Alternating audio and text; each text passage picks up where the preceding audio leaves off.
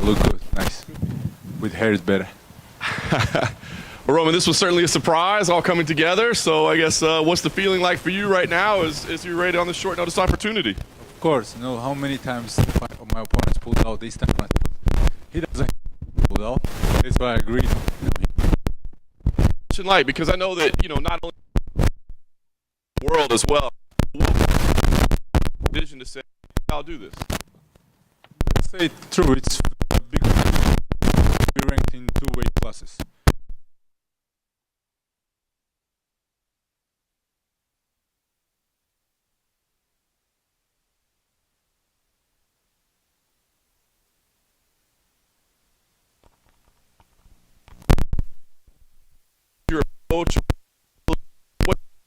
It's such a big when I can wake up and eat breakfast good. I don't need to drink so much water and I don't need to cut so much weight. That's why it's big difference. Yeah.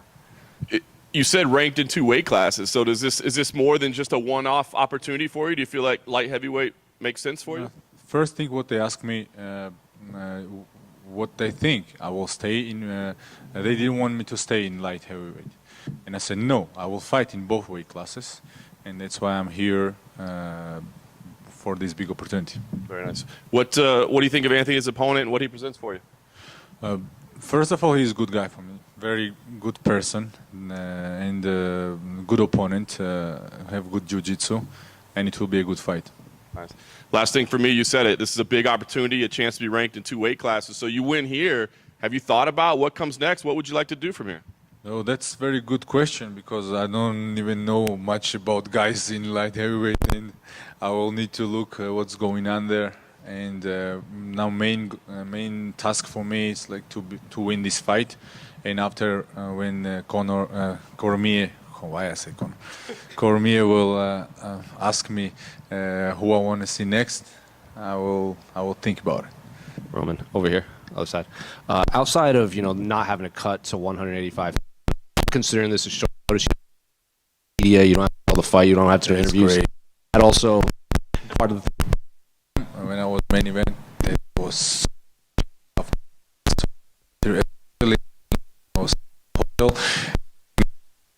non-stop, and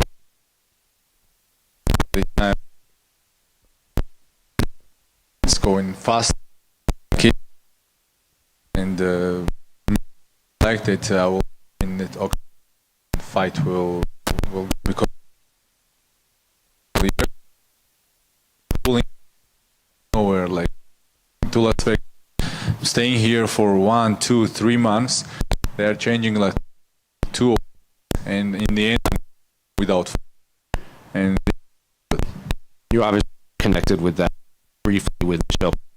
How close to happening start camp for that fight? With Michelle, we trained together, and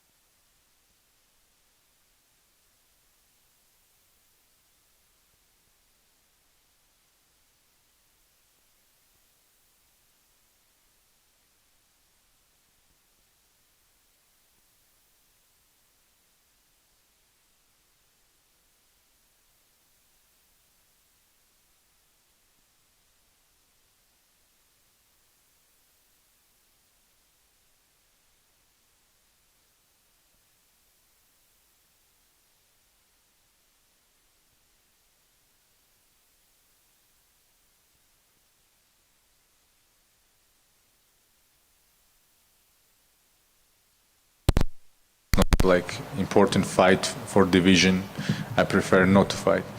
But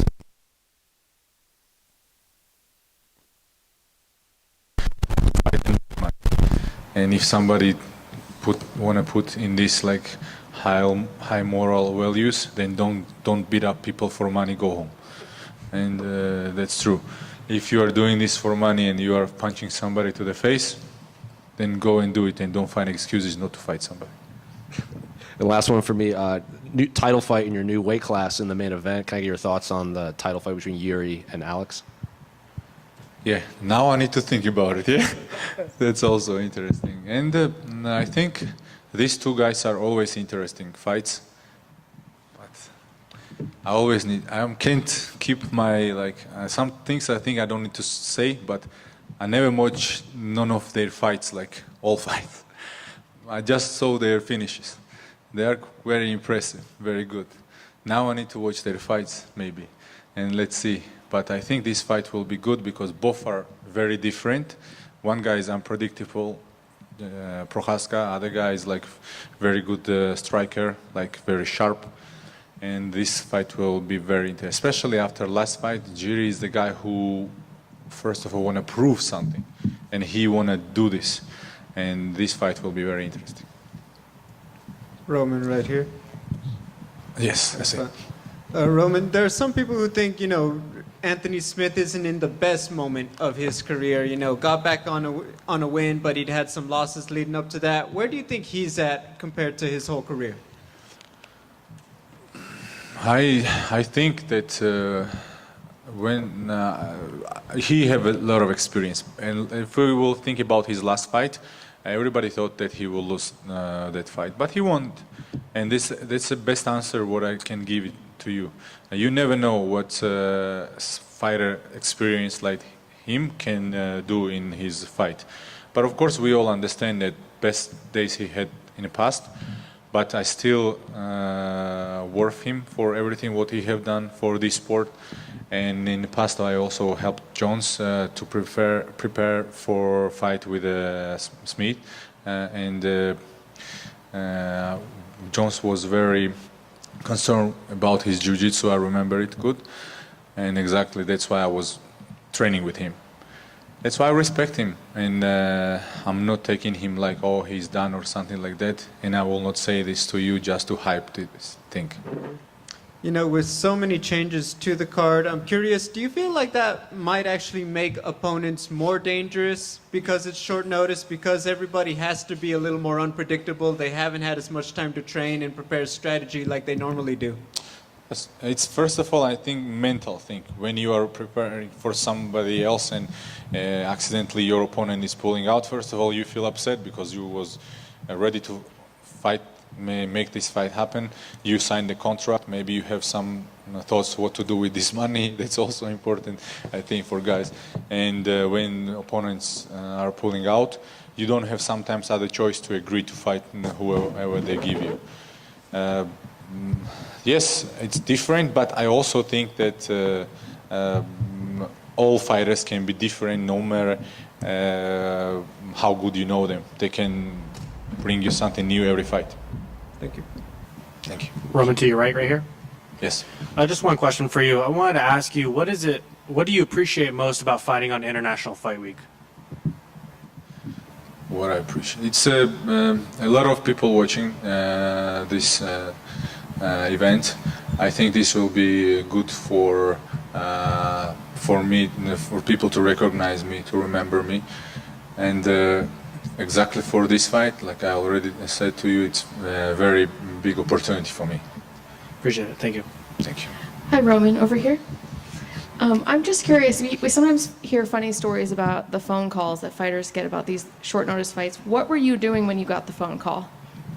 Nothing. I just would, let's go. I said, of course I will fight. Like, I didn't even thought about jet lag or something. When I hear the name, I immediately say yes. But considering how many times they call me for fights, and after these fights didn't happen, I just say, listen, call this guy, speak with them, make some agreement with him, and after come back to me. I don't want this drama anymore. And that's why I was just waiting what they will say. I was ready. One back here. If you look at Anthony Smith's career, light heavyweight, he has been pretty tough to finish. If you look at, for example, Cleo Roundtree, it was a third-round finish. If you look at, even when Glover fought him, it was in the fifth round. Does that change the game plan for you a little bit, just knowing that Smith is a little bit tougher to take out sometimes? I didn't thought about things like that. I just need to go there, be myself, fight him no matter what he can offer to me. I know that he's a good opponent, he's top opponent, and I just don't have thoughts like that. I'm just going there, doing what I need to do. Sometimes I'm knocking people very fast. I'm a grappler who never even have submission in UFC. I just have knockouts, and that's also funny part. That's why you never know what can happen. Maybe fight will end in first round. Maybe I will win in third round or decision. But I'm ready for everything. Maybe like you remember my last fight. I will keep going. I didn't even remember what's happened there, but I will go forward no matter what.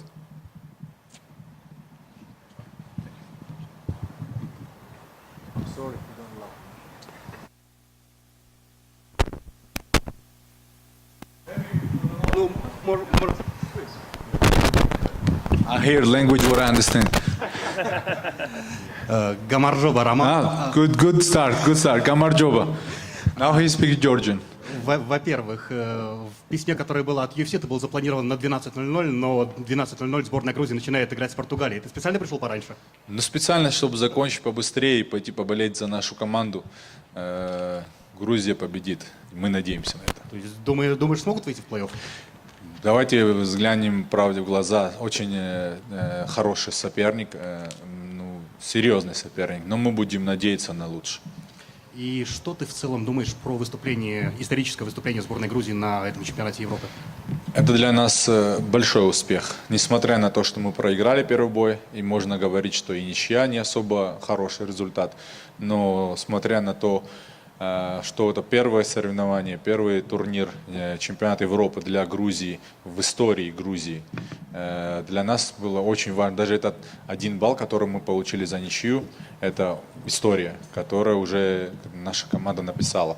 Поэтому сейчас мы надеемся и хотим видеть, как и не ожидали, что мы выйдем на Европу, так и надеемся и хотим увидеть, что мы пройдем и этот матч.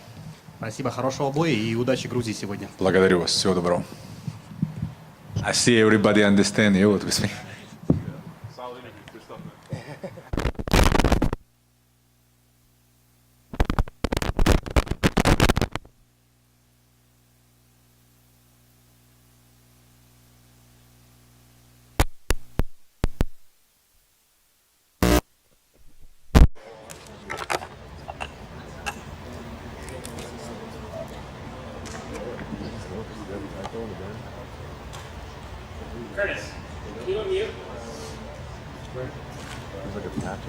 Check. 1, 2, 3, 4.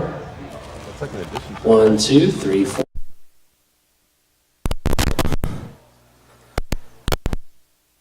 Is everybody?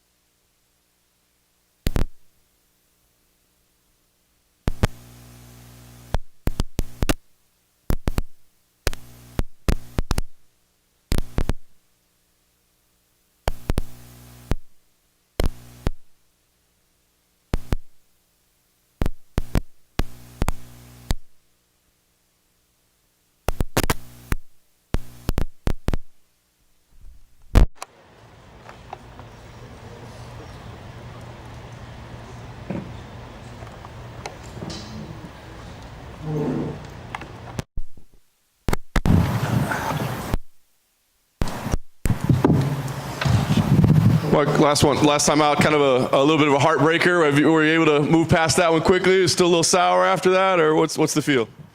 I mean,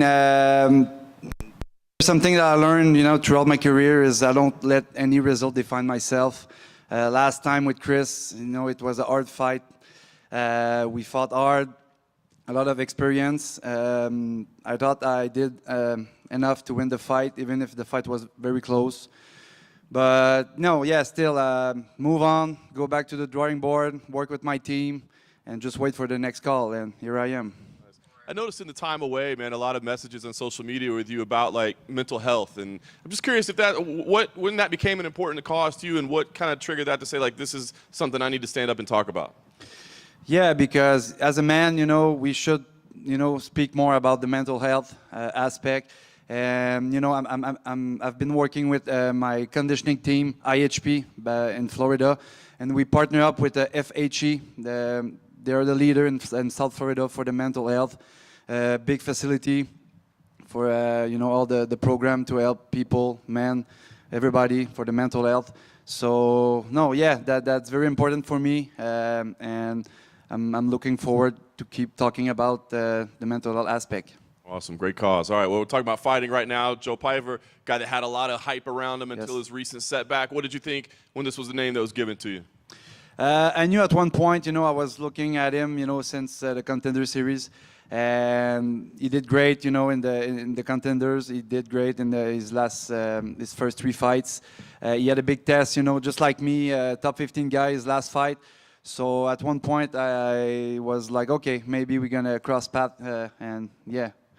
It's going to happen this Saturday. I love it. Well, it looks like it should be a fun fight on paper. Are you expecting you guys to go out there, slug it out, both of you hard, durable guys? Yeah, I mean, he's a well-rounded fighter. I have a lot of experience too. I think we both have the style, to bring the action. So for sure we're going to bring, all the eyes on the fight. And I'm ready to, just let the power bar talk and be myself, yeah. Love it. Last thing for me, it's a big platform, right? International Fight Week, featured prelim. You deliver like I think this fight should deliver. What's next? Do you have goals or things that you want to do after this? I mean, I just want to take one fight at a time. I'm 34. I feel like I'm in my prime right now. I've been battle tested, since my debut. So I think now I'm more aware of who I am, what I want, and I just want to be happy. I just want to keep moving forward. And yeah, so I'm 100% focused on this fight right now, and I think the future has something good for me after. Marc-Andre over here. At one point, Joe showed a video of him breaking Francis Ngannou's punch record at the Apex. So I'm curious, what do you make of his power in there from what you've seen? And I know you haven't felt it, but are you what type of fight when you're in there and you feel his power you're expecting from him? I mean, it's good to see. It's good to see on video. That's a cool thing. But inside the octagon, it's something different. For sure, I'm gonna be there. I don't have any fear. To taste his power. But one thing for sure, I can deliver power too. So sooner or later, he's gonna taste my power. He's gonna know why they call me Power Bar, and I think I'm just gonna, be on him and just do my things. And yeah, for sure, that's gonna be a hell of a fight. One final quick one. Can I get your thoughts on the main event between Jiri and Alex? Oh, so as soon as I heard the change of the main event, I was kind of happy. I like Alex. I like his style. I'm working with Brazilian coach in Florida, and they bring similar style, striking style, when we train. So I've kind of break it down a little bit of the Alex style. The left hook, just the way he stand. So yeah, I'm so happy. I think he's gonna stay the champ. Marc-Andre back here. Hi. You must be feeling good. You've been on a couple of Vegas cards now. You got this big opportunity against Joe Pyfer. What does it mean, to have sort of the respect from the UFC to put you in these types of positions? Because you've had a lot of big opportunities so far. Yeah, I feel like the UFC knows that I'm a good company guy. So, like I said, I've been battle tested. Every time, I've been able to just pick up myself back. Even if my back was against the wall, I was able to express myself and just be the guy that they want me to be. And yeah, I feel like, this time, like other time, it's a big opportunity for me. I just need to make the most out of it. So I'm really looking forward to, you know, bring the action, be myself, and get my in-race at the end of the night. Now, saying that, there's a lot of hype behind your opponent. Obviously, there's a lot of people talking. Have you been in a position like this before, where you're fighting someone where that has this much hype? Like, I was looking at your record. I don't think you really have. So, now that it's here, are you excited to play the role of spoiler? Yeah, I think I like to be the underdog. I don't care. I'm just happy to be in this spot, to be able, to have the fans, know me better about, who I am, the fighter, but also the human. It's one thing to be good inside the cage, inside the organization, but I want to carry myself as a great ambassador of the sport, of myself, of my country. So no, I feel happy. I'm ready to to see everything he's gonna bring Saturday night, and I'm gonna be there for sure, as hard as I can. If anyone follows you on Instagram, I know you have a lot of successful things going on outside the sport. How much has that helped your fight career? Maybe taking a bit of pressure off from the financial side of things, just with how things have gone for you outside the cage? Yeah, so I've always been a smart guy. I don't want to let the success, get to me too much. Like I said, I don't let anything defines me. Every fight, I just want to make a good move after every fight, win or lose. Life goes on. So right now, I have big plans. Besides being a fighter, I'm also a chef. I did my culinary school. So maybe I want to open a restaurant in Florida, or maybe in Canada. We'll see. But for now, I feel like I have everything in place to have success. Two more quick ones for me. The draft's on Friday, the NHL draft, that is, at the Sphere. You hoping the Montreal Canadiens take TJ Ginla, Jerome McGinley's son? Honestly, I did not really follow hockey beside the playoff. But yeah, if it's a good thing, for sure I'm behind. And last one, has your buddy Julian LeBlanc done enough to get in the UFC? That was a big win at Unified a few weeks ago. Yeah, I was so happy for him. Julian's been with me, since day one. Now I feel like he's able to be himself more than ever. I think he knows that what he has to do to, get to the big show. And for sure, he's very close to be with me here. Yeah. Marc-Andre. Hi. Just want to go back on that note on the mental health thing that you mentioned earlier. I feel like oftentimes people kind of underestimate what goes on behind the scenes in terms of your mental. For you, what surprised you most entering this realm and that focus for you? Yeah, so people only see, the 15 minutes of fighting. They don't really see what's behind the scene. We struggle with a lot of things, good day, bad days, everything that can happen in life. As a man, sometimes we just kind of, just get through it. Don't ask any question or ask for help. But I feel like, for myself, I've always been like an emotional guy. I don't care to be more vulnerable sometimes. So I feel like I can be a good ambassador to talk about, the mental health. Not only when it's going bad, but when it's going good too. So we have to express ourselves to the both sides, and yeah, I think that's a good relief when you're able to talk to someone, some organization, or just speak for yourself. And yeah, I feel like that made a huge difference for me right now. Thank you. Thank you, guys.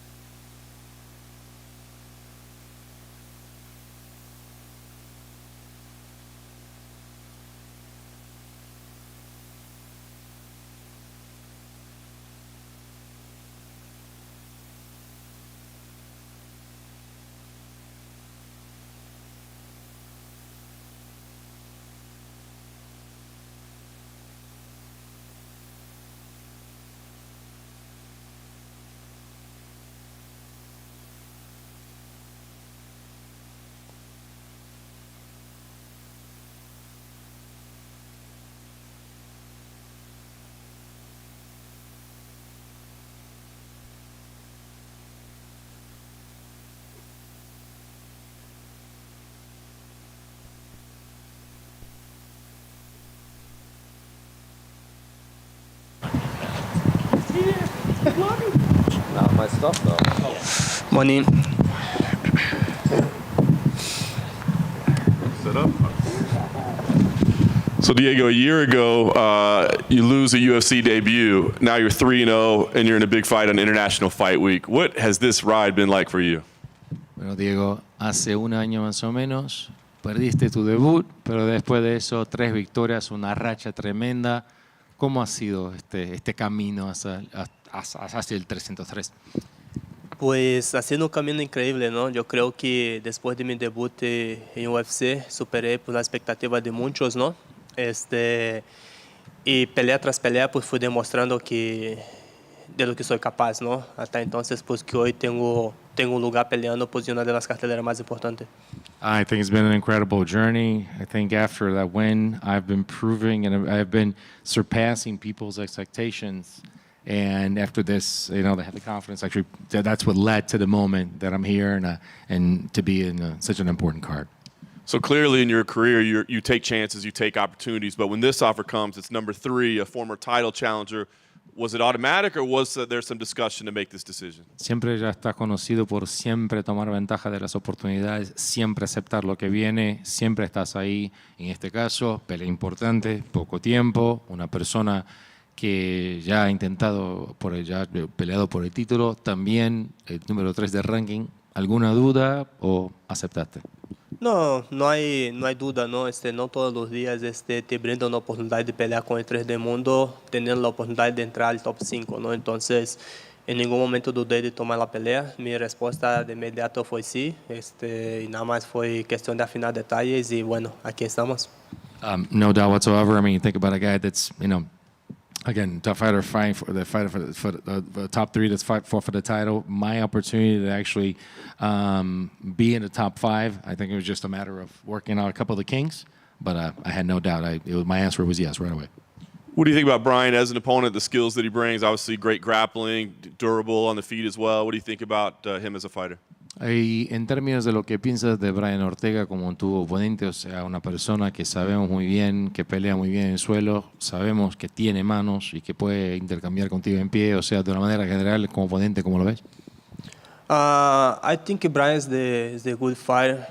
Is the so much experience in UFC, no? It's the guy stay in the ranks for so long time. I think it's the difference is I'm so explosive for the fight, no? I think Brian is the good jiu-jitsu, good boxing, but I good jiu-jitsu, good box too. I hope it's the great fight for Saturday night. Yeah, I'm waiting. No translation needed. Just breaking out the English on International Fight Week? Yeah, I improve my English. I'm in practice. I promise for the guys that my last time in UFC 300 is the 300. Sorry, in UFC 300 my English is better, but I think it's better. I don't know. That's awesome. Last thing for me, I'll ask. I mean, it's been a fast ride, but you beat number 3 in the world, former title challenger. Do you start talking about title shots? O sea, camino rápido, ahora ganas del número 3, ya estás ahí arriba, si ganas, ya hablas de pelear por el título. Pues yo creo que no se trata solo de ganar la pelea, sino ganar de una manera contundente, ¿no? Si yo gano la pelea de una manera contundente, yo creo que definitivamente mi nombre va a estar sonando fuerte para pelear por el título. I think it's not just about winning the fight, but also winning in a sound manner. I think if I win it in a dominant fashion, I think not only people they're going to be considering me for my name is going to be out there to be considered for the title. Diego, when I spoke to Brian the other day, he said this is the first time he fought someone that might try to be offensive with their jiu-jitsu against him, and that's unfamiliar to him. In preparing for that, do you think that's going to make him really uncomfortable in the fight if you're attacking with your jiu-jitsu? Cuando hablé con Brian esos días, dijo que por la primera vez creo que voy a estar peleando contra un tipo que me va a atacar con el jiu-jitsu y creo que es algo nuevo para mí. ¿Crees que hay una oportunidad de causar una falta, o sea, hacerlo incómodo en esta pelea porque vas con jiu-jitsu ofensivo?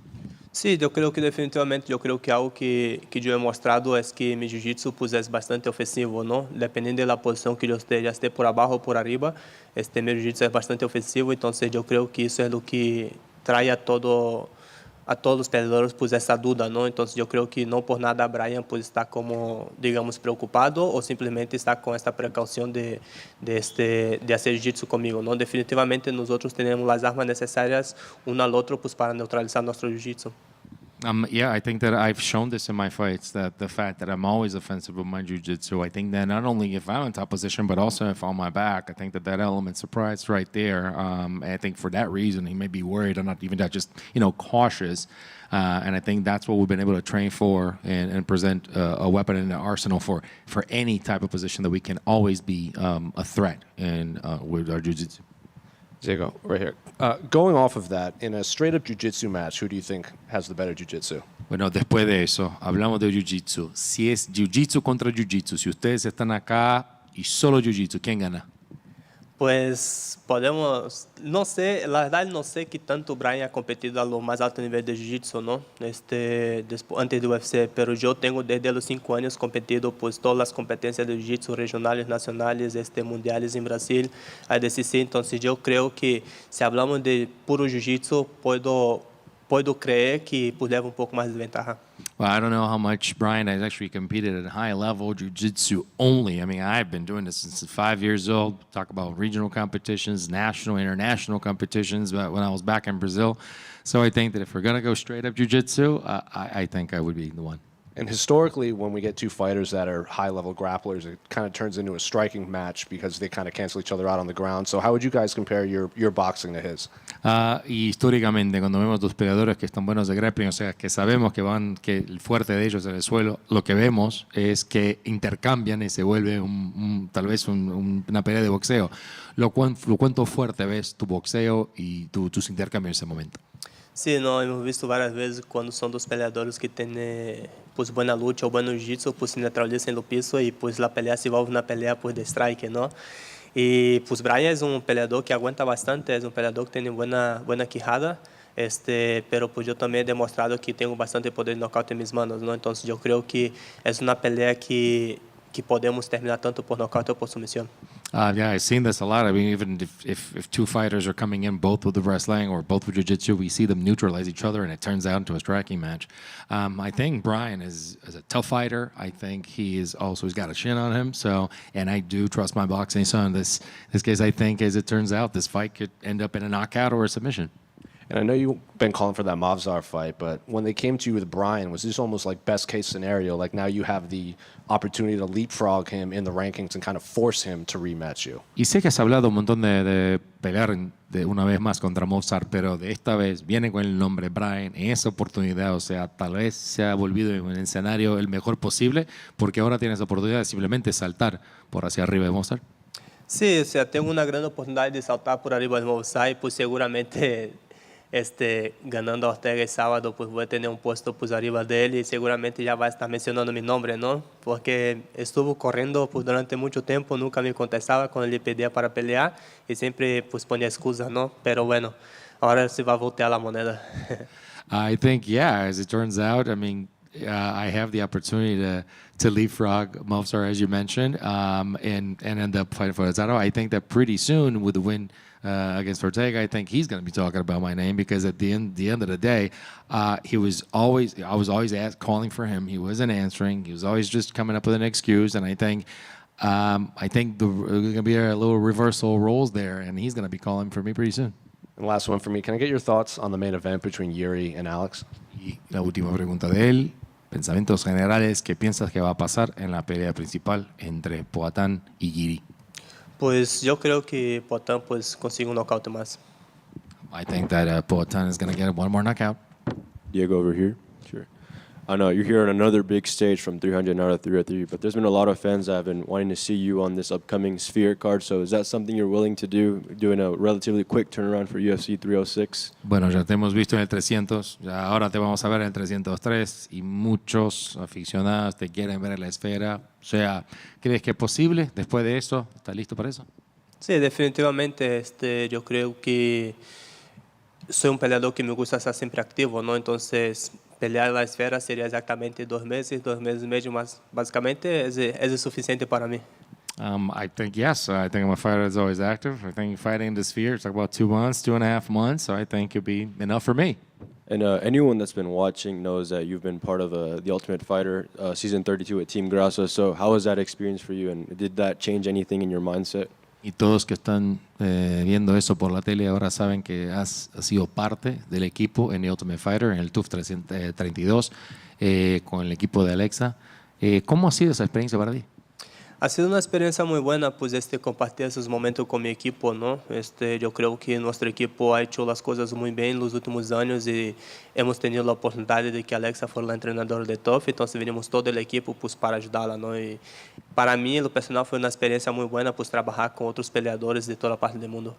I think it's been a great experience to actually share that with the team. I think we've been doing great things as a team, and I think that when we were really happy to actually have Alexa join this opportunity. I think for me, on a personal side, it's been great to help and been able to be around fighters from all over the world. Y una rápida en español de mí. Entre todas las personas que se han vuelto fanáticos tuyos, muchos son de Latinoamérica. Y obviamente uno sabe que Brian Ortega también tiene sus fanáticos de Latinoamérica. Entonces, ¿tú quién cree, cuál de los dos crees que va a tener el mayor apoyo entre los fanáticos de Latinoamérica este sábado? Because of all the things that you've done, you have had so much support from Latin America. A lot of your fan base comes from there, from all over. We also know that Brian Ortega represents Latin America, and I think that one against the other right now, which one do you think is going to have most Latino support? No, pues yo creo que tanto Ortega como yo tenemos bastantes seguidores pues en Latinoamérica y México principalmente, ¿no? Que es donde Ortega tiene ascendencia y pues donde yo vivo. Entonces, definitivamente el público y el pueblo mexicano pues va a estar volteado a ver esa pelea, ¿no? Yo tengo bastantes seguidores, ellos también, pues tienen la gente que le apoya, yo tengo la gente que me apoya. Por lo que yo he visto en redes sociales, pues mucha gente está conmigo, pero bueno, así espero que sea en los días de la pelea también.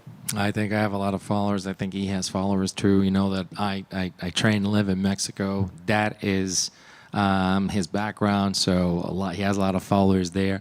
I think that people are going to be supporting. Again, I have my followers. He has his followers. From what I've seen in social media, I think people have been a lot on my side, as I see. But I think both fighters are going to have a lot of support.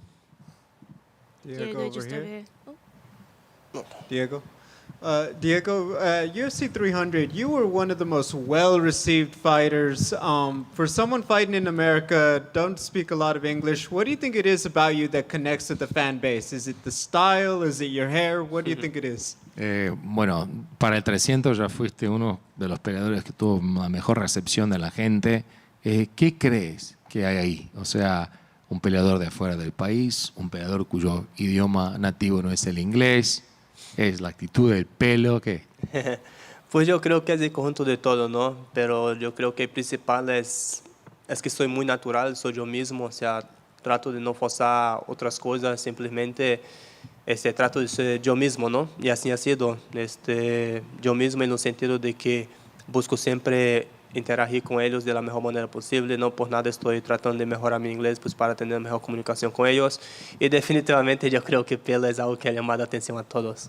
I think it's the sum of a lot of things. I think I've been very natural. I think I've been myself, and by being myself, I mean I don't try to force things or anything. I try to be a person that I'm not. And I think that I've always tried to get closer to fans as well. That's one of the reasons I'm improving my English, so I can actually communicate with the fan base. But I think also the hair plays a part in it as well. Thank you. Diego, just over here. Ortega spent some time away. He was, out for about 2 years, and then he came back, got the finish over Yair. What did you think of his last performance? Ortega pasó unos 2 años ahí sin pelear y ahí volvió en Ciudad de México contra Yair. Tuvo la finalización, o sea, ¿cómo ves esa última pelea de él y cómo está? Sí, la pelea, de hecho la vi en vivo, yo ahí estaba, y justo cuando acabó la pelea yo mandé un mensaje a mi hermano y dije, mira, a mí me gustaría pelear con cualquier uno de los dos, ya sea Ortega o Yair, a mí me gustaría, porque uno, por el estilo de pelea que tiene Ortega, no es un peleador que le gusta ir adelante, le gusta ir siempre buscando la finalización y es el tipo de pelea que me gusta, yo creo que es lo que la gente busca también, ¿no? Ve una pelea. Y sí, la verdad se vio muy bien como regresó, demostrando pues el gran corazón que tiene, ¿no? Al principio del primer round pues lo perdió, estaba dañado, pero pudo dar la vuelta por encima, ¿no? Sabemos que Ortega es de esos peleadores que sabe reestructurar una pelea. Yeah, in fact, I was actually at the fight. Saw it with my own eyes, and actually, when the fight was over, I spoke to my manager right away, and I said, "Listen, I'm down to fight either or." I think first because Ortega is the type of fighter that I like to fight. Somebody that's always aggressive. Somebody who's always looking for the finish, always looking to go he goes for the fight, and that's the type of fight that I like to do. And second, because you see, this is a guy that lost the first round. That was injured, and that was able to turn things around and actually get a win out of that situation. So he's somebody who restructures himself and reinvents himself during the fight. And what kind of preparation have you been able to do in such a short amount of time? ¿Qué clase de preparación has podido poner ahí en ejecución en tan poco tiempo para esa pelea? Sí, relativamente, bueno, realmente no tuvimos tempo para prepararnos, ¿no? Pero yo soy un peleador que al menos todos los días tengo que hacer mi entrenamiento de jiu-jitsu, entonces yo estaba con mi entrenamiento de jiu-jitsu al día, cuando nos avisaron de la pelea, la semana que tuvimos pues para relativamente prepararnos fue lo que nos llevó como que elevar más que se pudiera nuestro cardiovascular pues para ver dónde estábamos, ¿no? Y así pues tener un mejor resultado en la pelea.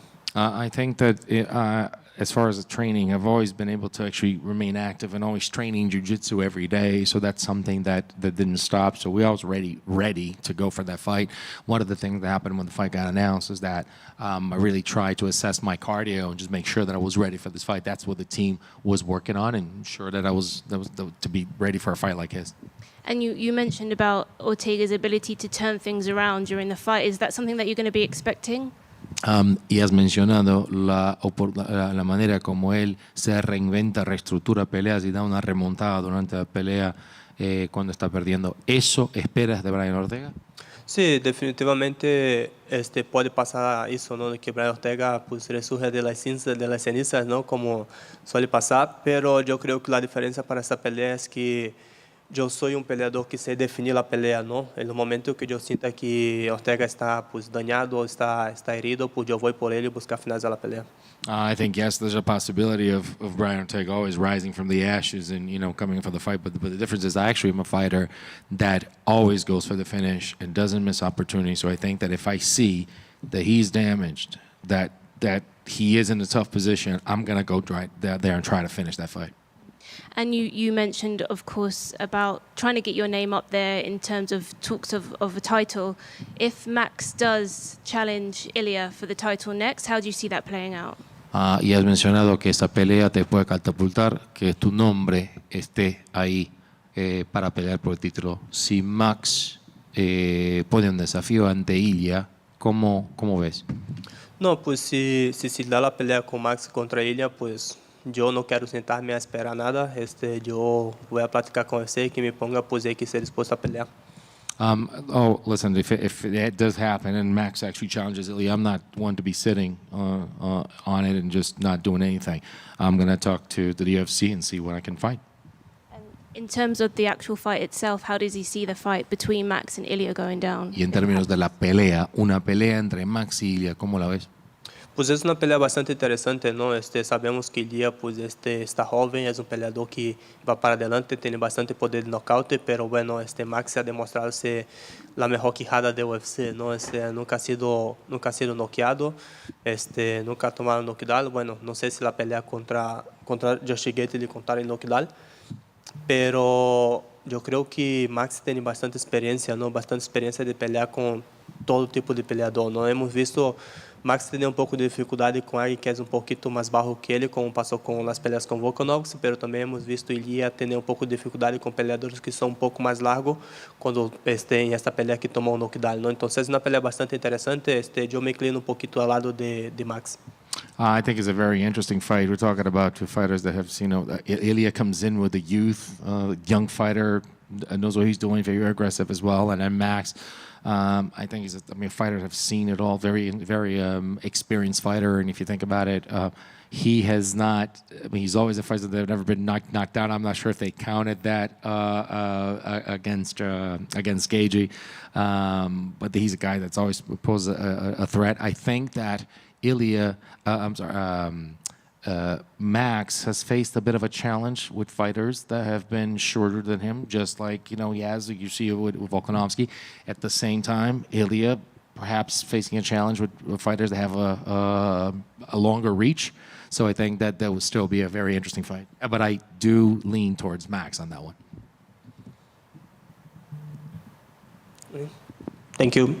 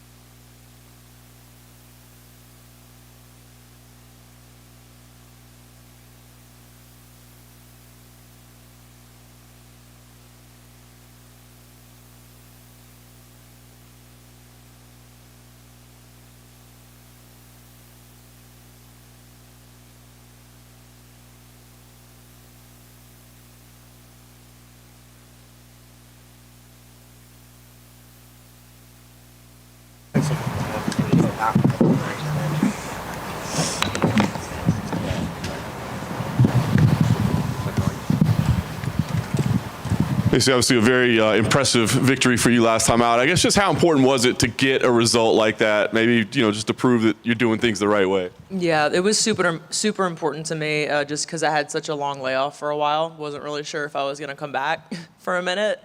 So, yeah, I mean, as you saw after the fight, I was just just real high with emotions. It just felt good to be back exactly where I belong. So during that time, did you think, I might never fight again? There was a point in time a year ago where I was talking to my coach, Coach Safe, and I was like, I don't know, Coach, I just don't know if this is in the cards for me anymore. I had that moment, and I know a lot of professional athletes, fighters go through those trials and tribulations. It's real, the feelings are real, and he just kind of laughed when I was really serious about it. And I'm like, man, how could my coach, someone that I, my mentor, someone I look up to, just kind of laugh in my face about it? He's like, no. He's like, you're far from done. So, yeah, I mean, he's right. That's awesome. Yeah. So far from done and a quick turnaround, right? I guess, did you push for this, or whose idea was this for you to turn around? Actually, so after the fight, I booked a flight home to New Orleans to visit family. And Monday, my wife and I were on the flight, and my coach called me as we were taking off. And he's like, hey, I have some really big news.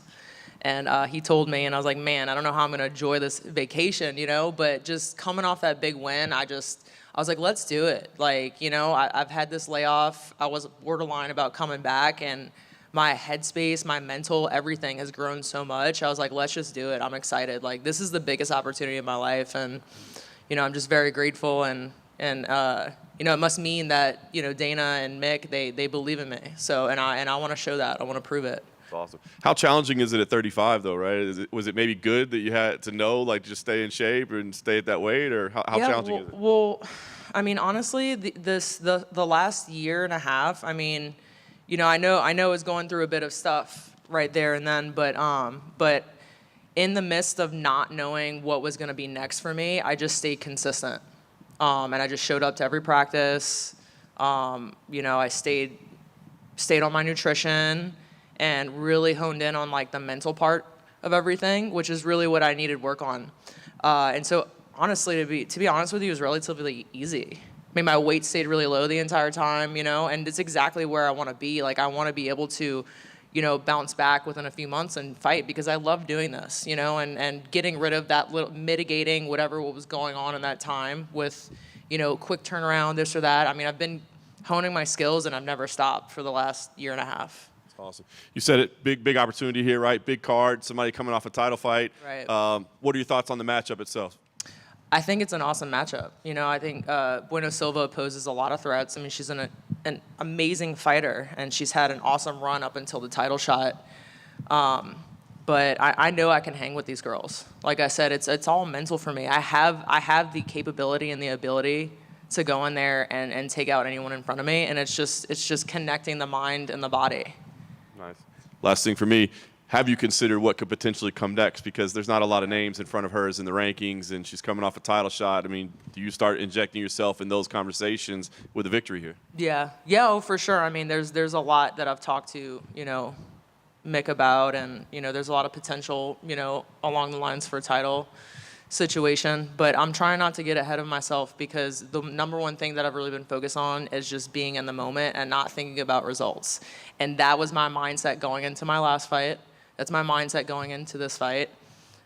Sure, I know that what outcomes are there for me, you know, after a win or whatnot. But I'm not focused on that. I'm focused on Bueno Silva. Macy, over here. Yeah. You mentioned that Mayra, you know, she was on that run up until the title fight. So what did you make of her fight against Rocky? I mean, just like I've been watching in all of her fights. I mean, her first few rounds are really like exhilarating. I mean, she's kind of crazy, and she puts a pace and she goes exactly for what she's looking for. But I really kind of saw what I think is a lot to do with her mindset. I don't think she has the right mindset right now. I think she's kind of a mess. And it showed in the fourth and fifth round of the fight. Like, you're in a title fight and you're laying on your back. You know, I've heard some stuff that she like ruptured an eardrum. It's understandable. Like, injuries, I mean, you have to mitigate and do what you can in a fight. But I think title fight, you have to really, like, you got to bring the heat. Like, people are watching, you know? You're given this opportunity, this huge opportunity, and you got to fight through whatever is going on in there. It just seems from the outside looking in, a lot of her submissions are when she gets pressed against the fence, like she's a reactive submission grappler. Is it that, like, cut and dry, like, don't push her up against the fence, or do you kind of see other holes that maybe we're not seeing? Yeah, no, she's very clinch heavy, and she kind of just, like, will let you put her right where you want, like, on the cage, and she's very savvy with submissions. You know, I've seen her drop to knee bars against the cage. She's got that ninja choke that I've been working. You know, I've been working diligently. Like, this entire camp has been a lot of grappling, like so much grappling. I mean, I've been having a ice my knees every day, multiple times a day. I'm working with one of the best grappling guys around, All-American wrestler Kyle Crutchmer. You know, I've been working with him for over a year now. So, and I've advanced a lot in that area. So I know exactly what she's gonna do, and I just gotta mitigate it. Are you surprised that Mayra's fighting before Rocky? Like, she's come back from that fight before Rocky's defended her title? No, not really. I mean, I'm not really sure what they're trying to shake up right now. You know, they're trying to make some moves. Kayla Harrison is in the division now, so there's a lot of ruckus going on, which I think is awesome. You just don't know what to expect from the 35 division right now.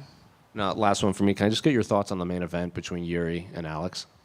The main event is badass. It's almost like Connor would have been awesome to be on the card, and Michael Chandler, but I just feel like this card has been like shuffled and rearranged in such ways that I think it's going to be insane. The main event, I'm a really big fan of Jiri, and then obviously Alex, and I mean, I think that he's gonna get a knockout again. He's a specimen. Macy, over here. What do you make of the fact that Mayra's fought as low as 125, you fought at 45, and you're going to have a height and reach advantage in this fight? How much of an asset will that be in the matchup? It's a huge asset, my reach advantage and height. She's going to be reaching for clinch. And, I mean, I have a 72.5-inch reach, and she's got, I think, 66. So if I don't use my reach, I mean, I might as well just throw it in the bag. But yeah, I mean, my attributes are going to be a huge part of this fight. You talked about her sort of mental state and talking about, in the title fight and everything. And you've gone through a lot. You sort of alluded to, some of the health issues you've had over the years. You've really battled a lot outside the cage, even just getting to the fight. How much, again, for you, just going through all that is an advantage in this fight just from the mental standpoint? Well, the trials and tribulations that I've gone through in my life, and I think most fighters, that is an asset for me. I use that, I use that to my advantage, and I use it knowing that I've been through some really tough shit, right? It's like fighting is fun for me. It's easy, right? So yeah, I mean, I think, and it showed in my last fight. I mean, everything bottled up, but being able to feel like that and use that as an asset, but also being calm in the storm is like a really big part of it. So I think it's almost going to be a battle of like the mental between Bueno, Silva, and I. Do you want to see Juliana Pena and Raquel Pennington next? Is that the fight you think does make sense? Or with Kayla coming into the division, would you rather see her get the opportunity? I really want to see Kayla fight Norma Dumont. I think that would be an awesome matchup. They're both very bigger physical women. And I really want to see how Kayla does against someone with that kind of caliber and power and physicality to them. And then, yeah, I mean, I wouldn't mind, Juliana Pena versus Raquel. And just last one for me, do you look at a fight with Kayla down the line? And again, just with the fact that Kayla also fought in a bigger weight class, she's making the move down to 135. Is that a fight you kind of eyeing in the future with you and Kayla? Of course. When she made her UFC debut, I mean, I was talking to my coach this is a possibility, So I don't know what they're going to do matchup-wise after, but, they're stirring some shit up. But yeah, it's possible. Macy over here, just want to piggyback on that one. What did you think of Kayla Harrison at 135? Because that was obviously one of the big questions. How would she do in this lower weight class? To be honest with you, I thought it was extremely impressive that she made 135. I mean, she's a big girl, and she's been competing at a bigger size for a long time. But she's also professional, and she works with my nutritionist, Eric Pena, as well. And he's an awesome person, and someone of that caliber that has, acquired like an Olympic gold medal, PFL titles and all that stuff. I mean, there was doubt that she was going to be able to sustain 35, but I mean, she's a professional, and she's been doing this since she was young. So, yeah, I mean, it just shows of her caliber. But my question is she going to be able to sustain it? I mean, that's a large. She's got a lot of muscle. It's a large cut for her. So we'll see. It just time will tell. I mean, she made such a great performance when she got into the UFC that, she might be in a position to where she can maybe have a little bit of time in between fights, There's sometimes this talk about, someone making a statement that would entice an Amanda Nunes to come back. Do you feel like that should be the carrot that people are chasing, or do you feel like that's maybe unfair? Like, hey, let's just do our thing. It's a new chapter now. I mean, I don't want to say unfair, I definitely don't think that Amanda's completely done. I think she wanted to take a step back to see what the 35 division could do, since she was such a dominant title holder. So, I mean, it seems like she's probably most likely going to come back. Thank you. Got one back here.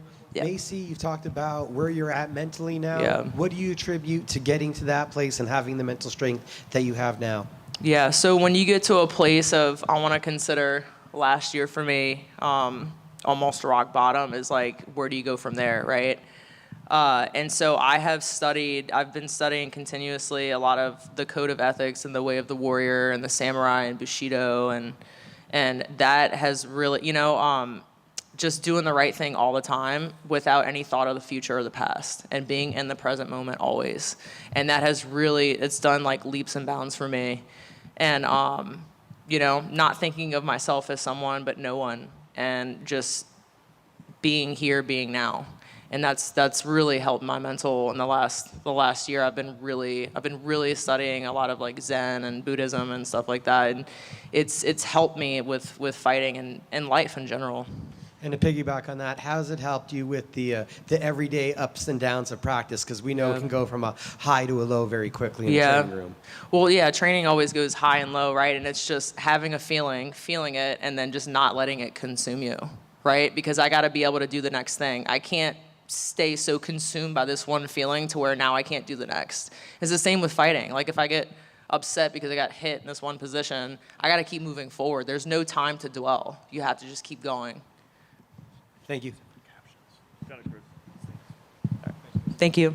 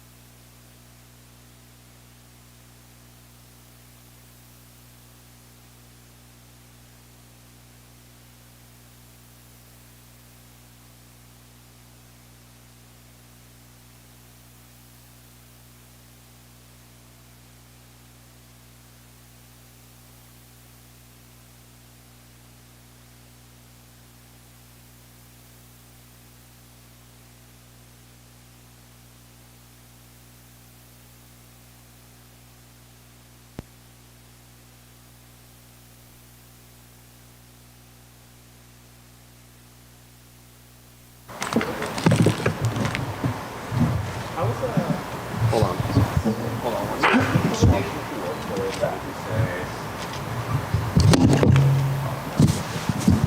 Just waiting on Jose. Per usual.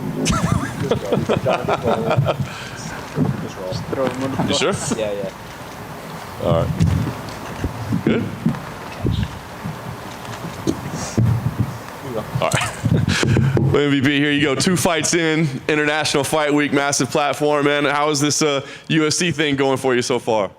Yeah, you know what? I'm absolutely loving it, man. I have to say, first and foremost, the team here, all the backroom staff, unbelievable. You know, feel so welcomed here.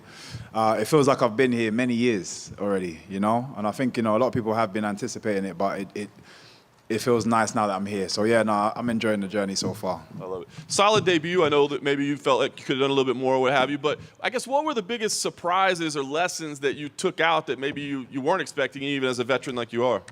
No real surprises. Again, I like to put, peg things just on myself. There was just certain moments during that fight I could have pressed a little bit more.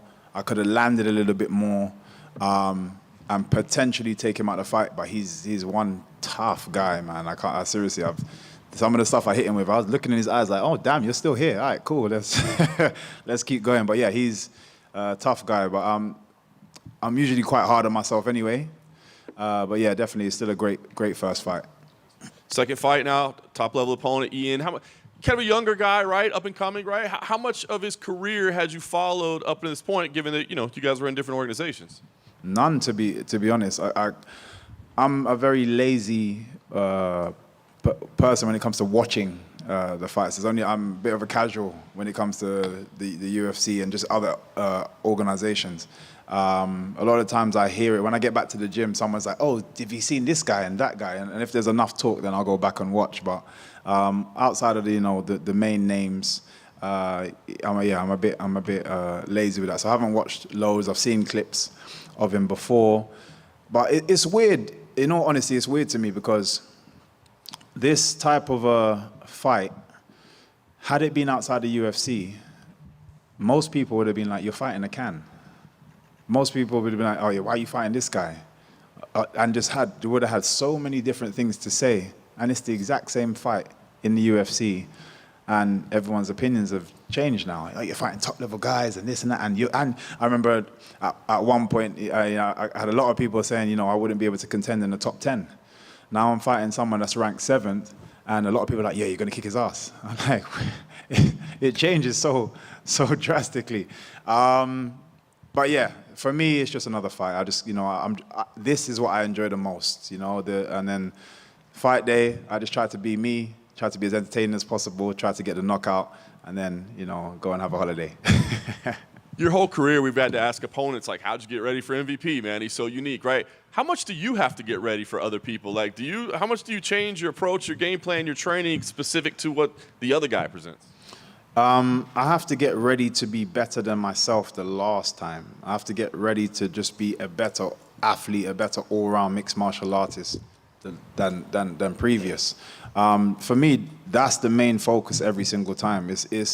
Yes, I have to make certain adjustments and changes for an opponent, but I think I've used this example before. If I'm, those driving games, you race around the racetrack, and the second time it's a ghost of your last score, and you're trying to beat yourself. That's how I feel. I'm in there just trying to be better than myself. Last thing for me, you talk about how quickly things change, right? Weren't in the UFC, could never contend. You go here, you're 2-0, you've beaten a top-ranked guy. Do you start calling shots? I mean, do you start saying, this is what I deserve next, give this to me? Nah, that's just not my personality. Yes, I'm gonna push for certain things. I'm gonna ask for certain things. I'm gonna try and fight my case, fight my corner.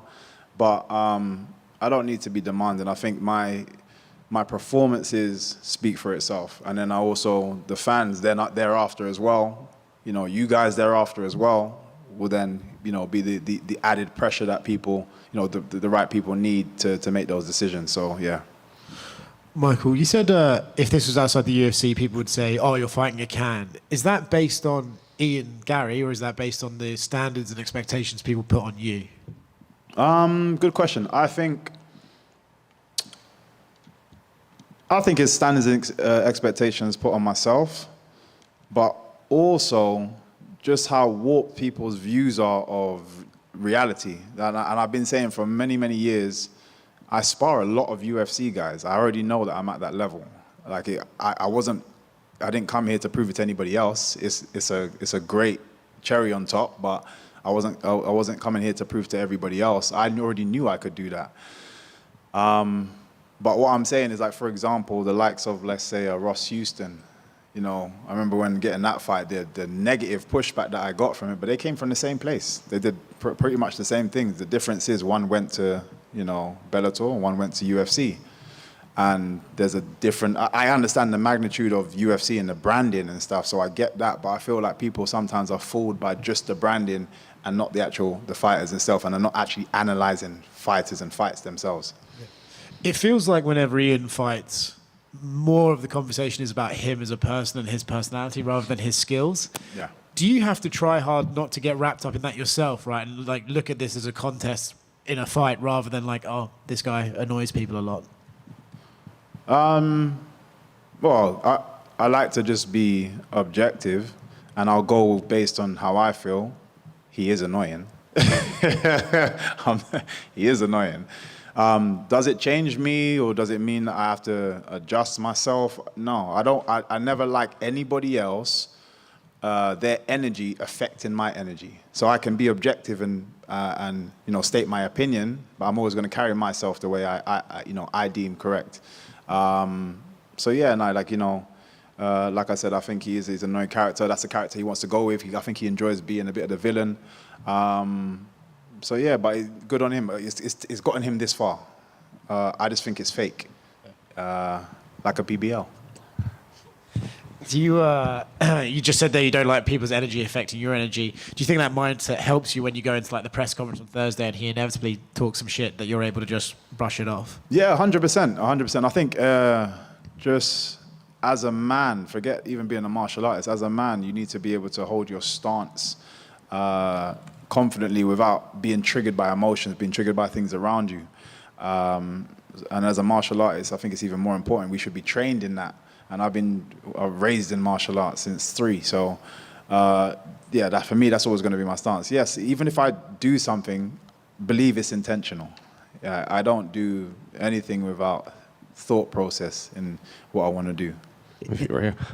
Is it almost a trip that, like, it took you this long to get into the UFC, but Ian Garry made his just pro MMA debut the same night you fought Paul Daly. So he's still just relatively new to this sport in general. Yeah, he's new, and he's done really, really well, and you've seen it with so many people. You know, quick rises. I think a lot of times with quick rises, you get quick falls as well. I've been in this a long time, a lot of experience, and gradually, slowly, built my way up to where I am now, and I'm still growing. So, yeah, I've nothing against either or, just from experience and from what I've seen. I'd prefer to do what I've done now, and I think everything's timed and positioned this way for a reason. He's declared himself as this new generation of strikers in MMA. I'm curious, like, when you actually break down his striking, is it relatively new, or is it just kind of same old thing you've seen in MMA? Did he say what it's based on? He just said in one of his post-fight, like in the octagon after one of his wins, he's like, I'm the new generation of striker here in the UFC. Yeah, I don't see what it's based on. Let's say if he gave a bit of an example as to why, because from what I see, he's a competent striker. He's got good distance control. He understands, you know, when and where to throw his punches, his kicks. But it's not anything that is new. I'd say I'm new in terms of I can find many replicas of Ian Garry. Try and find replicas of myself. You may find one, and it won't be exact. So that can't be a new wave of anything. He's also been training at Chuta Boxing down in Brazil, which is widely known as they're in these wild like brawls like Vanderlei and Shogun back in the day, Charles Oliveira now. But like you said, he kind of controls distance a lot. So are you expecting kind of a new Ian Garry, or is it at this point in his career like he is who he is no matter where he kind of trains? Yeah, I think he is who he is. And yeah, I think his style is his style. There's going to be certain things that he's really good at that regardless of what, I always say, I train for figuring out people's best abilities, not worst abilities. So I'm not expecting any change. I'm expecting what you are good at. I'm expecting to see that multiple times during the fight. If I have something in preparation for what you're good at, I'm likely to see that more than if I'm like, oh yeah, that last fight, his hand was down, so I can probably catch him out there. He does a camp. The camp, you know, his coaches are good. They fix that. I get in there and I'm like, oh shit, like I don't, that opportunity is not there. So, but there's aspects that he's going to be good at, regardless of any new information. He's going to resort back to that. When I pile pressure on him, he will throw those best things out. If he's piling pressure on me, he will throw those best things out. He will always go back to what he's good at. Can I get your thoughts on the main event between Jiri and Alex? It's a great replacement fight. Both, I've actually sparred with Jiri before, like ages ago. Awkward guy, long, big puncher, you know, just fires from crazy angles. And then obviously we've seen the devastating power that Pereira has. It just makes for a great fight. Considering the fight we lost was so big, I think UFC done an exceptional job putting something like this on in such a short space of time. So yeah, I look forward to it, and I'm actually happy that I'm on the beginning of the card, because last time I was still doing media and like trying to look at the screen to see the main event. So this time I get to finish the media stuff, sit down, and actually enjoy the fight. And last one for me, they just announced one of your former foes, Mike Perry, is going to fight Jake Paul. What do you think of that matchup in boxing? You know what? I actually have to, for the first time, I think, rate Jake Paul for the decision, because it's a tough fight. I've been in there with him myself, very different, but he's just a hard person to kill, and he's a person that will keep coming forward. So I think depending on how many rounds there are, it's a tough fight for Jake Paul. And we know Jake Paul has power, but I think his power is in the first 3 rounds. After that, if he doesn't get Perry out, which I don't believe he will within the first 3, he'll probably lose that fight. And just piggybacking off predictions, we do have the title fight in your division coming up later this month between Leon Edwards and Bilal Muhammad. How do you see that fight playing out? I think both fighters are slow-paced fighters, and it suits them slow-paced. But I think it suits Bilal more because of his grappling ability, because it gives him time and space to think about exactly when he's going to line up the shots and so on and so forth.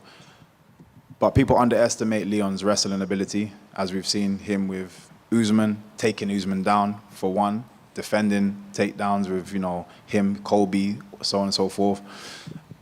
So once that side has been figured out and there's more rounds left, I think Leon's striking ability will start to play a massive role in that fight as it goes on. I actually can see it still going decision.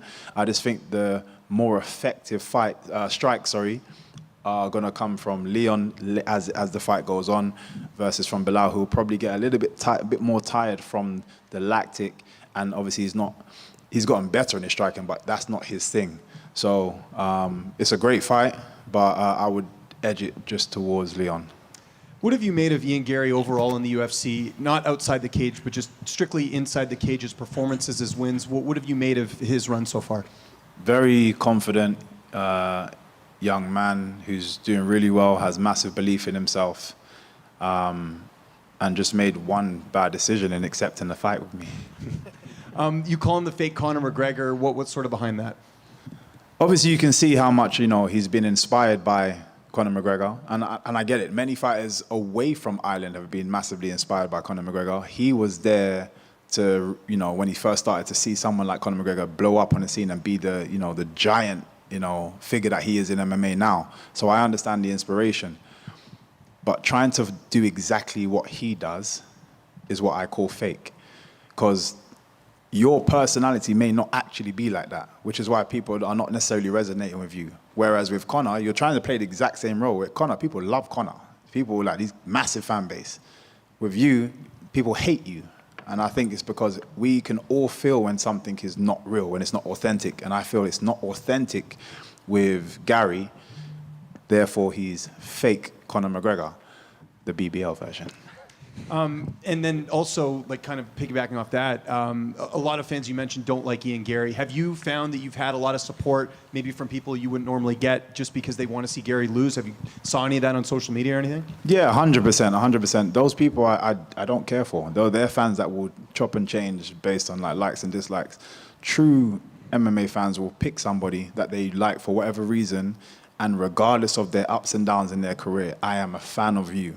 You know, and I think that is when you are a true supporter of someone, it's not based on success. It's based on, you know, certain deeper meanings that you get from that person, deeper inspirations that you get from that person, from watching that person. That is when you're a true fan of somebody. We saw Michael Chandler come over from Bellator into the UFC and get a title shot. Do you feel like with a finish here, or even just a win, that you could potentially get a title shot here, just because Garry hasn't lost in the octagon? Yeah, I definitely think a win puts me in the position where I'm in title shot reach, and that's where I want to be, because in my eyes, I still need one more fight to shore it up. But when you're in that top 5, it only takes one injury. It only takes something that's happened that person doesn't, is unable to make the fight, and you're sat there in top 5. Yeah, I want you next, and the noise that I know I can make and can continue making. I likely, if I position myself like that, I'm likely the person that they're going to want to choose for a title fight. And just last one for me, what do you make of Shavkat Rakhmonov in your division? He's another guy that's sort of hovering around that title spot. A lot of fighters, some fighters want to fight him, some don't. What do you sort of make of his skill set? He's tough, man. You can tell he's tough. I can see he's got a tight squeeze on him. He gets hit a lot, which is, I think, can only last so long, but for right now, he's in that place where he's tough enough to kind of do that. Great style of fighting, great all-rounded grappling and so on and so forth. And I think that would be a great fight as well. Mike. Time for 3 more. 1, 2, 3. Hey, Mike. I know you've got more important things to focus on at the moment, but have you been following England at all in the Euros? Oh yeah, no, of course. We've got to support England no matter how annoying they are.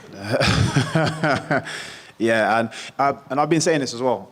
I genuinely believe the team that we have, the group of youngsters that we have on England, are exceptional. The manager, unfortunately, Gareth, is not good enough to take that team to where we need them to win. They have the ability to do so, but then you got a guy that's playing people out of position, bringing people. For me, that didn't really make any sense. You've got Harry Kane that's not really doing much, and he's just guaranteed to get football time on the pitch.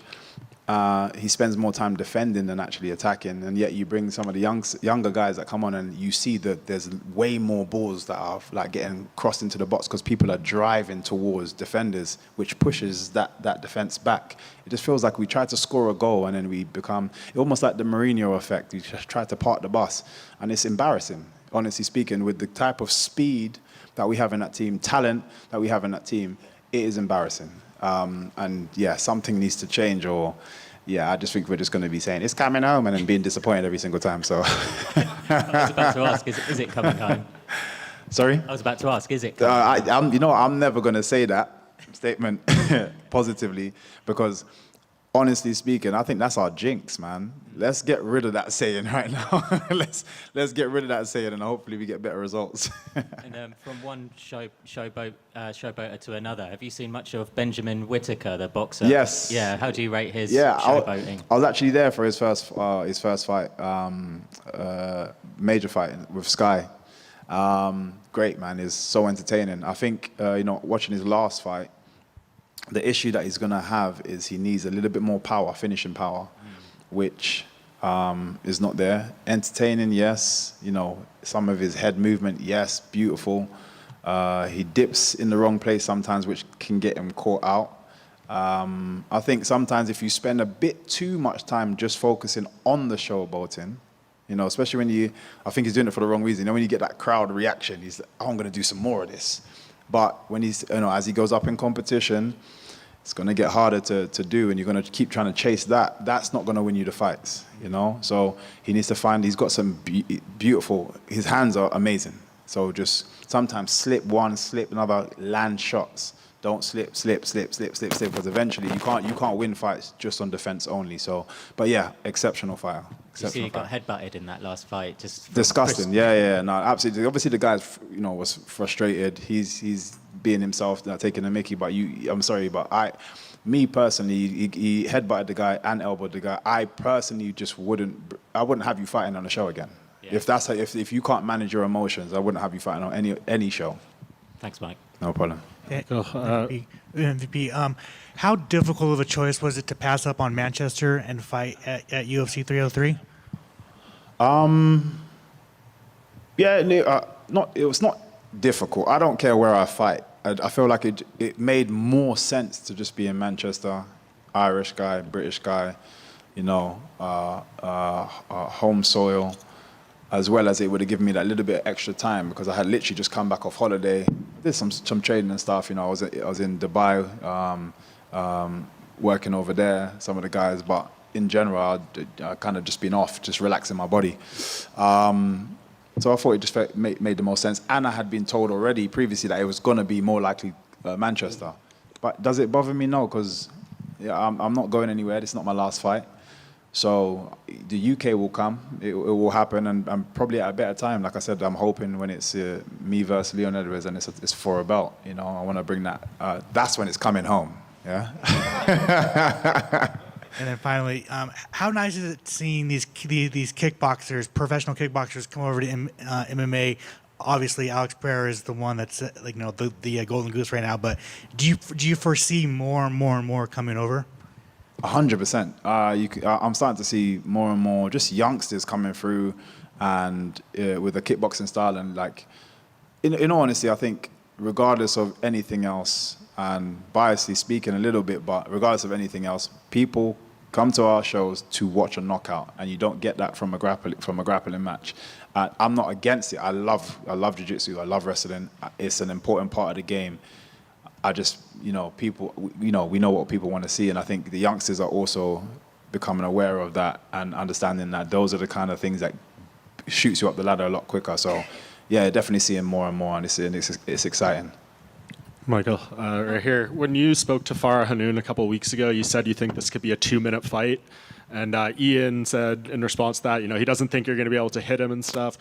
Is there any world in your mind where this is even competitive, or do you think whichever way it goes, it's going to be pretty fast and furious? No, I was only messing about. What it is,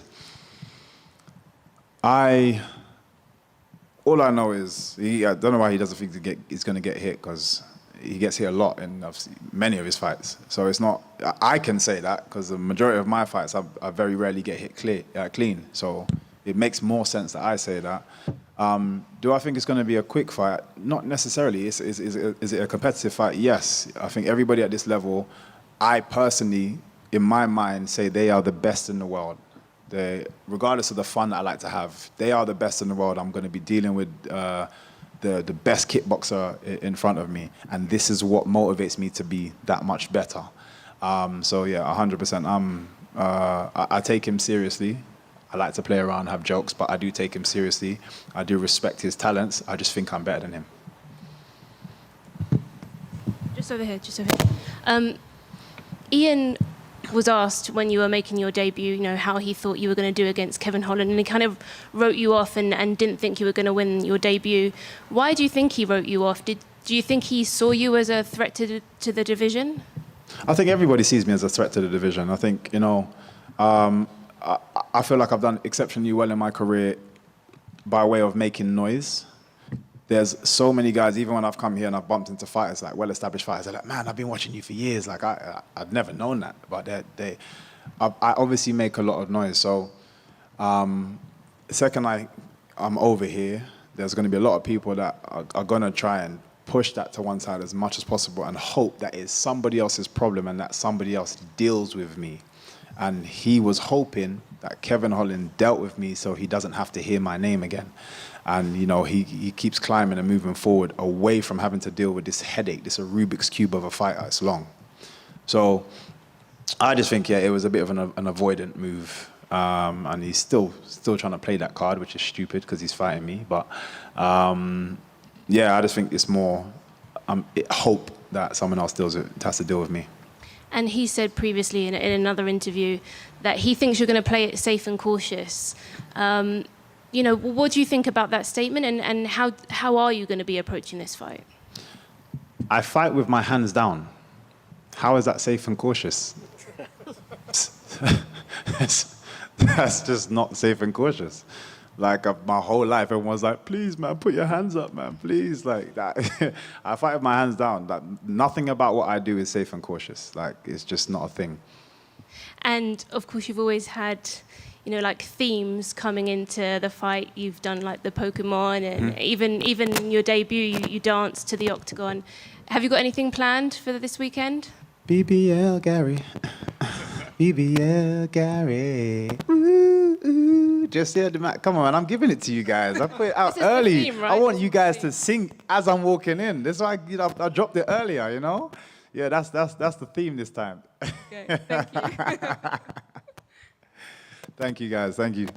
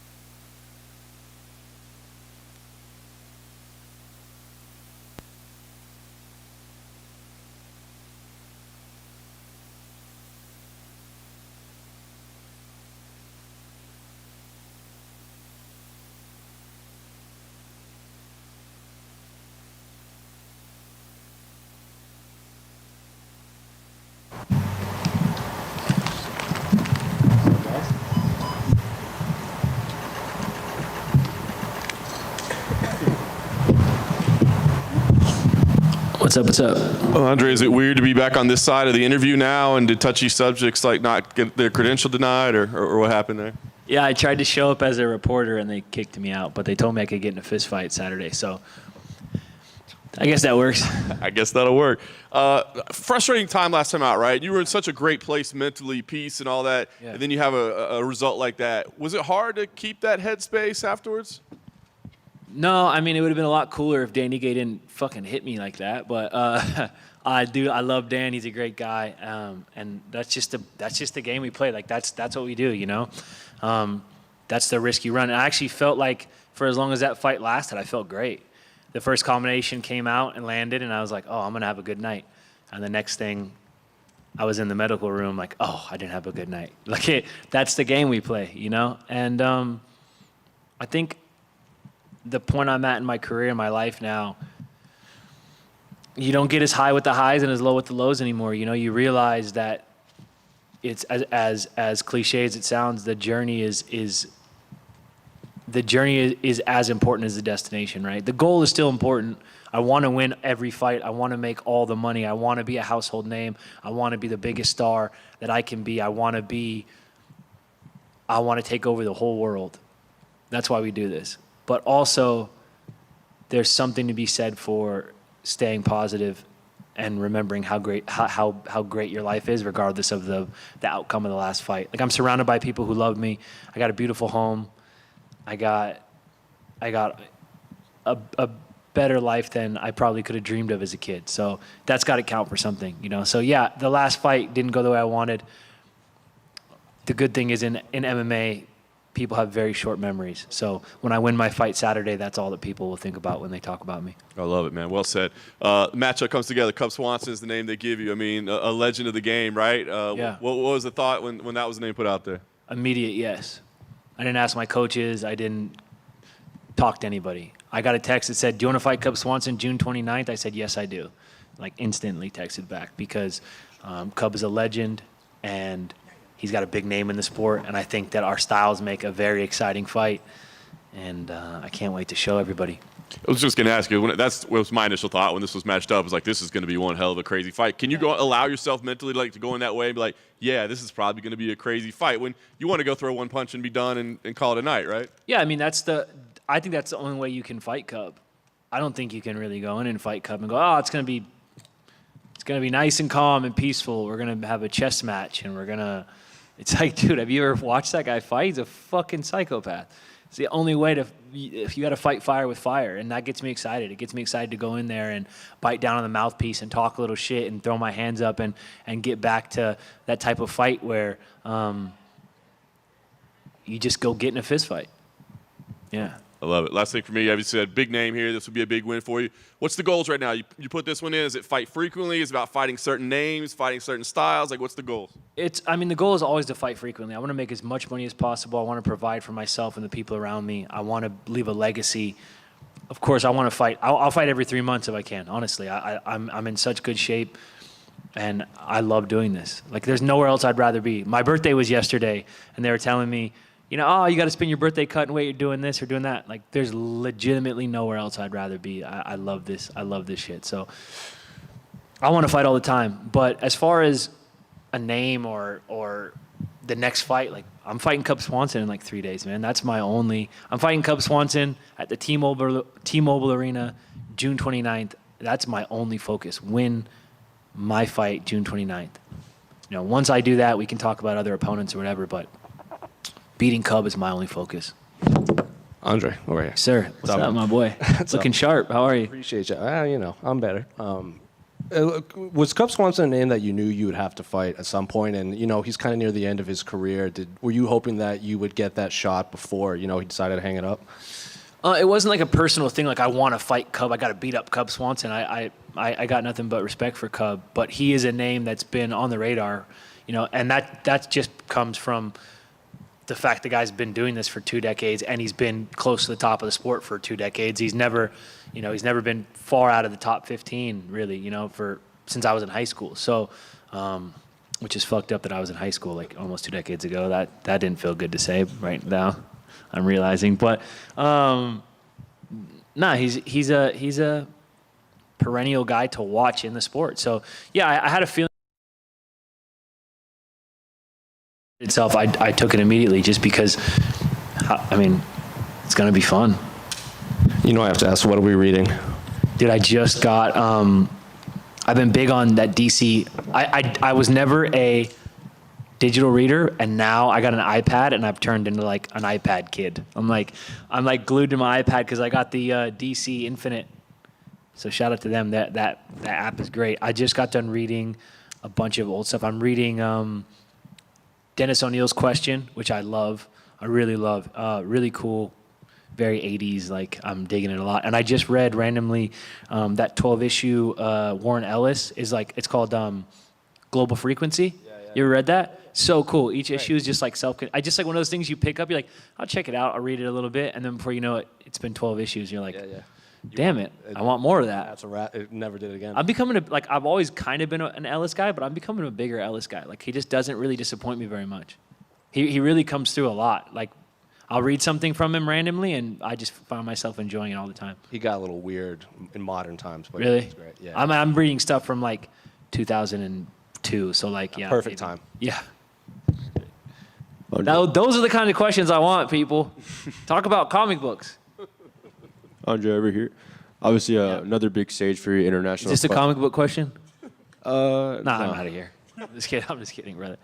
Awesome. Obviously, big stage for you once again at the T-Mobile. We all know there's a bit of a card shuffle. So, is there a part of you that's like, man, it would have been cool to perform in front of the maybe casual eyes that come with a Conor audience, or is it just still a big platform for you and go out there and make a statement? Oh no, it's cool to fight on a Conor card, man. I got a lot of respect for Conor. Like, the way I grew up, the gym I grew up in, Alpha Male, Faber's always said a high tide raises all ships.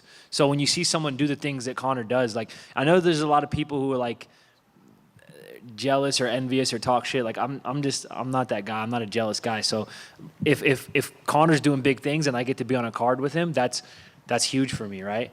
But I also think that the fights that got replaced are incredible fights. Like that Diego Lopes fight is going to be sick. The main event, Jiri and Poatan is going to be sick. So it's not like the card fell apart. The card is arguably better, you know? Like we got two incredible fights. So for me, man, I'm just, in the most respectful way possible, I don't give a fuck about anyone but myself. Like, I'm here to put on the best show that I can put on. And it could be at the Apex, and it could be at T-Mobile. It could be in front of 10 people. It could be in front of 10,000 people. It doesn't matter. I'm here to put on a show. I'm here to enjoy the moment. And I'm here to make sure that people talk about my fight at the end of Saturday night. Well, no, you just said you only care about yourself, but you also mentioned those great replacement fights. So I wanted to ask, how do you see those two main and co-main going?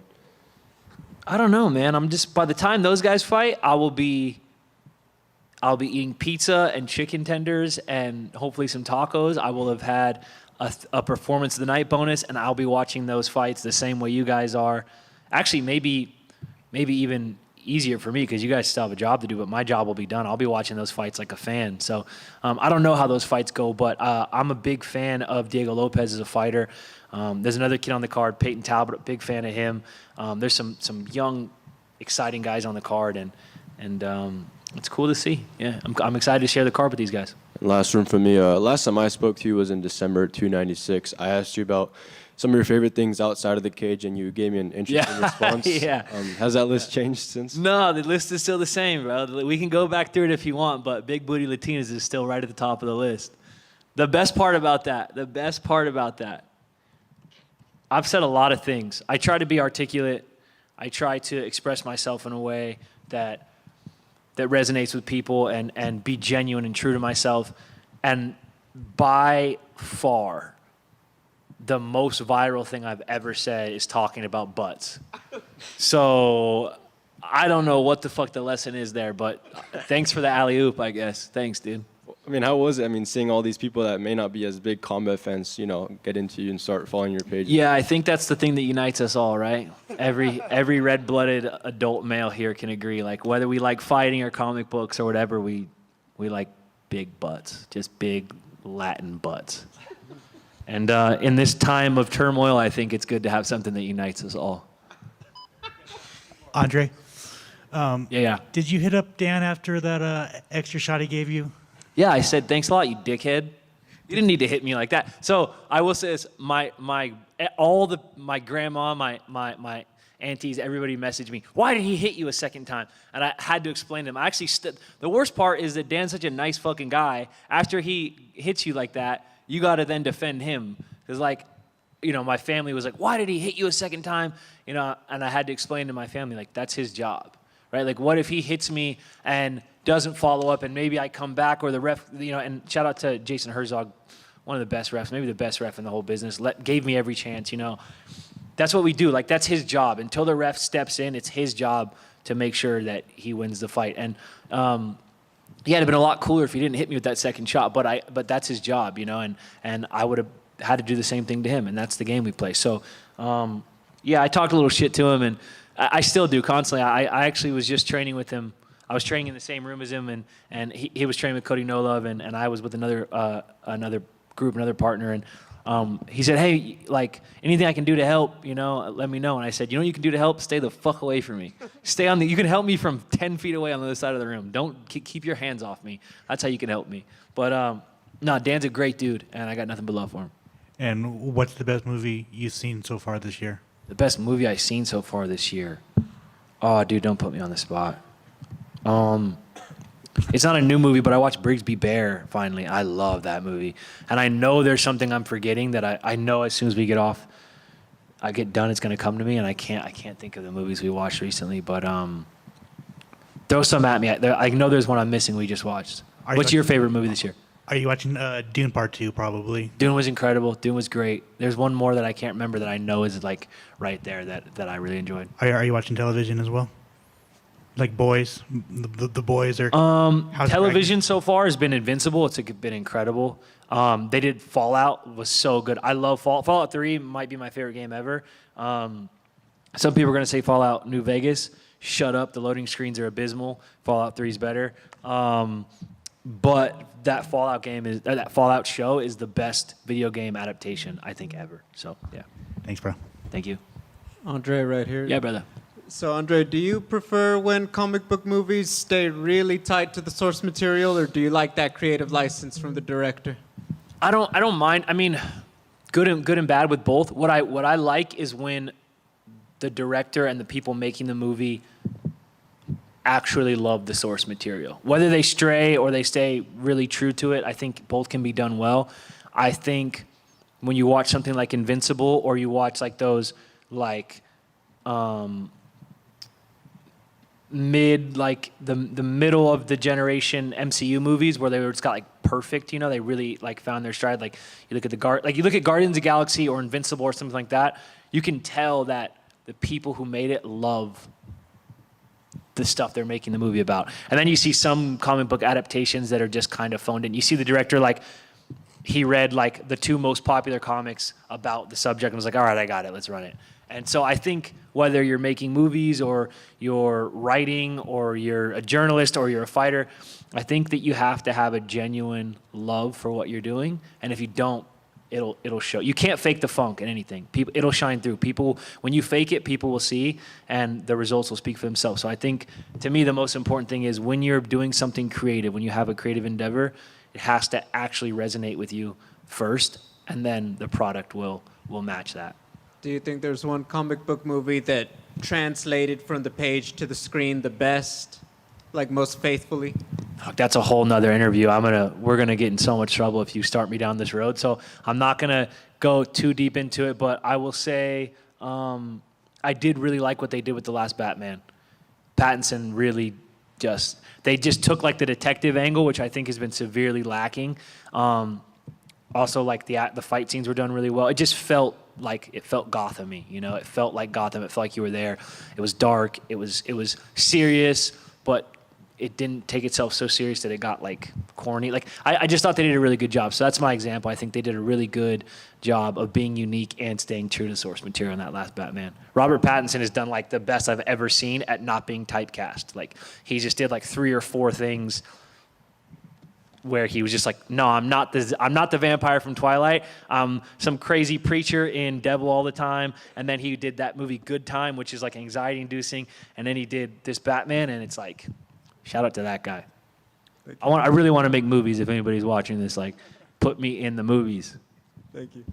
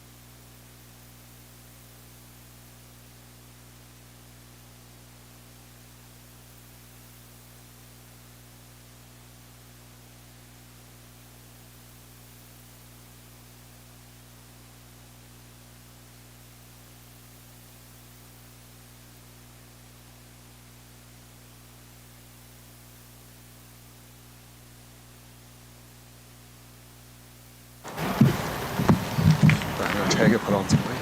Yeah.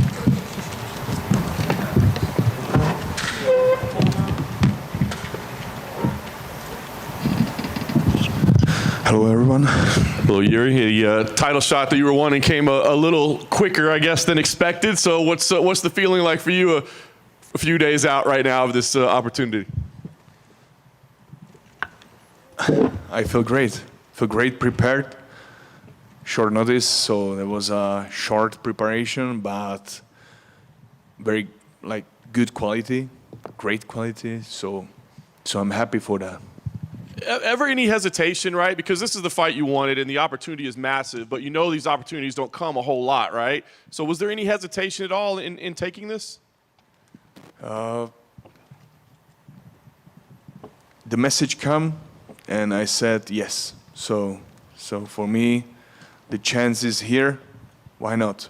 Let's go for that, I believe. When you review the first fight, obviously you did have moments of success in there. How satisfied overall are you with your performance? Obviously the result wasn't what you wanted, but how successful do you think you were in implementing what you wanted to do in that fight? From which fight? From the original fight with Alex. From first fight with Alex. Right. I have to say, no matter the result, but I saw that fight many times, and I will not change not change anything. And I wanna do the same right now, this Saturday. I wanna do the same, but much better. Be more precise in the details. Watch the calf kicks. Yeah, just a little bit. And win, just win.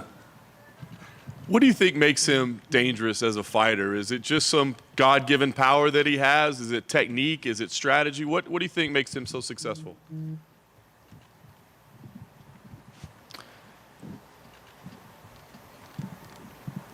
To be honest, his focus, that's all. That's it. The focus is everything. The focus is everything, and he know how to use that in a fight. And I know it too. So right now, for this Saturday, I realize what is necessary for a win in this fight. And I'm going to show that. Very nice. Last thing for me, what would this victory mean for you? The opportunity to get this win, the title, the revenge, what would it all mean for you? The opportunity to fight him again, to show that my style is, or I am better fighter. Jiri, over here. Taking this fight on short notice, was this best case scenario because now you don't have to do months and weeks of media and interviews, and you can kind of just focus on making weight and showing up on Saturday? Like I said, I just jumped to the final stage of preparation, and sometimes it's for me the best what I can do, because if you believe in yourself and you are the yes man, so take the chance, go there and show what's your best. That's all. And on the MMA Hour, you said that you kind of alluded to Alex using, spiritual advisors and shamans and stuff from his village. I think people were a little confused by what you meant. Can you explain what you meant by what you believe Alex uses these shamans and spirits and stuff? One more time. On the MMA Hour with Ariel, you were talking about Alex using shamans and spiritual. Can you kind of explain that? Now I understand. Thank you. Yes, everybody knows that, and he's doing these rituals before the fight. Everybody can feel that, what's around him and what's going on. So, and I think Alex can't fight without that. So, and that's something what he's using like normally in a fighting. And let's see. This is like right now. This is my challenge to him. If we can fight in a clear way in this case, to be not without like some another things, some some whatever, but let the higher power be there in the cage to see who's the best in the world, in the performance, in the pure performance. That's all. Is that something you'll ask him to do, to face you without doing all of that to see who's the best? Yeah. Jiri, over here. How much different is this camp, not only with the short notice, but I know in your first fight with Alex, you didn't have the best camp. How different have things been this time around? How different? How different? Has this camp been? Yeah. Lots of different. Like normally, I have like 2 months long camp, or almost two months, and this time was 1 week. so I put everything into 1 week, into 1.5 week, and I'm prepared. Not looking past Saturday night, but do you believe Magomed Ankalaev will fight the winner of this fight? Who fought before? He fought Johnny Walker. He fought Johnny. Okay. He fought Johnny Walker, and I don't know. So let the UFC will say that who's the best for him right now. But he, how many wins or how many fights he won right now? Like his streak. He's been unbeaten in his last few fights. The first Johnny Walker fight was a no contest. I don't care about that. So let's UFC decide about that. And just last question from me. We saw you at the Czechia hockey game. Did you watch the Stanley Cup Finals this week? If I watch the football? Ice hockey. Stanley Cup. Okay. Because right now is football. Yeah. And I'm very glad we won. I was there on the final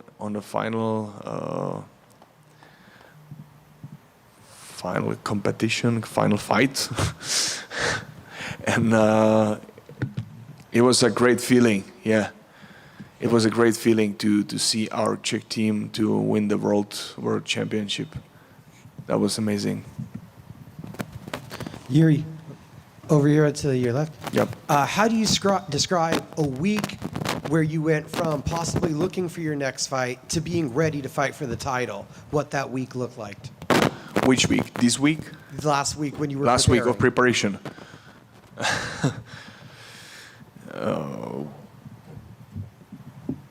A good hell. Yeah, good hell, because you need to maximize your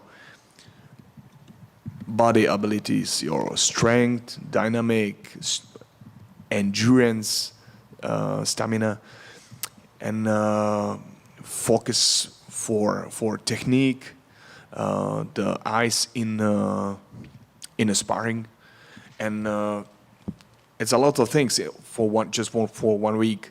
But when you have good time management, to know how to schedule your training, and it's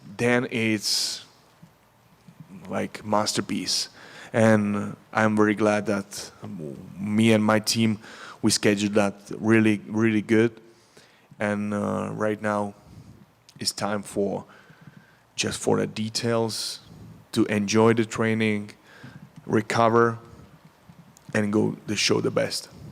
You mentioned it. Normally you have 2 months to prepare for a fight, so there's a lot of repetitions, a lot of rounds for you to start to build that confidence and feel like you're at your best. How do you do that in 7 days?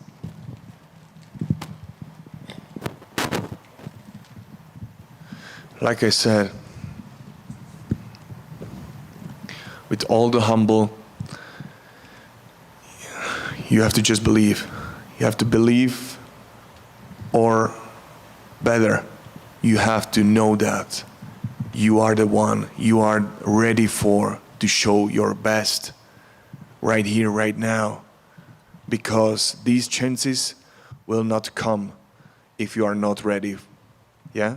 Because every time when the life asks you, the life expects that you are ready.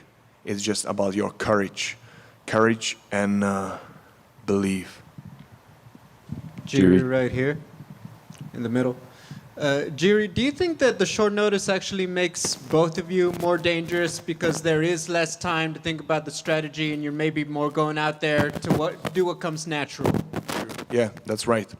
That's right, and especially when we fought, yeah, in like few months back. So we know each other from fight, but how I see that, like in a fighting, I'm another person. He little changed himself, his style, his vibe. I see him, and I'm really looking forward for this Saturday. One of the things that the fans love about you and they're very fascinated is, some things you practice, go to the cave in the dark by yourself and all of these intense things. Was this always something that you pursued, or did something change in your life where you felt you wanted to test yourself that way? You wanted to do something of a different path to pursue those things to better yourself spiritually? Yeah, if you understand that that you have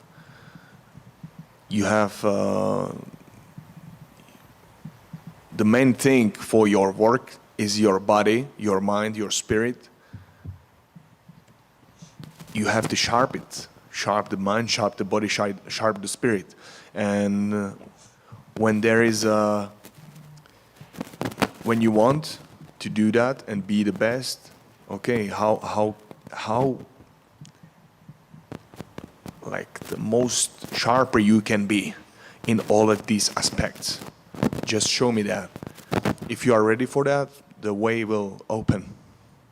Thank you. Jiri, just a quick one from me to your right here. You mentioned the football there just a second ago. I don't think you got to see because you're on stage with us right now, but you guys just scored an equalizer. So I guess what do you make of that? Football? Yeah, Suchek just scored for you guys. Man, I don't watch that right now.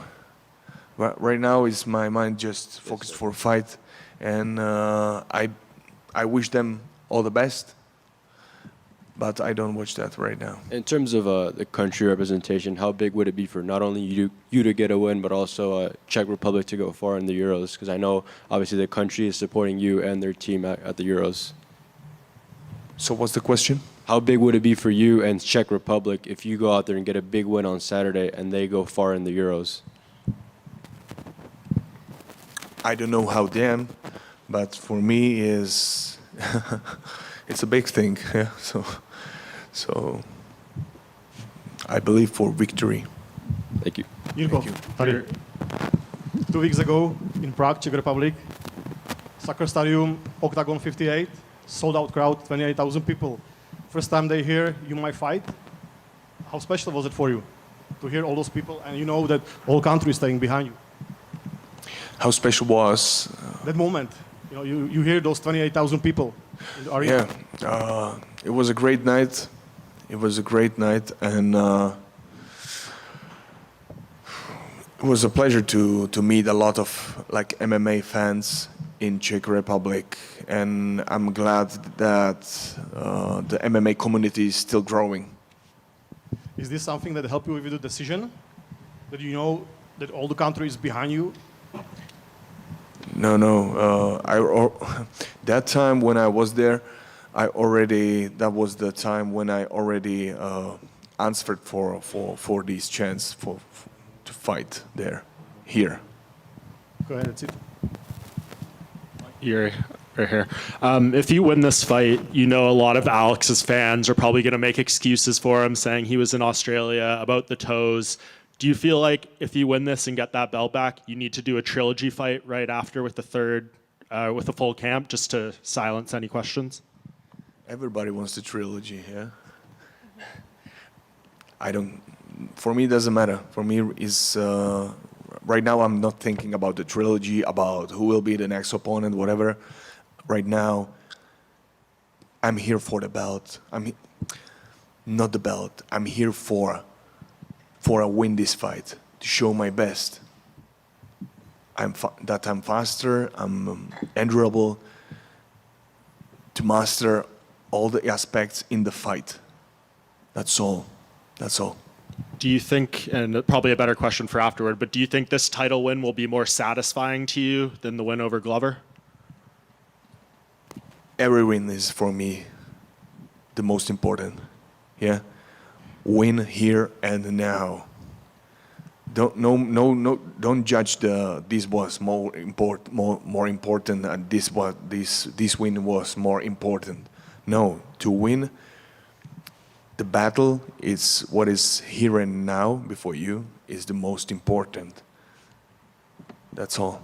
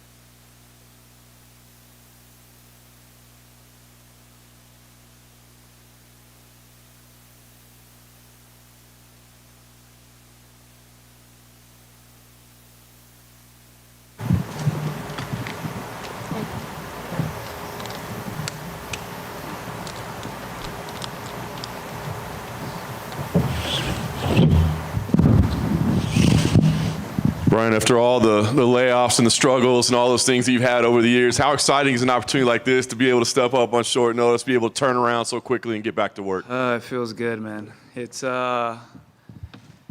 something that I'm not used to.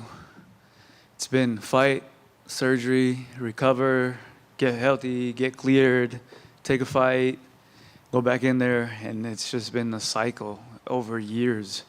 So this is, it's like new again. Yeah.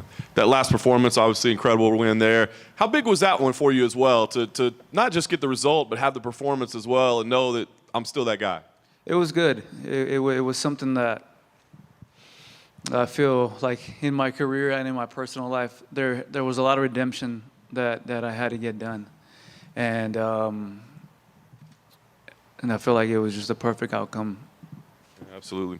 Now you get this opportunity. You faced, obviously, the absolute best in the world. Diego's kind of new to the organization, but looks dangerous. How do you think his skills stack up to the talent that you have faced? Yeah, I mean, at the end of the day, there's just the facts. I faced who's who in their prime, at the best of their peak.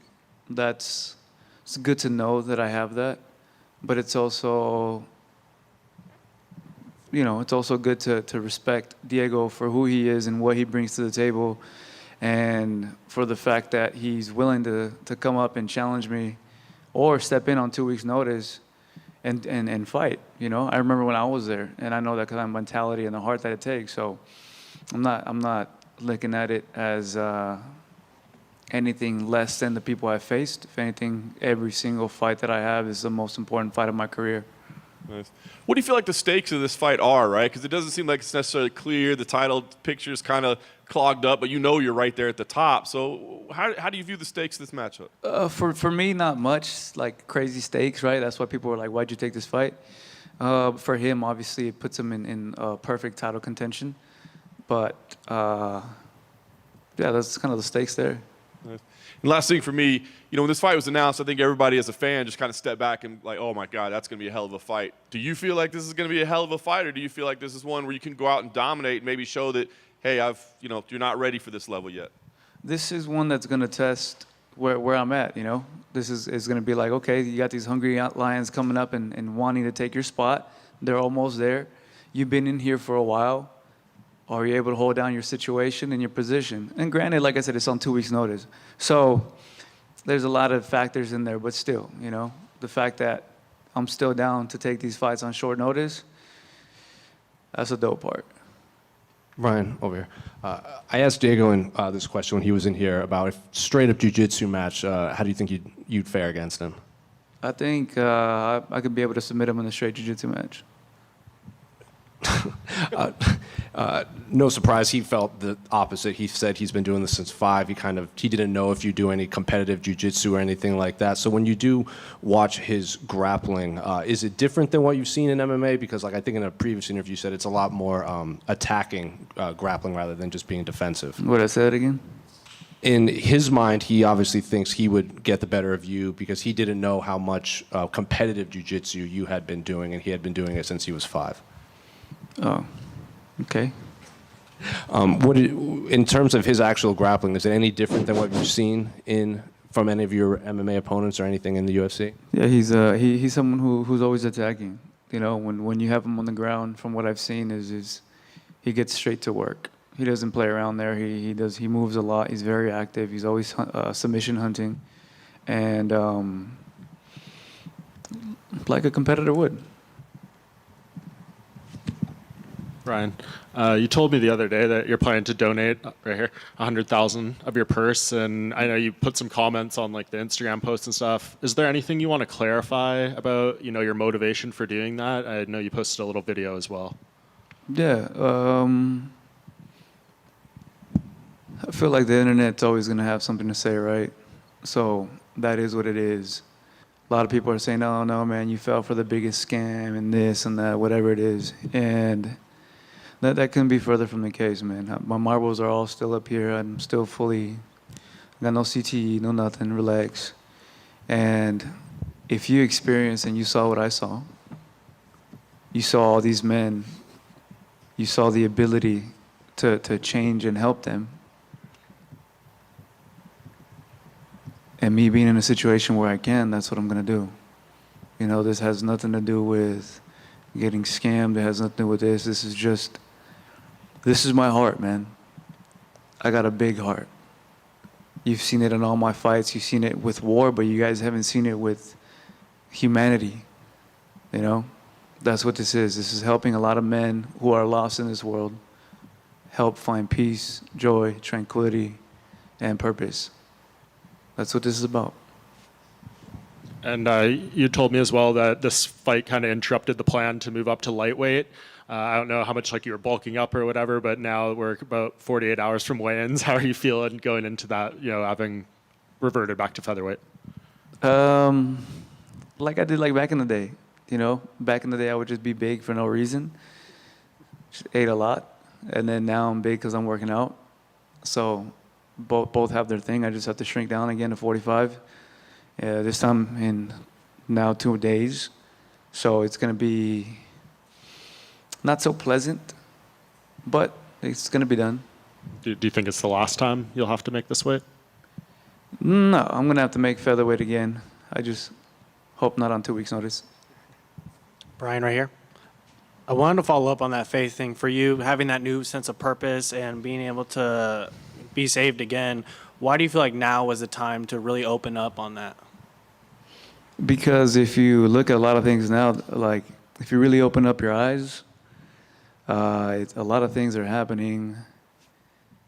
A lot of bad things are being too normal now. You know, it used to be not so normal, not so common. And now everything is like bad is the new good. And I'm here to pop that bubble and say that's not true. I'm curious from your perspective, being in the spotlight for so long, everyone always talks about that pressure and understanding that journey of what you've just gone through, going into faith and being saved again. Do you feel like there's an added pressure now because you have this connotation behind you? What do you mean added pressure?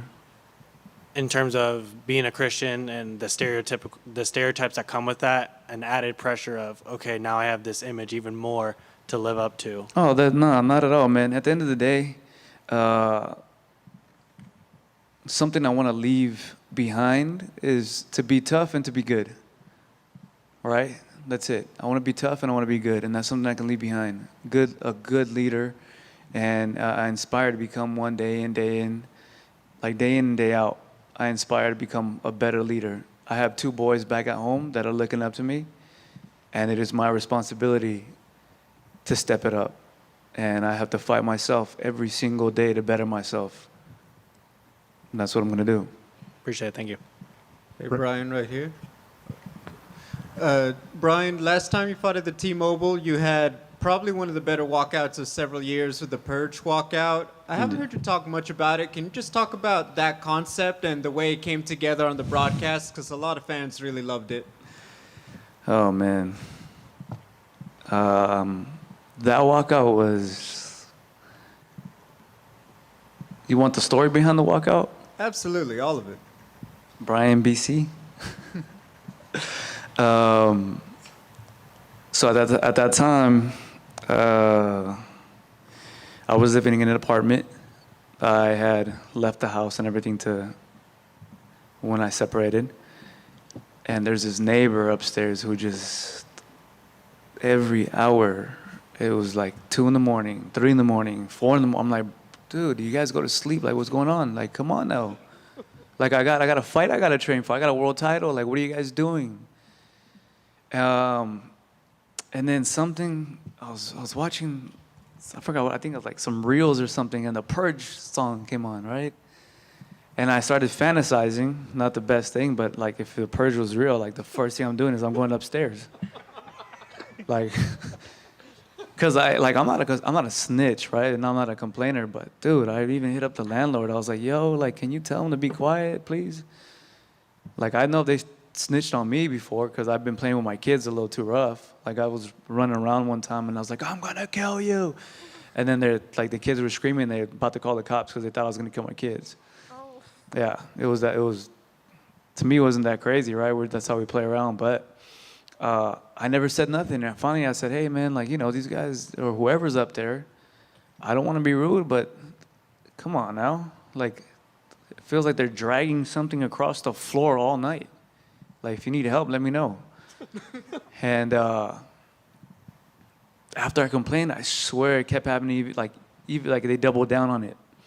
So that was just in my head, like, dude, like, if the purge was real, I'd go upstairs and just handle business. And I don't know why, I would stay up all night, and I'm like, dude, the purge, that song, I found a remix to it, and I was like, if I had the mask, what mask would I wear? Like, if I was to commit these crimes, you know, like, how would I approach their house? And that was the concept. Just be all hoodied up with a lighted mask. And then I was like, dude, what if I walked out to this? Wouldn't that be dope? It has there's no logos on this. The mask costs $5. Cheapest walkout ever. And the soundtrack was dope. And I'd mess with all of you guys in the crowd, you know, like imagine they shut everything down. Or at least the song I originally had was a little more scary. It felt like a little more real. So I was hoping to like make everyone in the crowd kind of get scared a bit. Like, yeah, hold up, like what's going on? Did they really allow this? Or what's going on? Why is the UFC doing this? But the UFC wouldn't go along with my plan. They had to make it to where it's like, hey, like, it has to be known it's a walkout. Can't have people panicking. Said, I got you. And that was the theme and the idea behind that. And I called my managers and everyone and told them my idea, and they're like, okay, let's go for it. And then now it's in one of the best walkouts ever when it's being a conversation of topic. So it worked out. Did the coaches all know that story, like ahead of time, or did Yeah, you just tell them, hey, we're doing the purge? No, yeah, I told them I want to kill my neighbors at that time. At that time, yeah. Thank you, man. Brian, up front. Over here. Yeah. Hey, brother. Is there going to be any second guessing when Bruce Buffer's calling your name this fight and you're going? I'm not jumping up, dude.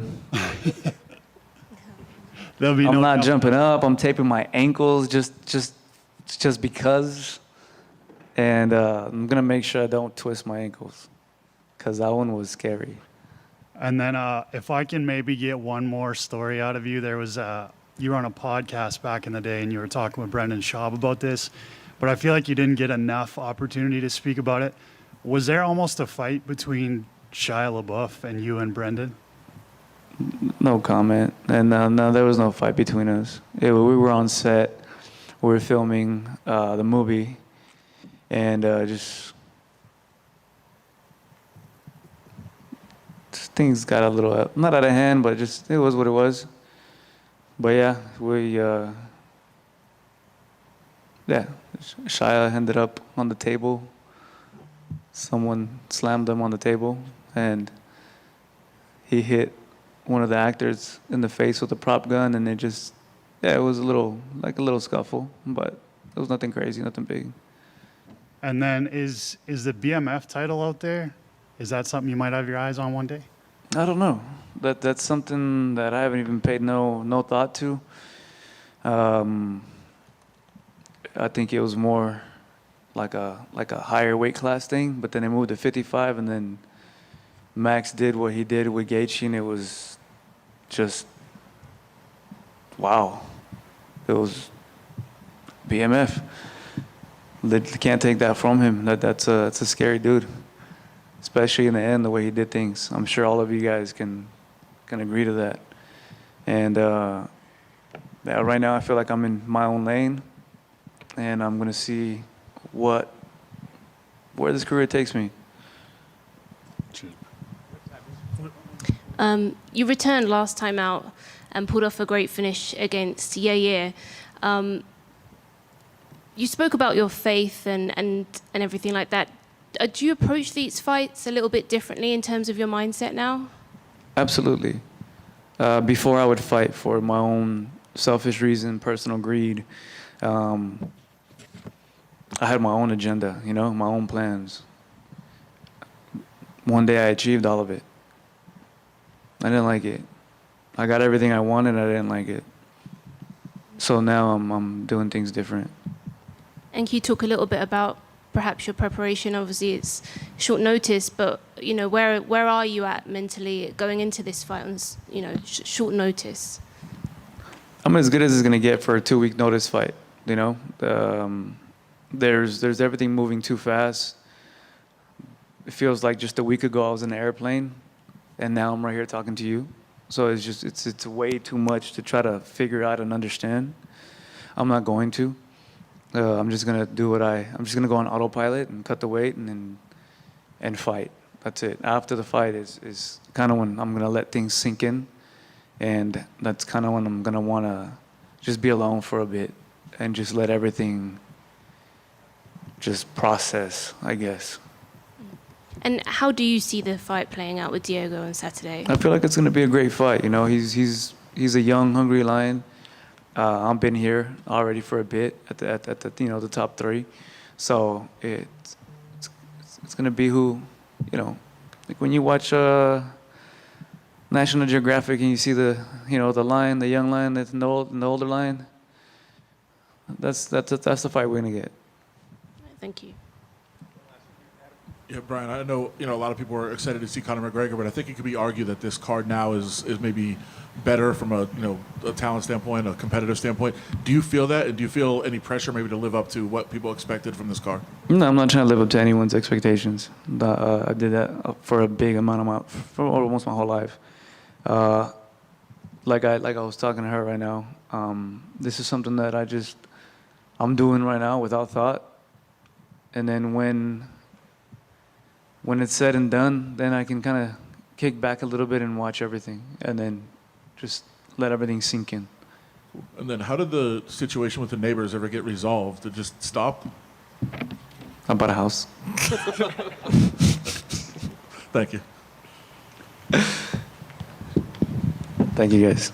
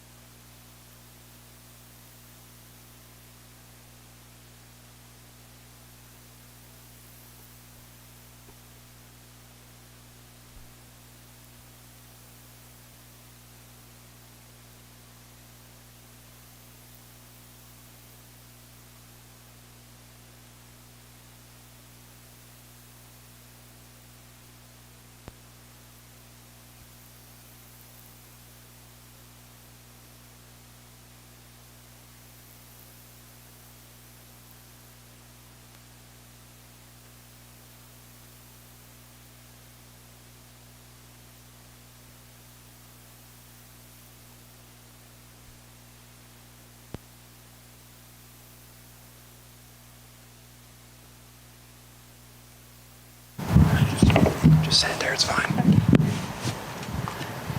Well, Gillian, you've obviously been doing this for quite a while in the UFC now. So do opportunities like this still feel special, though? Pay-per-view, International Fight Week in Vegas, is it still something that's special for you? I feel like this seems like the most special opportunity I've had yet, to have an opponent like Michelle Waterson, a huge vet in the game, a huge name in the game, and to be in the T-Mobile. I feel like it's all just like a dream come true still to me. Nice. Sounds like you have a lot of respect for Michelle and who she is as an athlete. What do you think of her as an opponent? Yeah, like I said, she's a vet in the game. You got to respect her. You got to know that she's coming in there with her best fight. She's not going to be making any dumb decisions. She's going to be bringing, the best her. So it's like I got to be ready for that Saturday night. Simplicity, I think you say, striker versus grappler. Do you see it as that simple of a breakdown, or do you feel like you were both too well-rounded to consider it that type of a matchup? I think you can kind of see it like that a little bit, but for me especially, I don't care if the fight goes to the ground. I'm just looking to do damage. I'm looking to get in there and force her into situations that she's not comfortable in, force her into making bad decisions, and it doesn't matter if it goes to the ground to me. If we're on the feet on the ground, I'm going to be content as long as I'm doing damage. Very nice. You get a win here, like you said, on this big platform, this big opportunity. What's important for you? Is it looking up the rankings and like picking specific names to work your way up, or is it just stay busy? Because I feel like you just want to fight as often as possible. For me, names have never been important. It's the numbers next to the names. If I want to be a champ, I have to beat every single one to get there. So it doesn't matter who you put in front of me, I'm taking that fight. Last thing for me, what type of fight do you think we see here? As you said, a veteran, do you think this is going to be a back-and-forth battle, lengthy, or is this one that you can go out and maybe not look for a submission, but get one? What kind of fight do you see? I do think I will be able to find my submission. I do think I'll be able to get my finish. I don't see it necessarily being a back-and-forth battle, but I don't see Michelle going away easy either.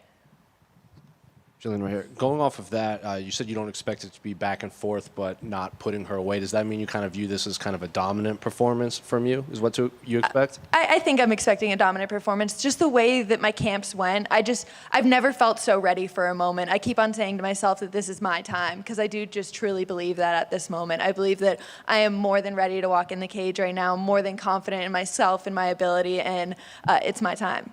Was it something different in this camp as opposed to previous ones that led to you kind of having this feeling for this fight specific? I think it's honestly just my last few camps. Excluding the Tabitha Ritchie camp, my last 3 wins, the camps have just went so perfect for me. I've really found the formula that I need with Goatshed and Dean Thomas, and just the schedule that I need and everything that I need to be ready and get my hand raised. How's it training at Goatshed? Because we've seen the videos on social media, it seems a little different. It's definitely a little bit of chaos, but that's what a fight is. You know, you got to be ready for a fight, and you got to be ready for all that chaos in the fight. You got to be ready for the crowd screaming and everything like that. So that's what Goatshed helps me provide. They got that little bit of chaos. Last one for me. Can I get your thoughts on the main event between Alex and Jiri? I'm actually super excited for this main event. Jiri, I feel like, is someone who I've counted out on every fight that he's ever had, and he wins. So I'm never counting out Jiri Prochazka, so I'm rooting for him. Gillian, back here. You know, you've had a couple fights now at strawweight. You know, it seems like it's gone very well for you in terms of the cut and everything. Does part of you wish you would have dropped down a little bit sooner, like earlier in your UFC career? I guess not necessarily. It's all a learning process for me. I got signed super young in my career, age-wise and experience-wise. I was only 3 and 2, so I feel like it's just been a learning process for me. I don't regret it. And you fought, I mentioned there at flyweight. Michelle is considered one of the smaller fighters in the division. How much of an advantage do you think that'll be, just because you're obviously very strong, you were competing with flyweights. You know, Michelle's never fought at flyweight. I don't think she would ever fight in that weight class. Well, I guess me fighting at flyweight shows this, that I never take size into consideration. I don't think if somebody's smaller, that necessarily means that they're weaker. They could be better at making decisions, and just that's why they're in the game. That's why she's made it this far. So I feel that with myself a lot, honestly, is I don't feel like I'm necessarily one of the stronger, more athletic girls, but I'm better at making decisions than most of these girls, so it makes me feel strong to them. And just last one for me. What do you think the implications are for a victory, especially a finish? You mentioned Michelle's been in the game for a while. Pretty notable name. This is a pretty big card. Like, I imagine, you know, this got to propel you up the rankings. Oh, that's all I'm hoping for, is just keep on going up the rankings, you know? It's like, I feel like 2 or 3 more and I should be standing across from the champion. Gillian right here, straight down the middle. Gillian, I wanted to touch back on working at Team Goatshed. We know, for example, President Awesome as a promoter and as a personality. I want to know, what is he like as a teammate and as a coach? Because obviously several fighters in UFC trust him and the work that he puts in as a teammate. Oh yeah, President Awesome, he's all over the place. Karate, combat, UFC, wherever it is, he's all over. And he's an amazing person, amazing coach, and I'm blessed to have him at the gym every day. And then you work with Dean Thomas for a long time. We get to hear him a lot on the broadcast. Can you speak a little bit, how close is he to that guy that we hear on TV? Like, is that the kind of advice that he gives to you when he's coaching you at the gym, or do you get a different version? Dean is probably one of the smartest people I know, honestly. Like, just the way he approaches the game. I've went around the country, been to every big gym, I've talked to every coach, and there's nobody who actually treats the sport as MMA like Dean does. So many are approaching it as like boxing and jiu-jitsu and wrestling. He's the first MMA coach that I know, and I'm so lucky. I really feel like it was just like fate that I walked into his gym when I was 16 years old. I was so blessed that we ended up working together. What do you think it is? Obviously, you have respect for the work he puts in, and likewise. But what do you think it is about you guys as personalities? Because he's a very respected mind in the game, but you guys have just kind of had that, that duo working for a long time. What do you think it is about you two that just works for so long? I think we're both just workhorses, honestly. We're both just down. Like, he would text me at any time of day, be like, yo, we're training. I'd be like, okay, I'll be there, So I feel like it developed a respect between us, and he just knows that I want it that bad. So it's like, I feel like, I think it is developed off the fact that we're both just workhorses. Thank you. Gillian, back here. We know that Michelle has a unique striking style blending in her karate. Do you feel like there's a comparison that you've already had to deal with the same, or is this going to be a new experience to deal with? It'll be a new experience in the cage. This camp, I've had one of my friends, Anna Crutchfield. She's a pro fighter, come out, and she, I feel like, is honestly, I want to say, a better look than Michelle. She's throwing kicks at me, karate style, giving me everything I need for this fight. And what do you think the biggest challenge or obstacle is going to be with dealing with her style? I think the biggest challenge is going to be catching her, honestly. I feel like she's going to play on the outside and throw kicks a lot, and just closing that distance and staying in her face is going to be the hardest part, most challenging part. Thank you.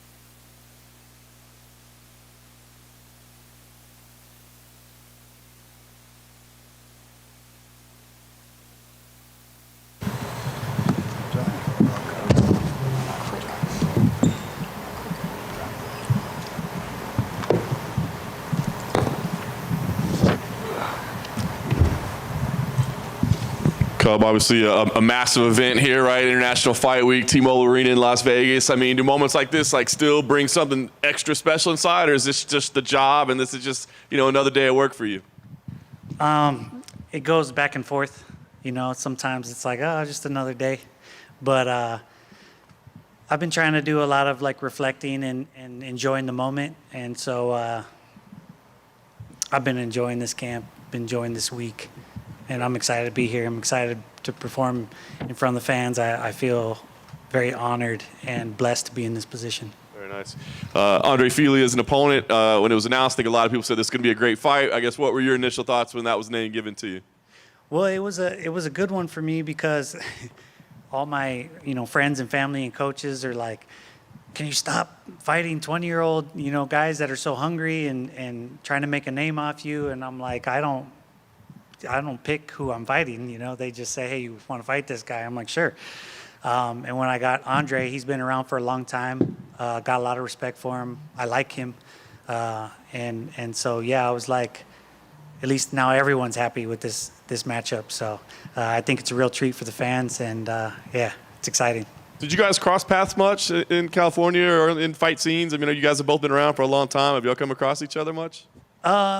We've hung out at a couple of UFC events, so, quite a while ago. And, I saw him right after he won 2 fights ago and said congrats. And he talked to my kids for a little bit. So that was really cool. But, yeah, like I said, we've always stayed cool, but never trained together. And like I said, a lot of respect. And I'm sure we both want to go out there and put on a good show. I'll say stylistically, it looks like on paper it should be a battle and a good show. Is that the type of fight that you are expecting here? Well, yeah, especially at this point in my career, I'm trying to have fun, I know that when I'm out there having fun, I have my best performances, and that's really what I'm trying to do is have great performances. I think I've solidified myself, in as a a fan favorite and somebody people love to watch fight, and at this point it's just icing on the cake. You talked about kind of savoring the moment, reflecting, enjoying it. That's usually things that people try to do when they realize they're getting near the end. Is that part of that, is realizing I can't do this forever, so let me soak in while I'm still doing it? Yeah, and I've been on that wavelength for a little while. And I'm in the mindset of this is the last chapter, not the last fight. And so I don't know, what's next. I take every fight, like it's my last. So, a lot of me thought that my last fight was my last because I was dealing with some back issues for years and years. I had back surgery, and I feel so much better and got new life into me. Dr. Galakny, shout out to him. Anybody that's going to get back surgery, go see this guy. He's a genius. I was back to training within six weeks, and everyone's like, man, you look better than you have in the last 4 or 5 years. So it definitely breathed some new life into my career, and take it one fight at a time. You think maybe that extended though, when you thought the expiration was?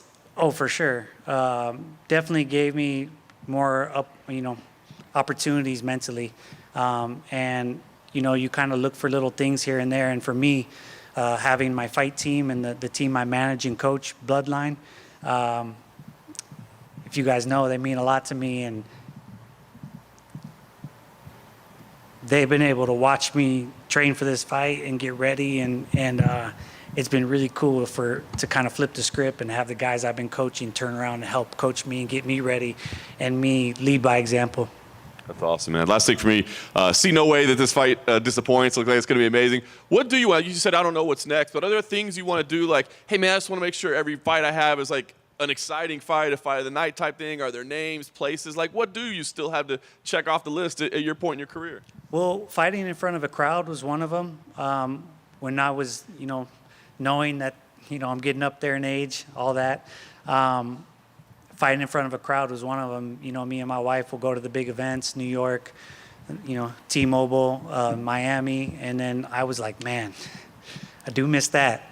Because I've been fighting at the Apex for a while, which is cool. But I knew that I needed to do that. I think fighting in my hometown in Palm Springs, being able to bring the UFC back there would be exciting. but yeah, at this point in my career, I just need to be excited. I mean, I think even a fight in Korea would be pretty cool. I think the way that since fighting Duo Choi, the way my fan base has grown there, I'm really appreciative. So yeah, just anything that would excite me. Come over here. Kind of going off of that, did you ever talk to the UFC, like, why do you keep putting me in the Apex, considering, you are a name and you have been doing this for so long? Like, why wouldn't fans want to watch me fight? No, I just would always accept my place, on the card. I mean, one time, I think when I fought Kawajiri, I was in the middle of the card, and then a fight fell off, and they bumped me to co-main event. And then an hour later, they bumped me to the Fight Pass prelims. And I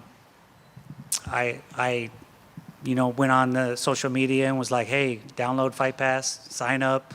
And they were super thankful for that. So I never try to act like I'm bigger than who I am. Like, I just come to fight. I'm not trying to cause a stink. Wherever you place me, I'm cool with that. If you put me on the middle card, I'm cool with that. If you put me at the Apex, whatever. I'm just going to fight. That's my job. Kind of going off of that a bit, your name made a little bit of headlines not too long ago when you had that kind of Twitter issue with Joaquin Buckley, but it kind of led to a lot of fellow fighters coming out and kind of sharing their favorite memories of you, defending you against him. So I guess, what did you make of, we don't have to get into what he said, but like just the amount of your fellow fighters that came out and, were kind of praising you on social media? Yeah, that was pretty amazing. Because, like I said, my whole career has always been like, oh, he never won a title, so how good was he? It's like, man, it's like the amount of Hall of Famers and champions I fought. I've never backed down from a fight, and so I think it's silly. And the reason the whole thing started is I was defending some of the OGs in the game, and it makes me sound even older, but for me, I feel like it's my place to make sure the young fighters respect the OGs of the game, learn the history, like you need to know where this sport even started, like understand the history, who's who, show respect of the people who did it before you. And I just think that as a martial artist, you should do that. And to say something silly about somebody, I think is out of place. Do you guys have a little bit of a camaraderie between all the WEC guys? Because there's not too many of you left in the UFC these days. Yeah, for sure. The thing that was cool about the WEC is, we didn't get the respect. People always were like, oh, you guys are cool, but you're not the UFC. And we're like, we are. we're just the little guys, so we always had this chip on our shoulder. And when we got absorbed into the UFC, and we, the 55ers are the ones that really got to show, Cowboy and Anthony Pettis and all the guys that went over and did really well. It was like, yeah, see, we were that good all along. So we always had a chip on our shoulder. And for me, I feel like that was a blessing. It was like we got a easier version of all the hype and everything, and then we came over like ready to prove it. And it was no difference backstage other than just more media attention and stuff like that. So we definitely had that chip, and we definitely feel like a brotherhood. Is it a trip at all? Because I think there was a generation of fighters that watched the WEC, and especially the smaller guys that say like, oh, I saw Faber and Mike Brown and Aldo and all these guys in the WEC, and now there's this generation that they didn't start watching MMA till Jose Aldo fought Conor McGregor, and they view him as the guy that lost to Conor, not Jose Aldo, the WEC champion. Yeah, and that's what I mean. It's a little sad that you don't know the history and look at what a great champion Jose Aldo was. I got so much respect for him, and he always spoke out for fighters, and tried to level up everybody, which I appreciate. So yeah, I try to get everybody to know the history of the sport and really understand who paved the way for you, and to me that's important. And last one for me, can I just get your thoughts on the main event between Alex and Jiri? I love the fight. I really wish it wasn't short notice, as a fight fan, but I love that fight. I think it's two warriors that have very different approaches to the sport, and that's what the sport is all about. It's about, you know, this style versus that style, and mentality and toughness, and who can make adjustments on the fly, and that's the beauty of it. And so I'm looking forward to the fight. Hey, Cub, right here. Cub, have seen you a lot on the LFA broadcast and doing that work on the microphone. Can you just talk about how that's impacted your life and your career as maybe you think about right now and when you hang them up? Yeah, so I'm really enjoying that, because I think one false narrative about me has always been that I'm just kind of scrappy and tough, and that I'm not smart. And I feel like I'm actually very technical, and I kind of make it look wild when I'm being very strategic in there. So I feel like when people hear me talk about fighting, they see that I'm more than just like a scrappy kid, that I've actually put tons and tons and tons of thought into this. And so that's been quite an enjoyment for me.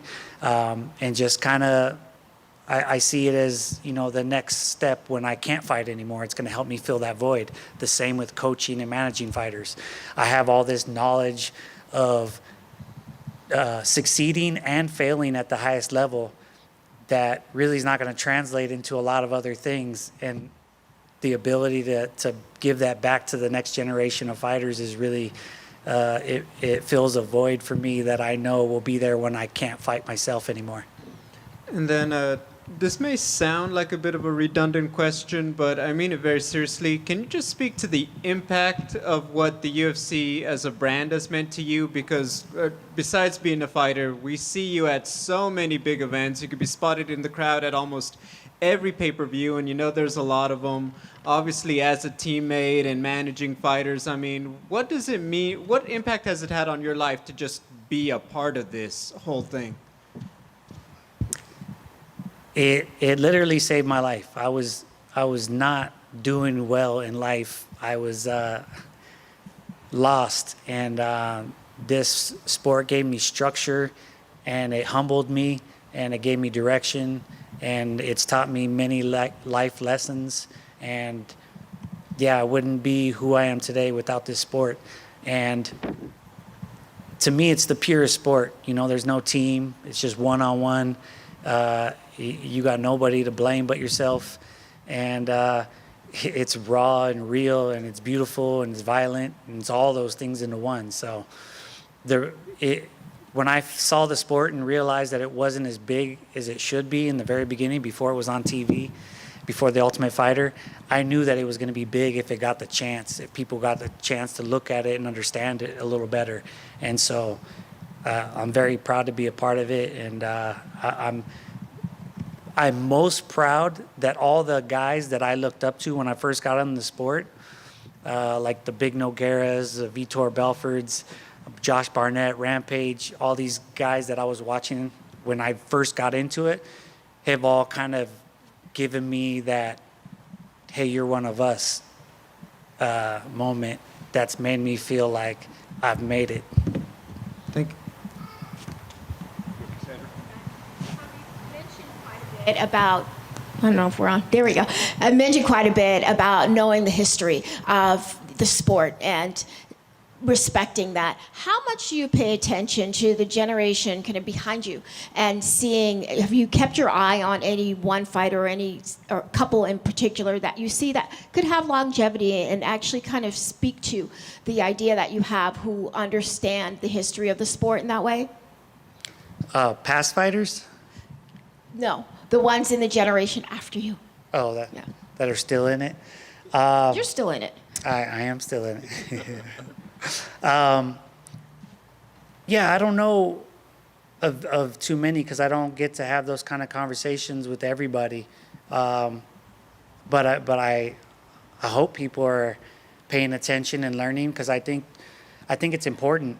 But at the same time, it's crazy how fast this sport is evolving, and you have to stay current, and you have to learn from the past, but you also have to be very present in the present, because it's evolving so fast. I feel like I've been telling people this for a while. I learned more from my students and the guys under me than any coach right now, because the game's evolving that fast. If you're not watching the UFC every week and in the gym, you're going to be a dinosaur in 3 years. So I feel very fortunate that I stay around the 20-year-olds and up-and-coming guys, and that's what's kept me youthful and kept me in the sport. Just kind of staying with that, recently Fight Inc. debuted on Roku, and it went through some of the history of UFC and actually really paid attention to matchmaking. How much do you as a fighter pay attention to the growth of the organization, and kind of like how does that impact you that the business has changed so much since you became a fighter? Well, it affects us a lot. I mean, obviously, I'm fighting, I'm coaching and managing, so I have to pay attention to it a lot. I love that it's becoming more stable across the board and that it keeps growing. I think that's going to be better and better. So the way I see it is that's more fighters that are going to be able to, retire comfortably when they're done fighting. One thing I've seen a lot of is a lot of fighters that just made a lot of poor choices and they get cut from the UFC and maybe their morale is a little low, and that's something that I really try to teach my guys is like how to prepare for the future, how to build off your success. Cub, kind of curious about how the emotions are this week, considering 2 years ago you went into the Hall of Fame. It'll be your first time competing back in T-Mobile since accepting the award there. I already know I'm going to be super emotional. I can't hide it. It's just I'm somebody that always bottles things up. And whenever I compete, there's so much on the line and so much pressure you put on yourself, and people wanting you to do good, that you want to do good. And you're just afraid of having a bad performance. That's always the issue. And you put so much hard work into it, you just want to go out there and have a great performance. So emotions are always high. I know having the crowd is going to really impact that. And then being back at the T-Mobile since my Hall of Fame induction is going to feel special. And I'm excited to go out there and fight freely and know that I've cemented myself and my legacy in this sport. And at the end of the day, I get to go out there and just have fun. You've mentioned fun and you mentioned pressure. We ask everybody that goes up there about different types of pressure. You've been in this sport for so long. Does the pressure ever change? I think it's gotten harder, honestly, because I try to tell people when I was 20 and I was broke and I had nothing, I was in my mind like, I'm willing to die in there. I got nothing, And now,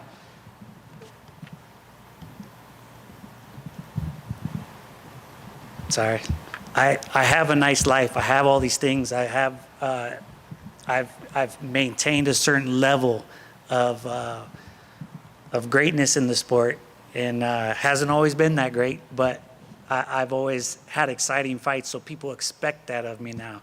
I didn't have expectations when I was younger, and so for me to have to live up to that, I put a lot of pressure on myself, but I believe that pressure is good. You just can't let it break you. You let it, I call it, it could cripple you or it could be your superpower.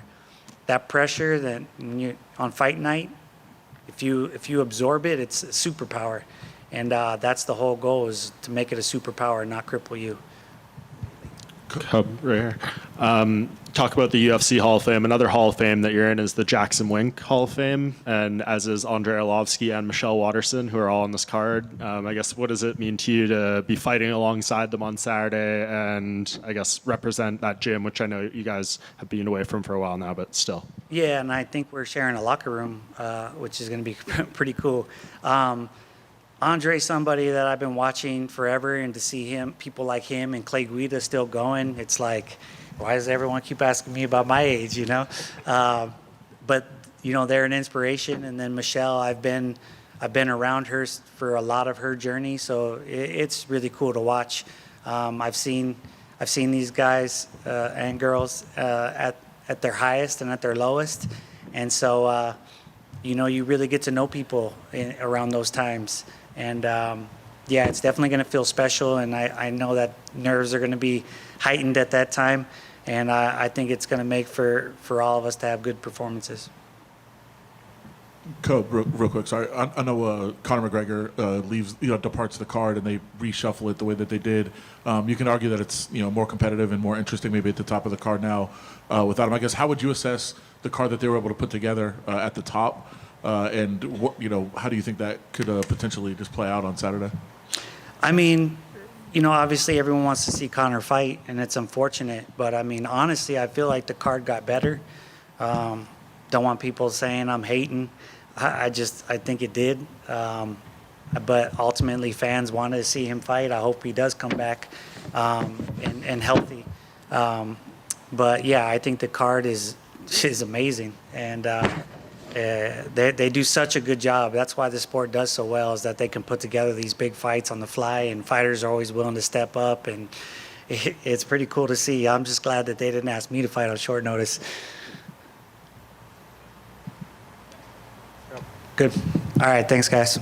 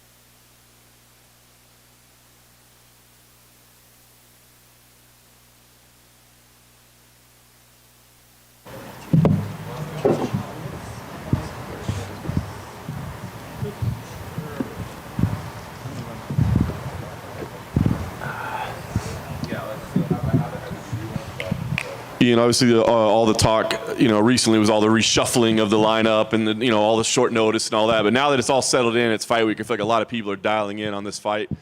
Is it feeling like a big moment and a big fight for you? Absolutely, yeah, 100%. I've said it, like, I'm doing stuff differently in this game. I'm undefeated, I'm 26 years of age, and I'm putting on a show every time I go out there. My striking skill set is unbelievable, and I feel like the more I compete, the more I fight, the more people are going to see just how good I am, and that's something that excites me. This has not been a tense build-up, right? I mean, you've been quite kind of reserved. Was that by design, or was it just the way you were feeling at the time? No, it was absolutely a conscious decision. I wanted to really strip back all of the kind of rushing feeling and really be present in the day, really be present with my family, my friends, my team. I played a lot of golf this time to just really take myself out of the hard work of training and that mental grind, because for me, if I want to be a champion, live that championship lifestyle. And that championship lifestyle isn't just grind. It's enjoy every day. It's enjoy the people you live with. It's enjoy the people you train and travel the world with. And I feel like I'm a better human when I have time to myself to be present, away from social media, go play some golf that I love and adore. And then I come back and I hit the ground running Monday morning, and I go away again on Friday night. I play some more golf because that makes me happy. And a happy me is a dangerous me. Can you talk about the inspiration of the T-shirt? Is it worried about, putting out some bad karma, or is it manifesting things? Have you seen every bit of merch I've ever released before any fight? It's always, I've won this fight, we're thinking about the next one. Look, it's the tally T, it's 15-0. This is meant to be me and Conor representing Ireland on the biggest stage. This is what I'm doing. I am representing my country on the biggest platform that I can possibly do it on. And I've already taken out MVP in my mind. I know how good I am. I know how elite I am. And it's just good time for me to go out there Saturday night and prove it. I wouldn't say the MVP was here earlier talking trash, but he wasn't the most respectful about you as a person. Cool. Are you expecting antics, press conference, face-offs? Are you expecting things to get a little tense? No. No. What's he going to do? You're going to fight on Saturday either way, right? That's the way I approach it. Regardless of what he says, regardless of what he does, Saturday night we get locked into an octagon together. So for me, like I said, being present, enjoying the moment, enjoying the fans at ceremonial weigh-ins, enjoying the fans at the press conference, and that energy that you can soak up and then use to go out there and reach a different level on Saturday night, that's what I'm here for. I'm here to put on a show. Last thing for me, I know the ultimate goal is world champion, but what do you think this fight proves? What does it prove to people? And are you worried at all that you win this fight and people just go, that was just the Bellator guy. He was never that good to begin with? That's part of the reason why I'm not excited about this. Here's the way I've been putting it all week. Is MVP very talented? Absolutely. I don't think there's anyone that would say he isn't very talented at what he does. I respect his game and his skill set. You have to, otherwise you're being an idiot. Do I think I'm better than him? 100 million%. Like, I know I am. My intelligence, my IQ, everything that I do, I just know I'm better than him. But he's had one win in the UFC. One win in the UFC. He's ranked 13 in the world. He hasn't dominated in the UFC for so long. He has been built up by Bellator against people he was meant to beat. And he went out and beat them. He put on shows against people he was supposed to put on shows. That was a great business decision from him and Bellator to build his brand. But he's here now, and he's fighting someone 11 years younger. He's fighting someone who's faster, far more talent than he has ever been or ever will be. And I'm telling you, on Saturday night, the world is going to see just how fucking good I am. Ian, going off that, kind of the Bellator side, he had said in here too that if this fight happened in Bellator, everyone would be saying he's fighting a can. Mate, let's be real about that. He's fighting. If this was in Bellator, he'd be fighting a can. How so? Let's engage that. How so? He didn't really elaborate. I mean, I'm sure he... What he's trying to do is talk out of his fucking arse and make it that he's more elite than me. 7 wins in the UFC, 14-0 undefeated. I've beaten 3 ranked opponents. I am on my way to be a world champion. There's a reason why everyone's talking about me being one of the best prospects this sport's ever seen. MVP is coming to the UFC to try and legitimize his career at Bellator. I'm going to end that on Saturday night. Do you think, because he says that, then like later on he'll be like, I actually think he has really good skills and like this thing and the other. So do you think he's maybe almost confused about how he feels about you? No, I just think he doesn't know what he's. By the way, I want to say something. MVP is very well spoken. He's very well spoken. He is very well media trained. But I think he just doesn't know how good I am and then links everything. Because every person, when they say they fight me, I've told you this time and time again, he says, I'm not the level of the opponent I've faced before. He's going to knock me out. He's going to show me that he's going to take me to deep water. Everyone that's fought MVP is like, he's just a Bellator tick. He's just this. He's just that.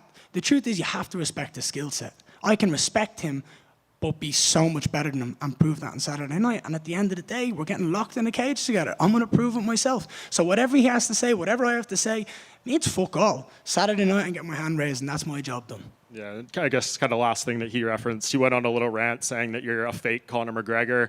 I'm sure you've heard that one before. Is that something you just feel that you're going to deal with for the entirety of your career? People are going to try to use that almost against you as a negative thing?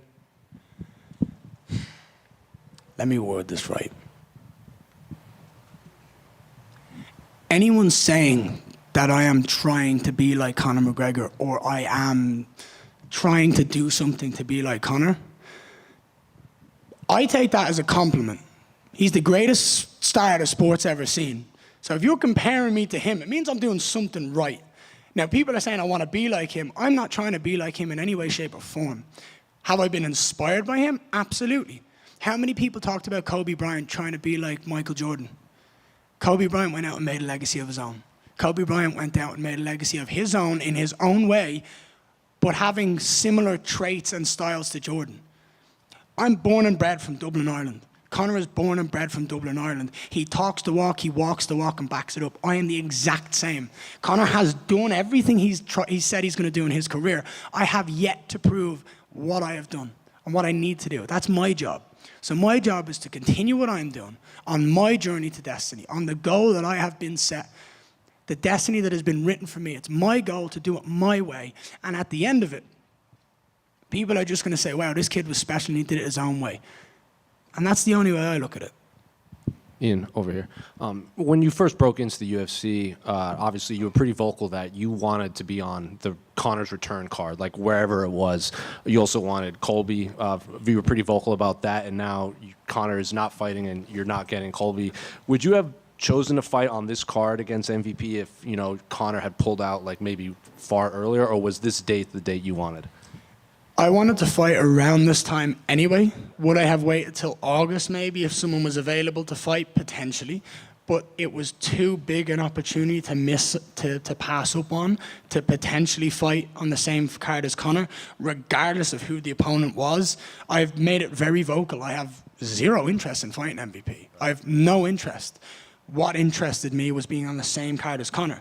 Now, I have to say, like, I am grateful that MVP took the opportunity to take this fight. I am grateful he said yes. I am grateful he's going to show up and he is going to bring it. But I was grateful because it was meant to be on a Conor card. Now, I'm going out here to steal this show. I'm going out here to show the world just how good I am. If Conor's not here, there's every reason that I can be the biggest name on this card after this fight's done.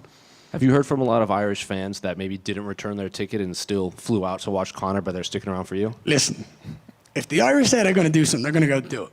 So anyone that's booked their flights, anyone that's booked, do you think an Irishman's going, fuck it, I'll cancel my flight to Vegas, I won't go on a bender, I'll just cancel my shit and I'll stay at home? No fucking way. Every single person that bought tickets, that bought flights, they're all coming. They ain't turning away a weekend for a bender. So look, I am telling you, when we have, look, having me and Conor on a card would have been amazing. 2 horses in a race is always unbelievable, especially when one of them is Conor McGregor. I'm still here. I am still fighting. And I am flying the flag for my country and representing them on the biggest stage the world has ever seen. I am going to show up and show out on Saturday night, and the world's going to be left speechless. You've also obviously been doing your past few camps at Shoot to Boxing down in Brazil. They're obviously historically known for these wild, you know, brawls like Vanderlei, Shogun, and everything. MVP doesn't really present that type of. Yeah, I don't fuck with that either. I'm too pretty. I ain't getting hit that much, dude. I was pissed that Jeff Neal hit me a left hand and busted and blew up my lip. I was pissed. I was like, fuck, I look ugly in that. For me, I've said this. I've spoke to the guys. The Brazilians have a different aggressive energy. And when you look at Shogun, you look at Vanderlei, you look at all of the guys that came. There was one outlier, and it was Anderson Silva. There was one. Everyone else was almost exactly the same. Do you know what I mean? They all came out, they were going to run at you, not stop, and they all had phenomenal strike and phenomenal jiu-jitsu. I have traveled the world and learned from some of the best coaches and teammates and fighters on the planet. I'm a sponge.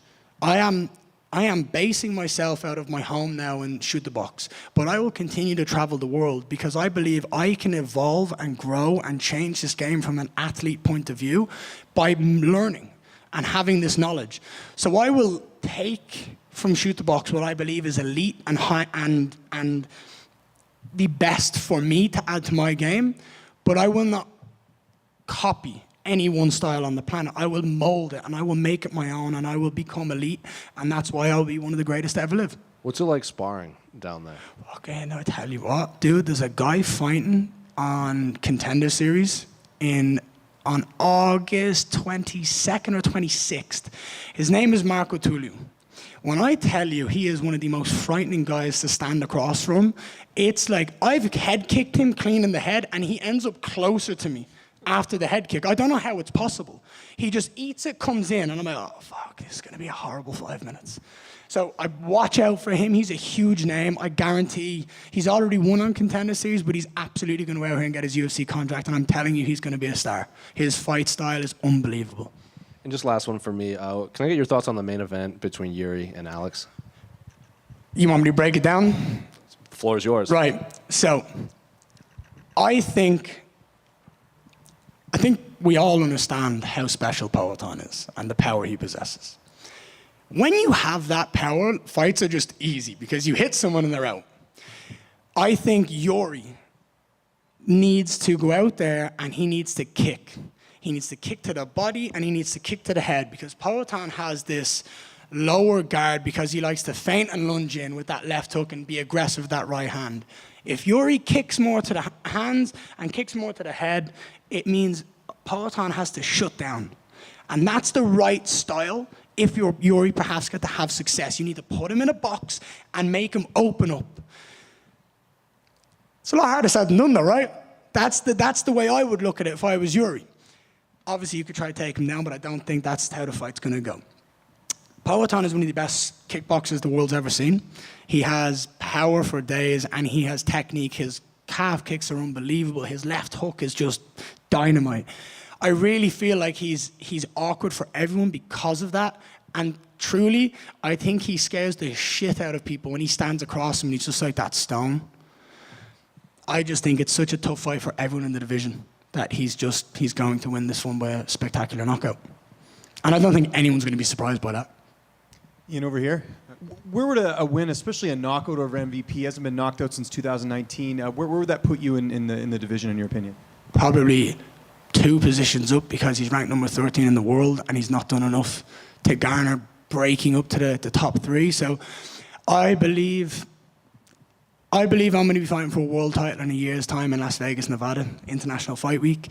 This fight obviously moves me up the ranks. I believe it will probably put me above Colby and Gilbert, and they might move Jack Della Maddalena up, and I'll be breaking into the top 5. I then feel like I have to go out and prove more against the guys who have dominated the division for so long. You've got examples of Usman and Colby. I believe I need to beat these guys before I step into the octagon for a world title because I need to prove that to me, to the world, and then go out and do what I do is dominate. It seems like the one name who doesn't have an opponent right now is Shavkat Rakhmonov. Do you see that as a potential opponent with a win here? Fucking right I do. 18-0 undefeated, 18 finishes. I'm game for that. I do believe that after Leon and Bilal, he's going to be fighting for the world title. I think he makes the most sense to be next. So me sitting here saying I'm going to fight him next doesn't make sense in my mind. But absolutely, that's a fight that's going to happen down the line. I think both me and him stylistically match up well. We sparred together. I mean, I've shared the cage with him in Kilcliff, down training with Henry Hoof. I've sparred him. I've learned with him. We've spoke. You know what I mean? He's a phenomenal fighter in every aspect of the game. I have nothing but respect for him. And to go out there and take his O and him to try to take my O, that's going to be a fight. I would love to do that for a world title. I would love him to get the world title and then for me and him to fight and take his O and take the belt. Ian, right here down the middle. What's up, pal? How are you? It's always good to see you again. It is great to see you, man. I have a question. With Shootbox, is the reason you guys such a great fit because you're already blonde and you don't have to bleach your hair? I've been telling them they all dye their hair blonde so they can have striking like me. That's what I keep telling them. And they all get annoyed. They're like, no, we did this for you. I'm like, yeah, all right, whatever. You guys see my striking and you said we should dye our hair like him. Now, I feel like I have a very family-orientated lifestyle. I have a very passionate, caring emotion about me. And every single person that walks through that door has a very similar feeling. They have so much care. They love their training partners so much that they're all there to help them no matter what they're doing. I feel like they are just different. They are just different and their energy is amazing, and it's a pleasure and an honor to be a part of Shoot the Box as a team. To anyone at Shoot the Box who's listening, ci amo famiglia, ti amo junto. I thought it was a crime that while the fans in Dublin were excited for Conor and Mike to get a press conference, that they didn't add you and MVP to the presser announcement. Is that what needs to happen when they rebook it? I think it would be stupid not to. I think absolutely I should be there. And then final question, you talked a lot about, the rankings and this and that. What would it prove to yourself to get a win over Michael Venom Paige? When I beat Michael, it's going to prove that my striking is just different. I'm just elite and I'm special, and everyone's going to be left going, he's a problem. Just over here. How are we? Good. How are you? I'm great. It's good to be here. You spoke about the title picture. Obviously we've got the world title coming up in Manchester. How do you think it goes down between Belal and Leon? I've been saying this for so long. I think Leon is so clean. He doesn't make a lot of mistakes. And when you don't make a lot of mistakes, it's hard to capitalize. He's so talented in all assets of the game. Obviously, I have trained with him and spent time with him, and he's phenomenal. He's phenomenally talented. I believe the biggest question mark for me in this is how has Bilal's training with Khabib and that Sambo style and that aggressive top pressure, how is that going to play into the title picture? If he gets him down, can he dominate and have that beautiful onslaught of aggression that we've seen from the people like Khabib and Islam and Umar and Usman that they have, because it's sensational. So for me, I think it's going to be a Leon Edwards 25-minute decision.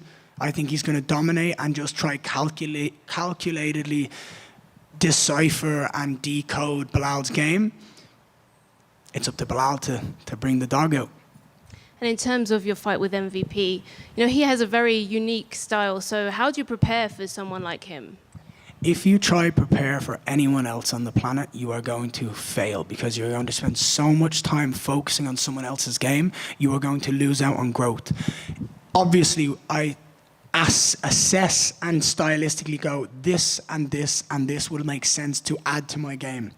But focusing on myself to become the best athlete I can be and the best fighter I can be is always plan A. Understanding what's going to work and what's going to be utilized in the fight, absolutely important. But focusing on entirely growing myself as a fighter, from cardio to strength and conditioning to speed to nutrition to striking to grappling to wrestling, and really just honing it all in, that's how you become one of the greatest of all time. We've seen GSP, we've seen John Jones. They don't have holes. And that's the main thing. If you want to be in that conversation, you need to be unbelievable in every asset of the game. And talking about holes and his game, his style, how would you break down his style? Because he has his hands down a lot. What kind of openings do you see? The hands down is so that you don't see the shots coming. A lot of people don't have a very good peripheral vision, especially when we're all doing this nowadays. We're all sitting here looking at our phones and swiping. It's hard to see so far. Another reason why when I go play golf, I don't have my phone. I'm looking so far. I can see a ball 350 yards away. I'm like, there it is. It's practicing. It's using your eyes. It's using the muscles that you see.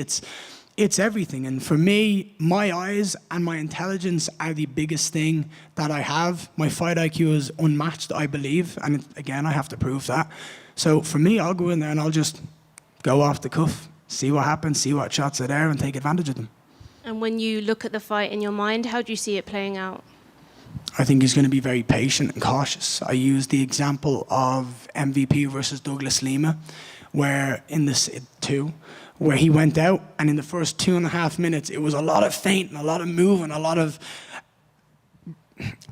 trying to get Douglas to open up or throw and respond. He only threw 2 shots. And I think he's going to respect me, and I think he's going to understand how talented I am, and he is going to come out with a similar style to that. And if he doesn't, I'm going to finish him even faster. Thank you. Yeah. Ian, just 2 quick ones. Just 2 quick ones. How was that time out in Brazil? Did you go eat in Brazil? It was good. Yeah, it was good, right? It's different. It was good. So just going back to the fake Conor McGregor comments, he kind of expanded on it a little bit. He said he's the fake Conor McGregor. He's the BBL version. He called you BBL Garry. So do you have a nickname for MVP? Dead. Simple enough. And Kevin Holland actually spoke about his fight with him. And he said they talked afterward after the fight was over. And at his last fight, he was asked about it. He said, what did you say to him? He said, did he tell you guys? No. He said he was kind of greasy, right? Kevin Holland compared him to trying to grab a wet bar of soap in the shower when he went to grapple with him. So when you hear things like that, when he might be greasy, what do you think about that?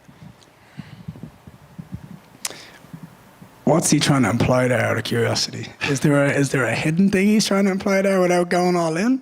Hit me with that. What do you feel like? I couldn't tell you. From what he told us, he said it was when he went to grapple MVP, he said it was hard to get a hold of the guy. Well, yeah, he's like a fucking twig. He's skinny. He's going to slip out. Do you know what I mean? I don't know if he shaves his legs and stuff or he shaves his arms, but that makes it hard. Have you ever tried to grab a fish? It just slides out of your hand. When you get sweaty, that's why we see so many people shoot for takedowns early, because people are dry. The later on it goes in the fight, we see people slip off and end up in positions they didn't want to because they jump it and, oh shit, it's slippy. And a lot of people don't train with no tops on ahead of the fight. And I think it's ridiculous, because you need to put yourself in the exact position that you're going to be in the fight. Cup on, gum shield in, gloves on, let's go.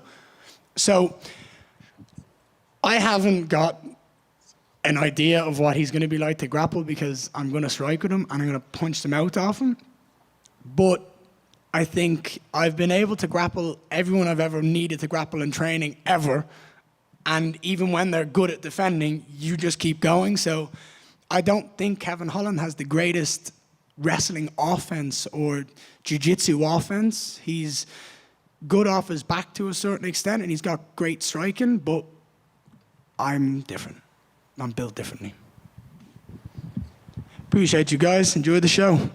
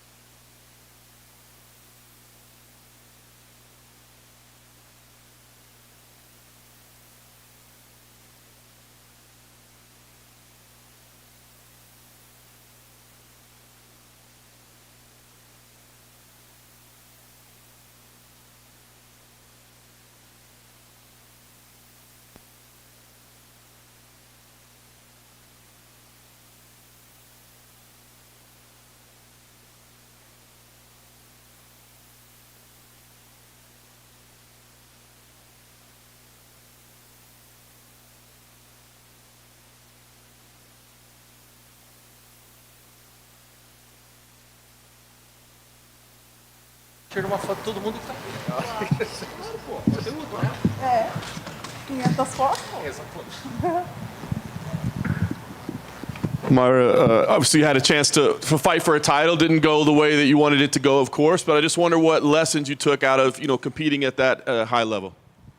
Você teve a chance de lutar por um título, não foi da maneira como você esperava, mas que experiências você extraiu de ter competido naquele nível, uma luta por título?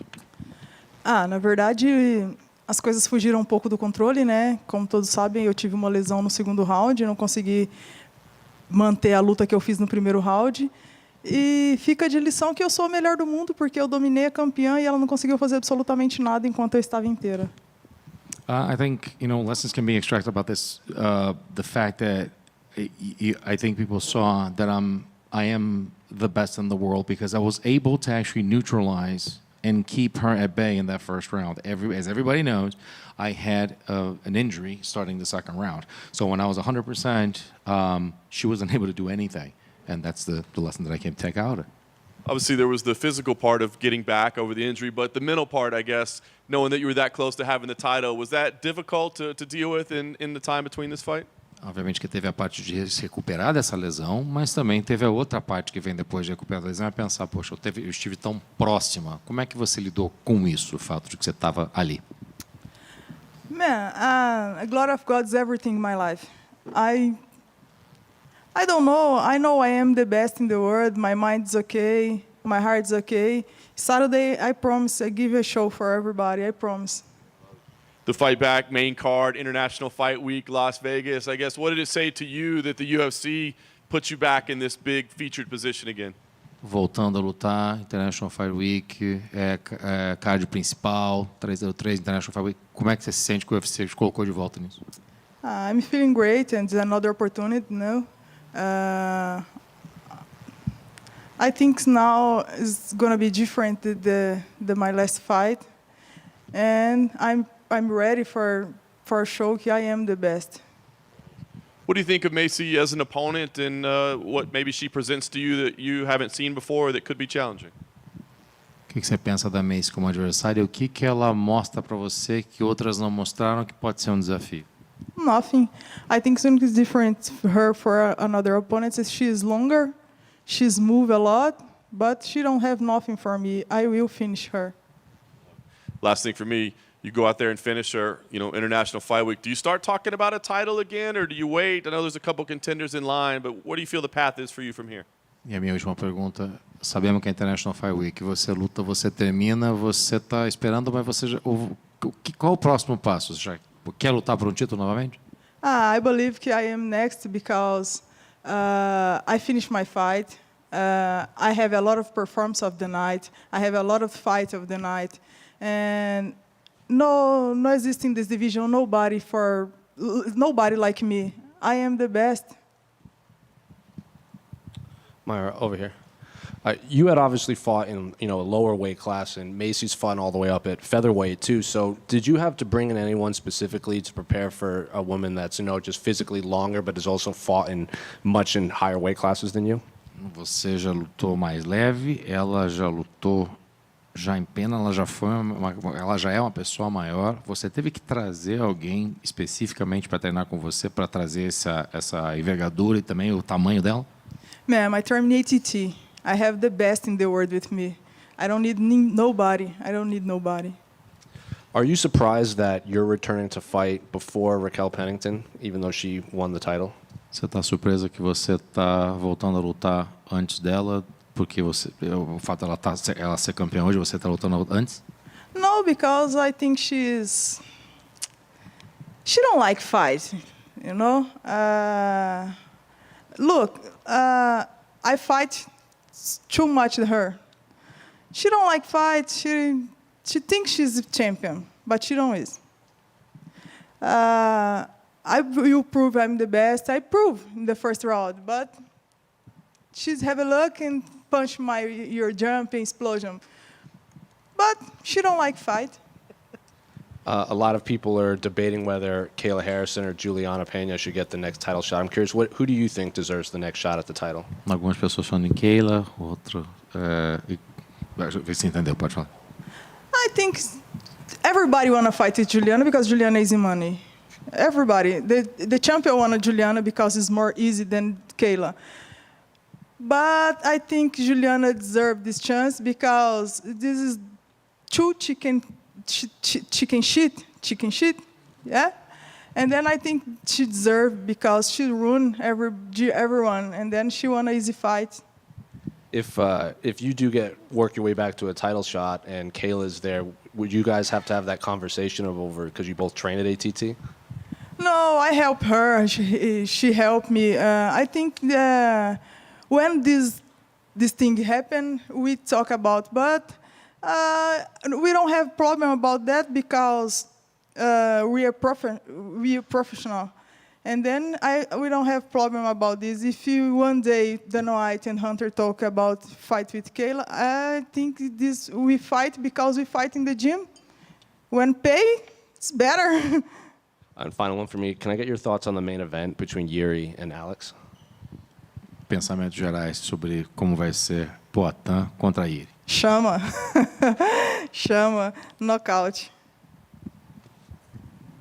Mayra, what did you think of Kayla Harrison's UFC debut at UFC 300? O que você achou da estreia da Kayla no 300? She's amazing, man. She's a beast. I trained with her. It's hard. So hard.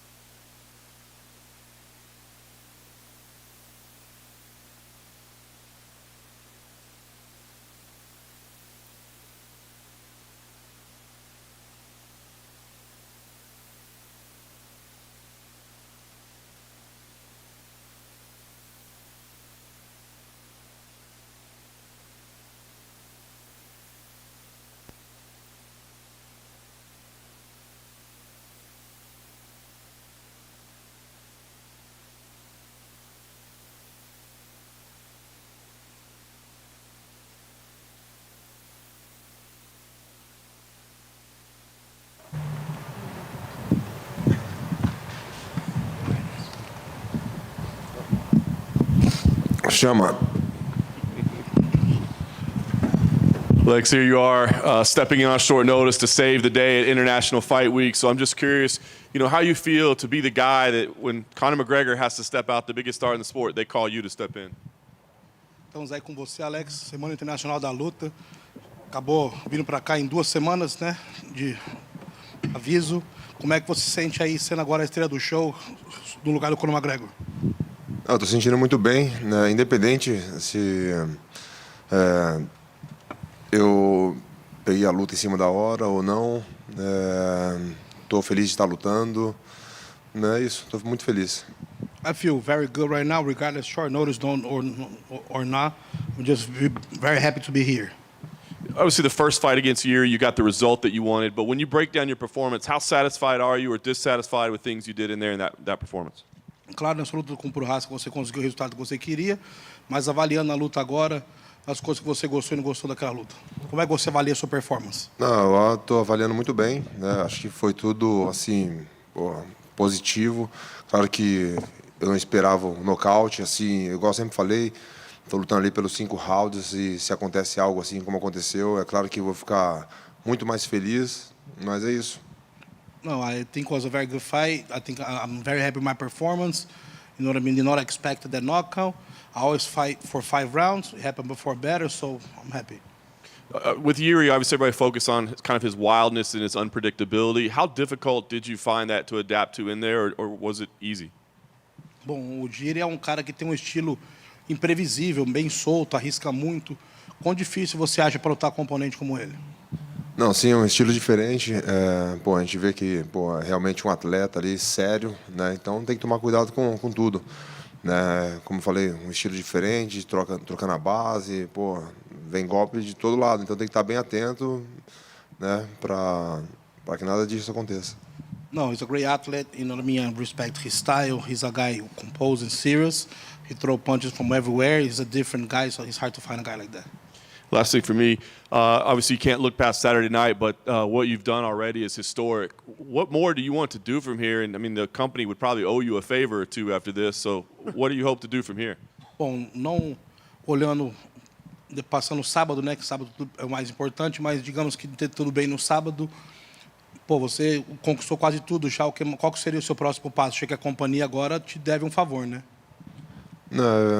Bom, meu foco é estar defendendo meu cinturão, né? Quero ganhar essa luta e defendendo. Eu não tenho um plano, né, específico, o que eu vou fazer.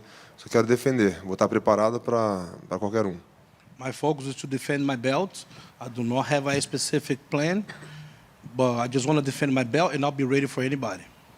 Alex, earlier today, Jiri was in here and he said that he believes you use shamans, magic and spiritual help to compete in the octagon, and he would like to challenge you in this fight that you don't do that and you just perform physically. O Jiri estava aqui mais cedo e falou de novo que acredita que você apela para a ajuda dos xamãs, né, e dos espíritos e da magia para ganhar as lutas e desafiou você a lutar sem nada disso, lutar seco. Bom, acho que todo mundo tem um espírito, né? Acho que ninguém vive só com o corpo, né? Se ele não acredita ou se ele não encontrou, né, o espírito dele, eu não tenho culpa. Well, everybody have their own spirit. We're not only made of flesh and bone. I found mine. If he did not found his, or if he does not believe, it's not my fault. Do you believe Jiri is one of the more unusual men that you've fought? Você acha que o Prochazka seria o cara assim, como eu posso colocar a palavra, mais diferente assim que você lutou assim no contexto geral? Sim, diferente. Eu acho que sim, dá para considerar. Quando eu falo mais diferente, não que seja, como eu posso dizer, No contexto geral, o unusual é a palavra como diferente no sentido assim, pô, um cara que não é diferente. Não tecnicamente? Não, no contexto geral.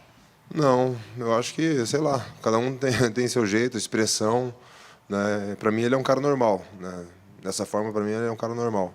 Oh no, normal way, man. For me, he's a normal guy. Everybody have their own ways and their own expressions, but for me, it's just a normal guy. Alex, right here. On the UFC countdown, Jiri said he felt he was getting the better of you in round 2 before you scored the knockout. I'm curious, when you go back and watch that, do you agree? And do you see things that you really need to work on from that first fight, even though you won? No countdown do UFC, o Jiri falou que acho que estava tendo o melhor da luta, estava ganhando, estava indo bem, até você nocautear ele. Você concorda com isso e acha que tem aspectos que você teria que melhorar ou não?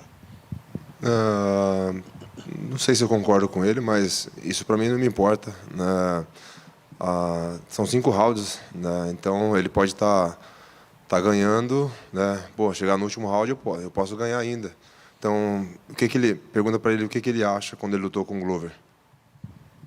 Well, I don't know. Like for me, honestly, I see the fight like as a whole. You know what I mean? It doesn't matter how the fight's been playing, it's the result. So if it's like that, why don't you ask him what do he think of his fight with Glover? Alex, right here. Alex, there's a photo on the internet that seems to show you on Google Maps working at the tire shop years ago. Can you confirm have you seen the photo and can you confirm whether or not it is you? Tem uma foto no Google Maps, quando você coloca o endereço da borracharia, que mostra na foto lá você trabalhando anos atrás. Você confirma que é você naquela foto ali? Com certeza.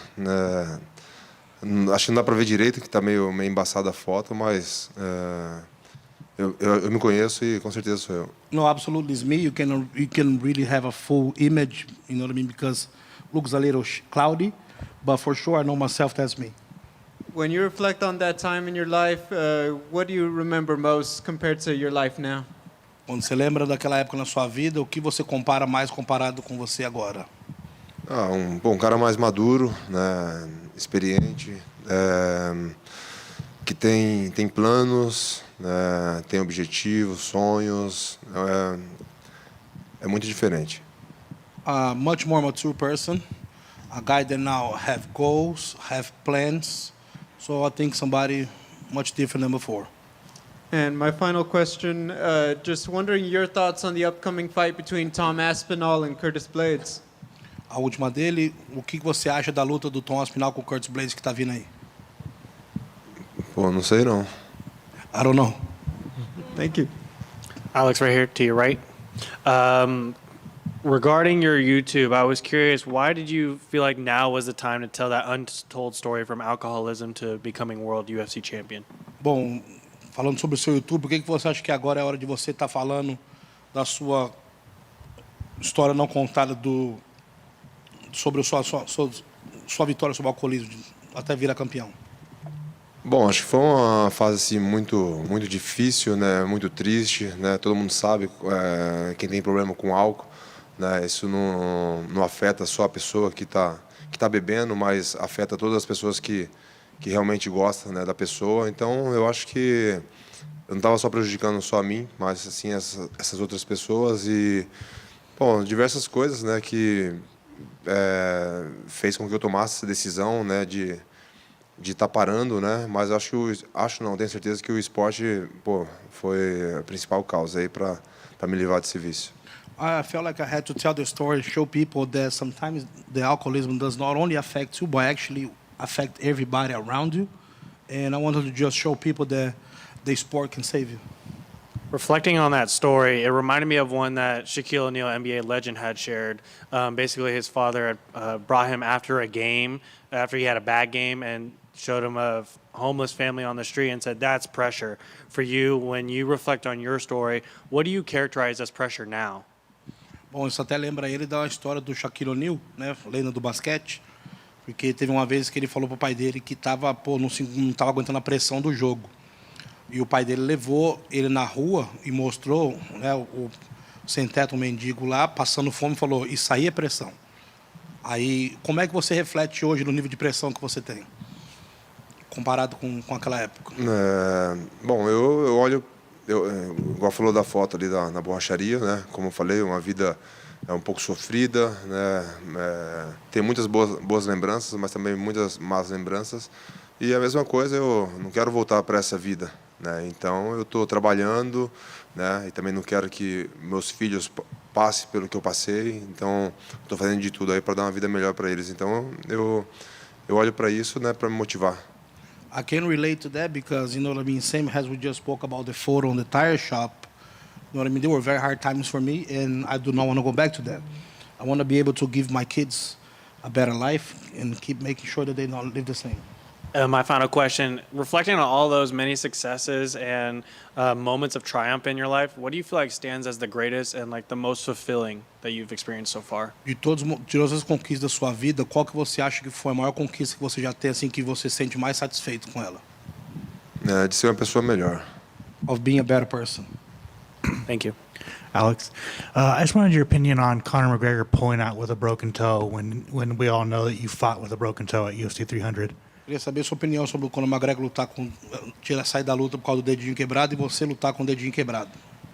Eu acho que são situações diferentes. Eu acho que ele fez a melhor coisa, porque eu não aconselho ninguém a estar lutando com o dedo quebrado, porque isso limita muito, né? Eu fiquei bastante limitado. As condições são outras, né? Pô, o cara, né, tem a vida dele, trabalhou para isso, de conquistar tudo que conquistou. Eu estou no meio do caminho, estou conquistando as minhas coisas. Então eu aceitei, achei melhor aceitar, né, de lutar, né, fazer a luta mesmo com o dedo quebrado, porque eu estava em outras condições. Então eu acho que ele fez a melhor coisa. Talvez eu no lugar dele faria o mesmo. Well, can never judge people's pain, you know what I mean? Like different scenarios, different situations. You know what I mean? He made his name, he made his money, he made his life. I'm kind of halfway there. So I fought with the broken toe due to my situation, but maybe if I was on his situation, I had not fought.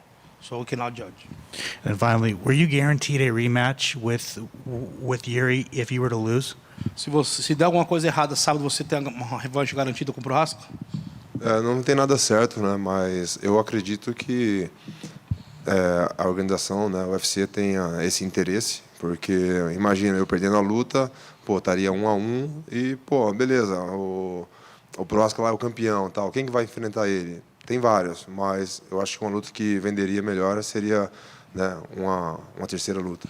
Nothing's right with the organization, but I think that, you know what I mean, if in case that Jiri wins on Saturday, I think it makes more sense for organization for a straight rematch. You have a lot of guys over there on the line, but I think in terms of making a fight, I think that would make more sense. Alex, right here. Your old buddy Anthony Smith said in his analysis of this fight that he thinks this situation is the best case scenario for Jiri to win. Do you think that's fair at all, especially given your history in kickboxing, the amount of times you fought on short notice, multiple times on a night? Do you think that's off analysis from Anthony? Bom, o Anthony Smith falou que ele acha que com toda a situação que está essa luta, melhor caso pro Jiri ganhar, né? Você sendo um cara do kickboxing que está acostumado a lutar sempre, né? Tá bem experiente. O que você fala disso aí? O Anthony Smith veio aqui e falou que acha que dá muita chance do Jiri ganhar por causa da situação da luta ser de última hora e tudo. Mas você é um cara do kickboxing acostumado a lutar sempre. O que você tem a dizer sobre isso aí? Não tem nada a dizer não. Essa é a opinião dele. E eu acho que eu espero que ele tenha uma boa luta, o Anthony Smith. I don't have nothing to say. That's his opinion. I hope he have a good fight. If he wins, are you interested in maybe fighting him, getting this done? Você ganhando, sabe, é um cara que você teria interessado a lutar? Eu luto com qualquer um, né? Não sou eu que escolho, né? Eu vou estar pronto, vou estar preparado, assim como eu tô pronto para essa luta. I'll fight anybody, man. I'm not the one that choose, but I'll be ready just like I was for this fight. Alex, just over here. You've captured titles in 2 divisions now, and you've headlined some of the biggest events. What is left for you to achieve? Do you have any other goals? Bom, você agora conquistou 2 cinturões e já fez luta principal nos maiores eventos. O que falta ainda aí para você conquistar, você acha? Tem mais algum objetivo? Não tenho nada específico, né? Igual eu falei, eu quero defender o meu cinturão. Né? Eu não sei quanto tempo eu fico, né, nesse esporte, tenho 36, vou fazer 37, mas eu me sinto muito bem. Mas eu não posso te falar quando que eu paro, né? E é isso. Well, I feel good now. I want to defend my belt. I'm 36 years old. I'm turning 37 soon. So I do not know how long I'll be in the sport or how long I'll be fighting. So that's it. And of course you have history with Israel Adesanya, and he has a chance to regain his title soon against Dricus du Plessis.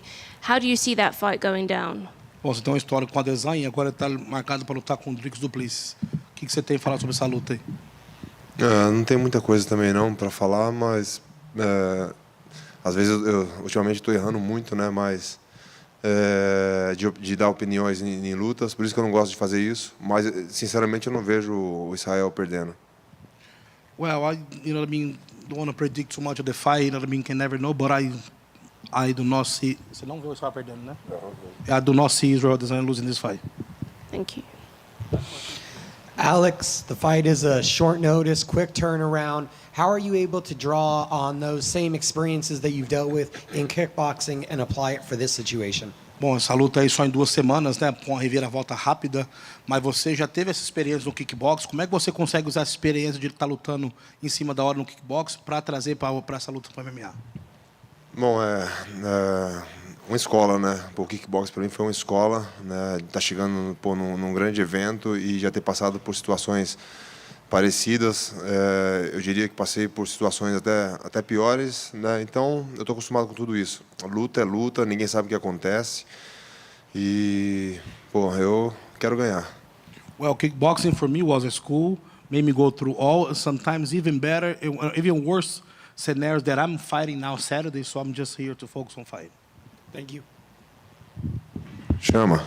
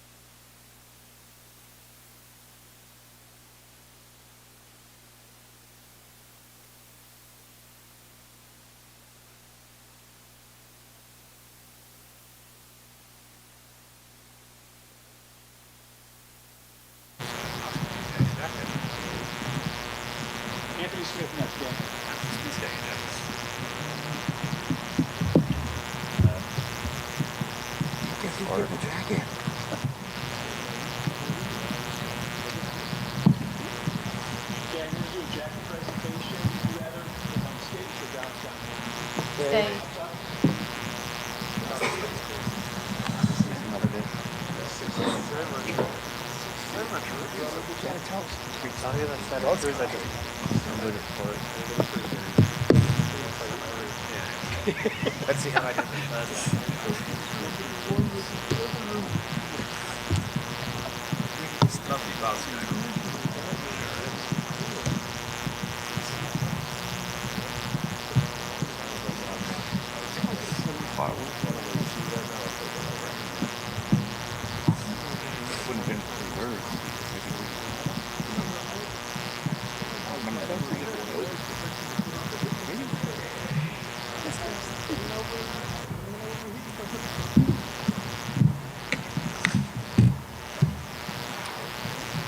Good afternoon, everyone.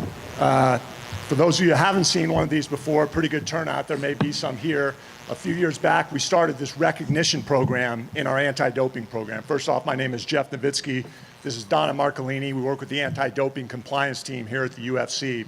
And a few years back, we started a recognition program honoring athletes like Anthony Smith that have achieved testing milestones with a perfect test history. Anthony happens to recently achieved 50 perfect tests. Really, Anthony epitomizes our recipients of this program. They all have things in common. Those things are, A, they have staying power. They've been around for a while to get to 50 tests. Anthony's going on his 9th year in the UFC. Number 2, they've been successful. Any good testing program, when you distribute your testing numbers, you distribute them to your most successful athletes. So most of these athletes have been in the top 10, top 5, and championship level fighters. And then lastly, they're all dogs. They all grind, because in this program, you don't have the shortcuts that you can go to. You can't use things that'll help you recover or help you get stronger. It's really, truly a lot of hard work, a ton of hard work. To compound that, these guys are responsible for where they are every day of the year, 365 days. And when you have somebody like Anthony that is not only a busy fighter training, but he also does commentary. So every time he travels somewhere, he's responsible for letting us know where he's at so he can be tested. And he's done this perfectly throughout his 9 years. So we hope, as part of the story you tell of Anthony this week and his fighting and taking this last-minute fight, a part of that story also is that he's a clean athlete and has done all these right things, and that's what this program's all about. So congratulations, Anthony. We're really proud of you. And here's your 50-time jacket.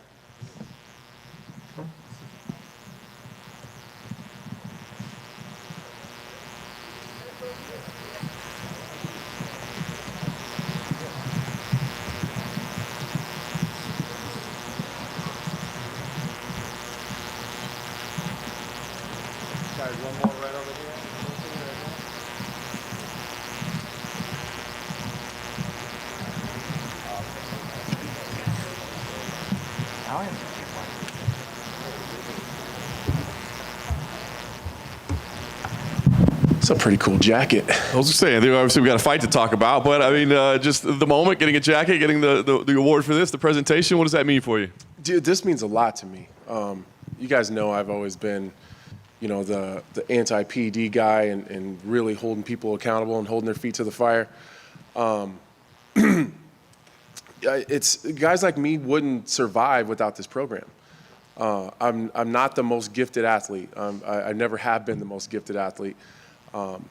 And I've just always been committed. It's not like there wasn't opportunities early on in my career, just like a lot of people in my era. That could have all been very different. But without Jeff and Donna keeping it clean, like guys like me aren't going to make it. Like we're already a little bit behind, and we make up for it by being dogs and having a better work ethic and being able to go through the fire a little more than other people. But if people are getting a head start on us, the guys like me aren't going to make it. So, and like Jeff said, it is tough to be kind of tracked 365 days a year. You know, a lot of times I feel bad. I am in Donna's text messages constantly, like, oh my God, I'm at the airport, I'm about to fuck this up. You know, like I need you to help me change my whereabouts. You know, like before I actually leave. And the testers, or you know, even when USADA was around, like my kids as my kids are growing, they're seeing these people all the time. Like, oh, Dennis is here. Like, they just at some point become part of the regular routine. You know, they're just used to seeing it. So it's pretty. This is a pretty cool thing for me. It really is. That's awesome, man. Well said. All right, let's talk about the fight. Right, obviously, no more short notice fights for you. You really got to manage the decisions at the end of the career. I guess talk to me about. I mean, at the end of the day, you're just a fighter, and that's what you do. Yeah, listen, I told you guys before, I'm kind of trying to keep everything, like all these fights in a box. And I just make the decision based on that. It's kind of my new mindset. It's kind of this new thing that I'm going through. And I'm just not concerned myself so much with the title or where I'm at in the division or who's next. And just none of that matters. I just take whatever the offer is and I put it in a box and I make the right decision based on that and not where it would get me if I win. So when I was training with Jamal, I'd already been helping him get ready for Olberg. I'd already had Olberg on my mind for 4 or 5 weeks, trying to help Jamal get ready for him. Excuse me. And then Jamal was in Omaha when kind of this whole mess kind of started. And, you know, I had already been talking to Hunter and let Hunter know, like, look, I'm in shape. I'm ready to fight.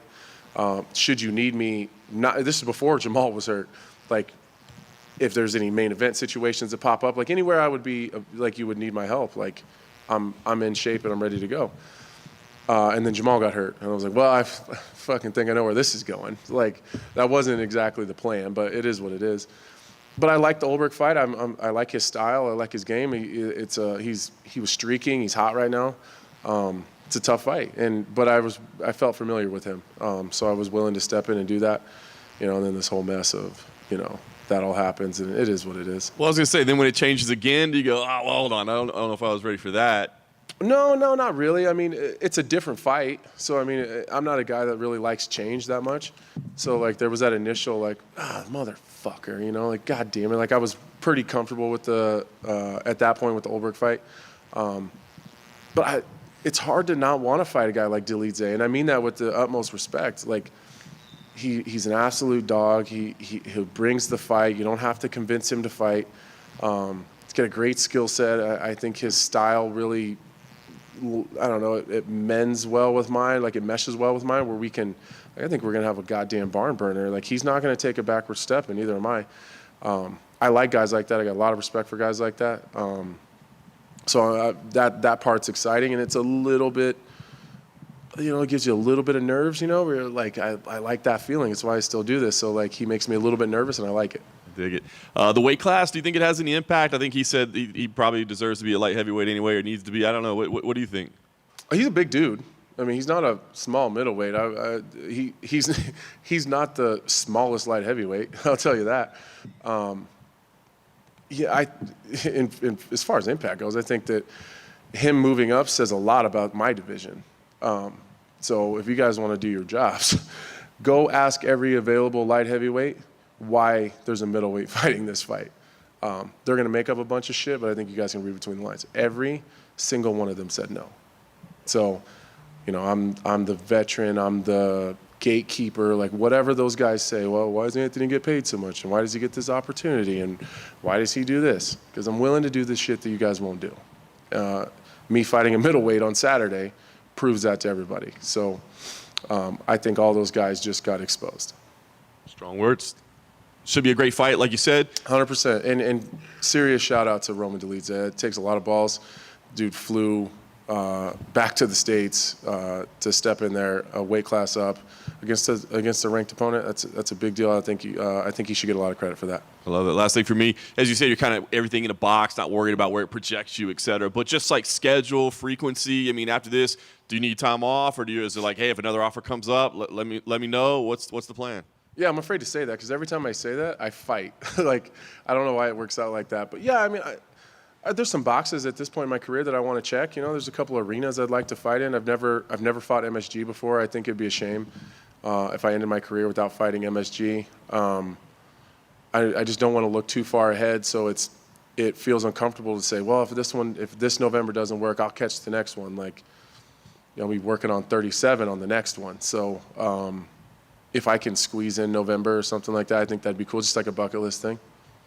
Anthony, right here. When Roman was in here earlier, he said that he was quite familiar with you because John Jones brought him into his camp for your title fight because, oh, that's cool. Quote, he said John was very concerned about your jiu-jitsu. I guess, what do you just make of that, kind of the connection here? Does that Oh, that's have great. I any didn't know impact on that. the fight? That's crazy. That's kind of cool. Yeah, he's got an incredible jiu-jitsu game. We've rolled a couple rounds together. He's a tough dude. He's a good dude. He's very, very good at jiu-jitsu. So I have a little bit of familiarity with him. I've obviously worked the desk, several times with him on the card. And honestly, I mean, you guys can go back and look at some of those shows. Like, I really raved about his game and his jiu-jitsu, and honestly, how frustrating it was at times to see him go into these fights and not do a whole lot of jiu-jitsu. So that's a really cool that's a fun fact. I didn't know that. Yeah, for sure. And of course, we know the title fight is the main event on this card. You're not looking past this, but if you win, do you use that mic time, especially for something looking towards that main event? Yeah, I mean, probably, but I said that in the last fight too, but I think I need to delegate maybe to Lloyd or Scotty or Mark, like, to remind me, because I am living in the moment right now. Like, I'm doing a really good job of just staying in the moment and being where my feet are.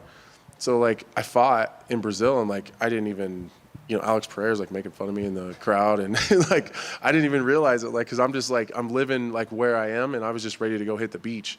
So I don't know. We'll see. I'll cross that bridge when I get there. Got to get through Roma Dolidze first, though. Anthony, over here. Yes, Just a few minutes ago, you said, like, fellow fighters were, like, kind of calling you a gatekeeper and talking about your pay. Do people actually bring up, like, your pay, like you said? Like, why is Anthony getting Oh, yeah, for sure. Yeah. Like, fellow fighters? Yeah, do we that? hear that shit in the back all the time. Like, fellow fighters saying Oh, yeah. that? Oh, yeah. It's weird, right? Yeah, it's very weird. Like, what if you guys were out there arguing about who makes more money? That'd be fucking weird, right?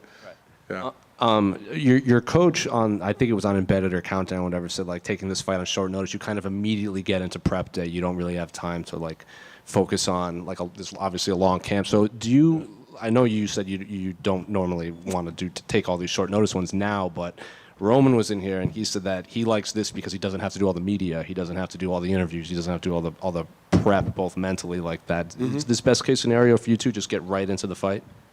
No, none of that stuff really changes for me, whether it's short notice or I have more notice. It's all kind of the same for me. Like, my media schedule is about the same as it typically is. And I don't really do that many interviews anymore. I do a couple here and there, but so that doesn't really change. That would make sense. Like, for him, though, I can get that. He's not like a media darling. And I don't mean that in, like, a negative way. You just don't see a lot of him in the media. So him being able to come into a big card like this and a big opportunity and, a lot of eyes on our fight without having to worry about the bullshit, I get that. And then unrelated to this fight, but I feel like I should ask you this. Cub Swanson was in here earlier, and he was saying that he's just noticing fans don't really do their research on the original fighters that kind of paved the way, and he kind of brought up all the WEC guys and everything. I'm curious, do you see that too, like all of these fans that, like specifically we talked about how people view Jose Aldo as the guy that lost to Conor, and they don't really bring up the WEC Jose Aldo. They don't know that. So do you get, like, what do you say to those fans that, they don't know that you fought in Strikeforce? They don't remember you as a middleweight and everything. Yeah, just in general, I think as our fan base is getting younger, they just weren't around for those days. And I mean, to be honest, I think a lot of younger fans probably don't go back and watch the 91 Bears, or like they just don't go back and do their research. But would urge them, like, to go back and get on UFC Fight Pass and go watch, like, the WC days and the Pride fights and Strikeforce. There's a lot of good fights in there. I just think it would be fun to go back and see all that stuff. And I get it from Cub, because like I've seen Cub kind of recently getting some dust-ups online, kind of along those lines of just not being respected. And my generation of fighter put Cub's generation on a pedestal. If Cub Swanson and the people that came with him never were around, that people like me wouldn't be here. And that just keeps on rolling, Like, if I'm not here, then the people that came after me wouldn't be here either. So I get Cubs' frustration with that, though, because I do feel it myself. Anthony Sayre, just going off that real quick, Shogun going in the Hall of Fame this week. Wild. Of course, you're an opponent of him. Just, I guess, reflect on what you feel he meant to the sport, what it meant to you to get the chance to fight him while he was still fairly on top of the game? Yeah, Shogun, I mean, legend isn't even a good enough word for, or like it's not a good enough word to describe Shogun. In terms of, my history with Shogun, I wish there was a way that I could repay him for what he did for me. He gave me an opportunity when he didn't have to. They were talking about him going into a title fight following, a win. That's all he needed was a win. He took a big risk, and I think that says a lot about his character and just who he is. And that opportunity skyrocketed me. It was my first main event. It was on short notice, and a lot of really good things happened for me and my family, and my earning ability and where I am as a fighter today started with Shogun and that chance that he gave me. So I've seen him a couple times since then, and to be honest with you guys, I've always been too nervous to go up and talk to him. I still feel like that about Shogun. Like, I still get starstruck. So Shogun Hua means a lot to me. Anthony, over here. Mm-hmm. I know probably because of the short notice you didn't get to train out in Colorado at Factory X. Will Marc Montoya be in your corner? I was in Denver. Oh, you were? Okay, yeah, gotcha. yeah, I was there. Yeah, and he'll be here. Okay, for sure. Great. And something I know you've done in the past, usually like going out in the RV with the kids and stuff during the summer. I'm guessing that's kind of on hold right now as you see what happens with this fight. Yeah, you guys dragged me from the pool. I was spending a lot of time by the pool. But yeah, I mean, this is like best case scenario for me. I was training. Jamal was in Omaha, which made it really easy for me. I was in shape. I was doing my thing, like kind of free and open because I didn't have like a target. I was just training hard. And then this pops up, and so I just gotta like pull myself out of the pool for a couple weeks and then come here, fight, and you guys catch me at the pool on Sunday. So this is like best case scenario for me. And just last one for me, you mentioned training with Jamal Hill. You two were supposed to fight. Now you've kind of developed a bit of a friendship. He came out and trained with you. Can you just expand a bit on that and how you guys went from possible opponents to now being training together?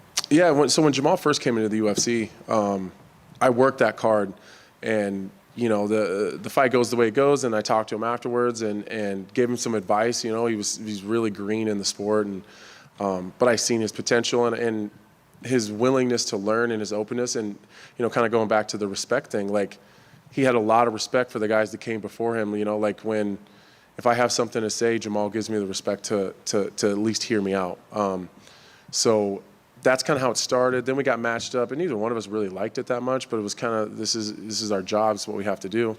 And then we weren't, then he goes and fights Glover, and then I go to Grand Rapids and help him get ready for that fight, and then he wins the title. And so it's weird, our career paths are kind of weird. It was supposed to be me versus Jamal, then after that it was me versus Khalil, then it was supposed to be Jamal versus Khalil, and then it's Jamal versus Olberg, then me versus Olberg. The whole thing's really, really weird. We're in this weird, MMA is crazy. But yeah, it's the whole thing's weird, and it just, it is what it is. I'm sure at some point we're going to have to sit down and have that tough conversation where both of us get a call that we don't want, but again, we'll cross that bridge when we get to it. Awesome. Thanks, everybody.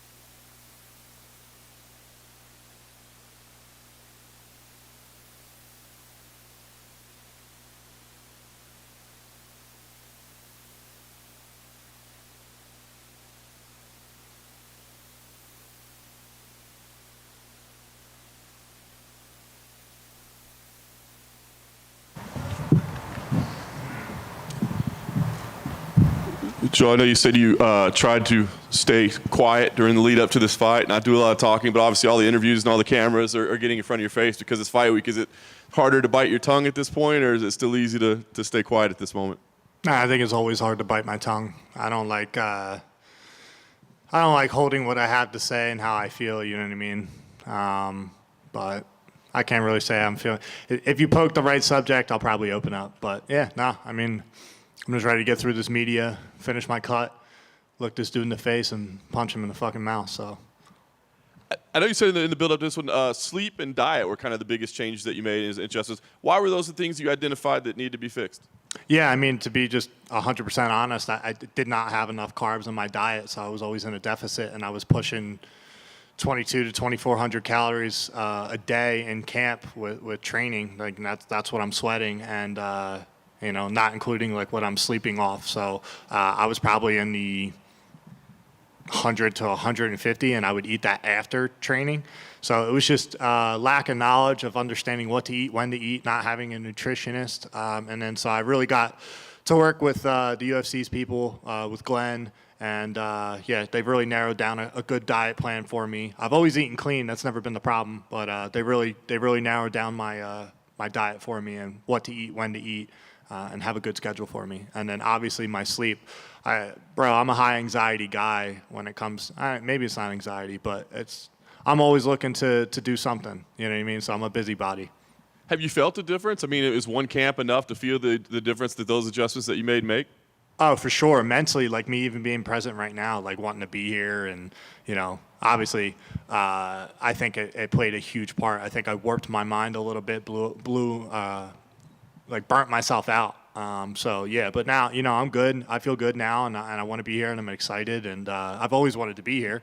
But it makes it a little bit easier each time. So I definitely felt a difference, and definitely felt like I could get through the practices much better than previous. And the best way to explain it is like I would show up some days and just be in survival mode, like let's get through this practice, because I was so depleted, versus like let's dig this practice and try to push and really blow our lungs out. Nice. Last thing for me, we always just talk about the target that you had placed on your back from the very beginning, right? So you get this win on Saturday, you start the win streak again. Are you hoping that same attention, that same energy is around you, or are you hoping to do things a little bit different in this run? Johnny boy, all I got to do is knock this motherfucker out, whoop his ass, dominate, do what I do best, and I'm going to be right back where I am. I'm 27 years old. All these turds talking shit on social media, all these shitty fans, it's all good. They're not real fans. They don't know their homework, bro. I'm 27 years old. I got 15 pro fights. I'll go out there. I'll do my thing. I'm not going to change who I am. I'm still going to talk shit. I'm still going to be a jerk off. And, that's how it is. So you don't like me, don't fucking ask me a question. You know what I mean? Like, don't follow me. It's the weirdest it's like the weirdest click ever dealing with the downside of a loss. Like, I put my body on the line, my health and all these things. I go out, I fight a guy. Everybody's acting like I got knocked out or I got choked out or something. It's like, bro, I lost a decision and I lost by 1 round. And in the 3rd round, got hit in the eyeball, couldn't see the guy for the rest of the fight. You know what I mean? So it's just people's like delusion. It's like I lost by that much. And the dude's got 17 UFC fights. That was my 5th one. And I'm out there performing at that on my 5th fight. So yeah, no, I'll be right back where I belong. Trust me. Joe, over here. Kind of to go off of that, making the changes you did in camp, even before that, you were finding a lot of success in the UFC, but now that, you've changed the diet and the sleep and everything, and you're no longer depleted, how good do you think we'll see you perform now that you have all of this? I don't know. That's why I'm fighting. I want to find out how far I can take this, right? So I have the speculation that I fix things just based on how I feel, but we don't really know, bro, until the fight's going and we're exchanging, and we'll see how I feel. I think people are being a little bit dramatic with how bad my cardio is. Look, I made it through 2 sessions of 5-5-minute rounds my last camp for Jack, and it's not why I lost. The man had a better game plan. He stuck to it, right? But I was sick from December 22nd till January 21st with one of the worst. I have no idea what I had. I was coughing up phlegm, coughing up blood. Brendan Allen came up to help me and everything, and I was dead sick. I was dead sick even on the Joe Rogan podcast on January 17th, and then I still fought, February 10th? So, bro, I had like 2.5 weeks where I wasn't dead sick. My coaches wanted to pull me and everything, and I it didn't bother me. I still was like, man, I think I can beat this guy. Like, I believe it. I can knock him out. I can do this. I can do that. And we took the chance. So even in the loss, I'm still getting attention and I'm still learning. You know what I mean? So ain't nothing changed over here, bro. The only thing that changed was the social media world, but nothing's changed in my heart. Nothing's changed in my mind. Is the social media part what you were referring to, that you have to bite your tongue about? Yeah, 100%, bro. We live in a woke fucking world, a bunch of little weak bitches. So I just I don't have much respect for a lot of people that have to bite their tongue because it's the social norm. Social norms doesn't make it right. So yeah, I mean, there's a lot of shit that I don't fuck with. Looking at this fight specifically, you know, Marc-Andre is pretty well known to being a very durable guy. Like, usually when you get in there, it's three hard rounds, 5 rounds. You're obviously famous. He's fought 5 rounds? Not 5 rounds. I was going to say, like, you fought 5 rounds. He's done a lot of 3 hard round fights. You obviously kind of blew up on the internet when you broke Francis's punch record. So when you have a guy like yourself who hits harder than almost anyone in this division against a very durable guy like Marc-Andre, what kind of fight are you expecting? I think his durability is blown up. I think he's got a lot of heart. I think he is durable, yes, but I don't think that I don't think it's like a staple that you guys should be putting on. I'm not saying you guys, but like just people in general, like the narrative, he's a durable guy. Listen, are you talking about his skills? Are you talking about his punching power? Like, cool. He fights boring fucking decisions. Chris Curtis' fight was terrible. And it wasn't Chris Curtis's fault. Like, Chris was doing his thing. It's just, I feel like styles make matches, right? I think he's a good dude. I think he's a tough guy. I've heard that he's a nice guy. He's a good guy. You know, but we're going to fight. And, yeah, I don't care how fucking durable you think your chin is, bud. When I crack you, if I get a clean one, I will hurt you. Look at Jack. I didn't hurt him, but he still said I was one of the hardest people to hit him. So it's just, I need to get a clean one, man. I was doing good that fight, throwing combinations, and then, you know, Mark's a totally different fighter. He's a veteran. I think he's been in this, you know, the game for a while, and I got respect for him. You know what I mean? I'm not his friend, but I got respect for him, and I think he's tough. So that's all I can say. I don't think he is got a set of skills that I'm going to be like, oh my God, I can't deal with this. He's going to try and push forward. He's going to try to make it ugly. He's going to want to clinch. He's going to want to throw uppercuts. He's going to want to throw shitty knees and some elbows. And he's going to be tough. He could beat me that way, right? He could if I let him dictate that. But he's also a guy that's willing to exchange with me, and I'm going to catch him inside there. That's what I do. I do great when people get aggressive. So if you look at how Jack fought me, he hit, ran. So, and then he took me down. And final one for me. Can I just get your thoughts on the main event between Alex and Jiri? Bunch of fucking voodoo shit going on. I don't know. Yeah, I mean, I'm bummed out. I wish it was Conor. I like Jiri. I like Alex. I think Alex is just becoming, you know, huge in the sport. It's his presence. It's the way he carries himself. He's not so socially open. You know what I mean?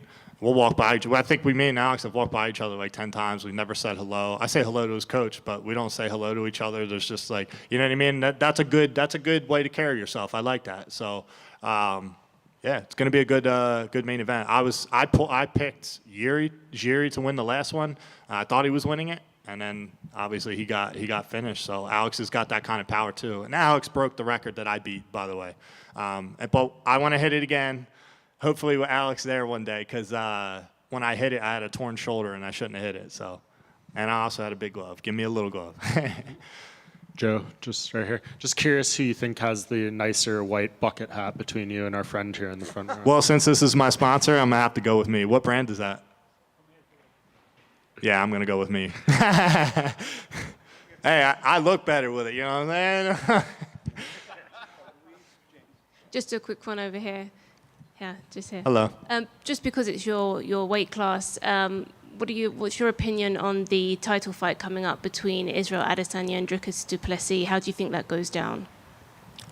Yeah, that's interesting. That's a rivalry, right? Like after all the bad things said between each other, it's actually not that bad, but it's, you know, that's the narrative that's going to be built. Yeah, I don't know. I hope Izzy gets it done. I've been watching Izzy for a long time. Dricus I haven't watched as much, but he's tough. You know, two guys that don't like each other is always a good fight. And I don't think Izzy's going to change much, right? He's gonna stick to what he's good at doing, and that's picking people apart. So I don't really know who's going to win that. You also have to throw in the wild card of like Dricus. He can wrestle and make it ugly and make it like a crazy panic. So that's tough, man. I don't know.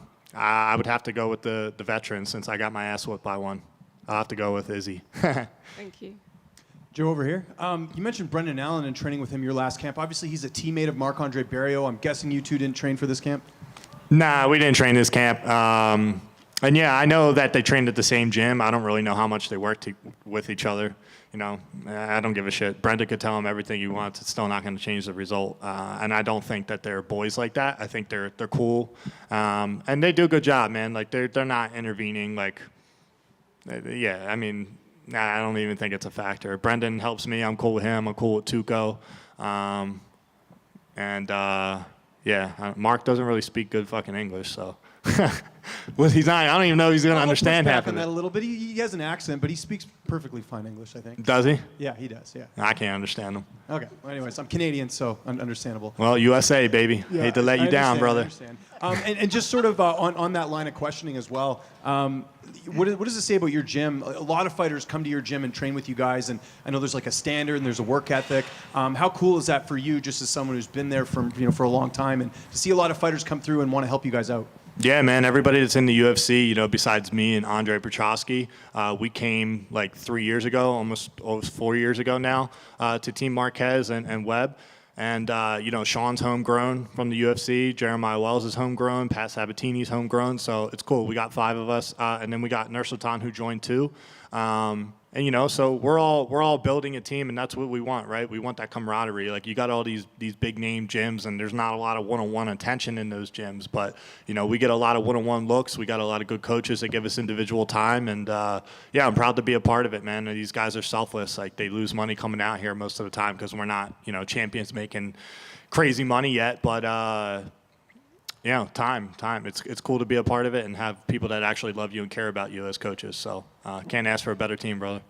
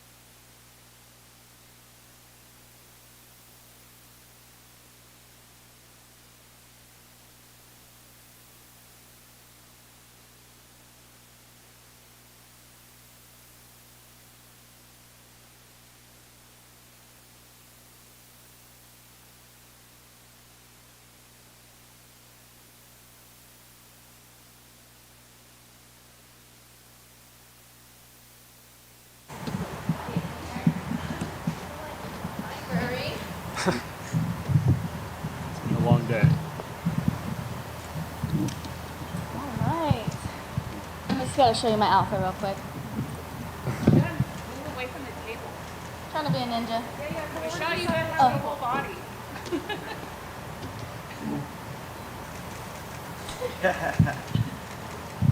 Oh. We don't normally get a fashion show to start media day. That was a little extra, I'm not gonna lie. Michelle, you've been fighting at a high level for a long time, right? So to be here, International Fight Week, UFC 303, Las Vegas, I mean, is it still like a special feeling, or is it just like the next assignment for you? It is very special. Every fight is very special. And it's crazy. It's just, I don't know. I just feel it might be that I'm getting older and just appreciating things a lot more, trying to slow things down. Sometimes you get wrapped up in all of this, and the nerves can take over. You don't pay attention to what's really important. And I think that I've just been having an amazing time just slowing things down and taking it all in and really just appreciating this blessed life that I get to live. Is that specific to like this camp and this time period, or is it something that you've been able to do over time lately? You know, I think it stemmed a lot from my last fight. I was heartbroken. I felt like I got opportunity taken away from me. Any fighter that gets stopped and it's not their choice, it's going to be heartbreaking, right? But I remember crying, being mad, being upset, being in the ambulance, and then getting shipped to the ER and hanging out back there and kind of being a little sore loser.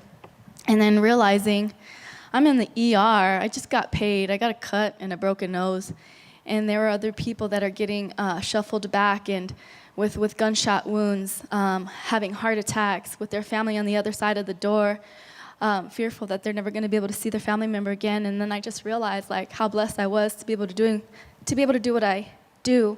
And at that point, I had a huge smile on my face. You know, I'm just chopping it up with Bryce Mitchell, and he made me laugh because he goes, "You know why they stopped your fight, right?"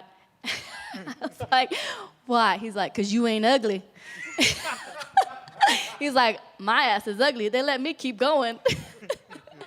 And he just, you know, he put a smile on my face. And the truth is, 18 plus years, I know in my heart I'm a warrior. I know I'm a fighter. That's all that matters. I come out here, I train my butt off. I have the ability to train with my husband. I have the ability to, do a lot of cool things with my daughter. We've been able to travel the world, see so many amazing things, and I wouldn't be able to do it if I wasn't doing what I'm doing right now. So just taking it all in, really. That's awesome. Well said. Well, you've obviously fought the best in the world. Gillian, where do you think she stacks up against them? How do you view her skill set? I think Gillian's up and coming. I think, she hit her stride moving to a different gym. I think that she realized that 25 wasn't the right division for her. She moved down. I don't think she's necessarily even a big 15er. I fought big 15ers that should probably have been fighting at 25. I fought the best of the best in the strawweight division, excluding Wei Li, so I just think this is another opportunity for me to fight somebody who's up and coming, who's chopping at the bits, who's hungry, and has a great skill set. Yeah. Is it as simple as you need to keep it on the feet and she needs to get you to the ground? I mean, it sounds that simple on paper, right? That's where she's good at. We all know that. I don't think her stand-up is that dynamic. She uses her stand-up to get her opponents to the ground, and that's where she really shines the most. But I have great groundwork. I want to say probably these last four opponents that I've had, I've been trying to take to the ground, and with no success, or with the success that I did have, it was short-lived. And so who knows if it goes to the ground. I'm excited to go to the ground. I have lots of really cool stuff that I've been working on these past 5, 6, 18 years that I'd like to showcase.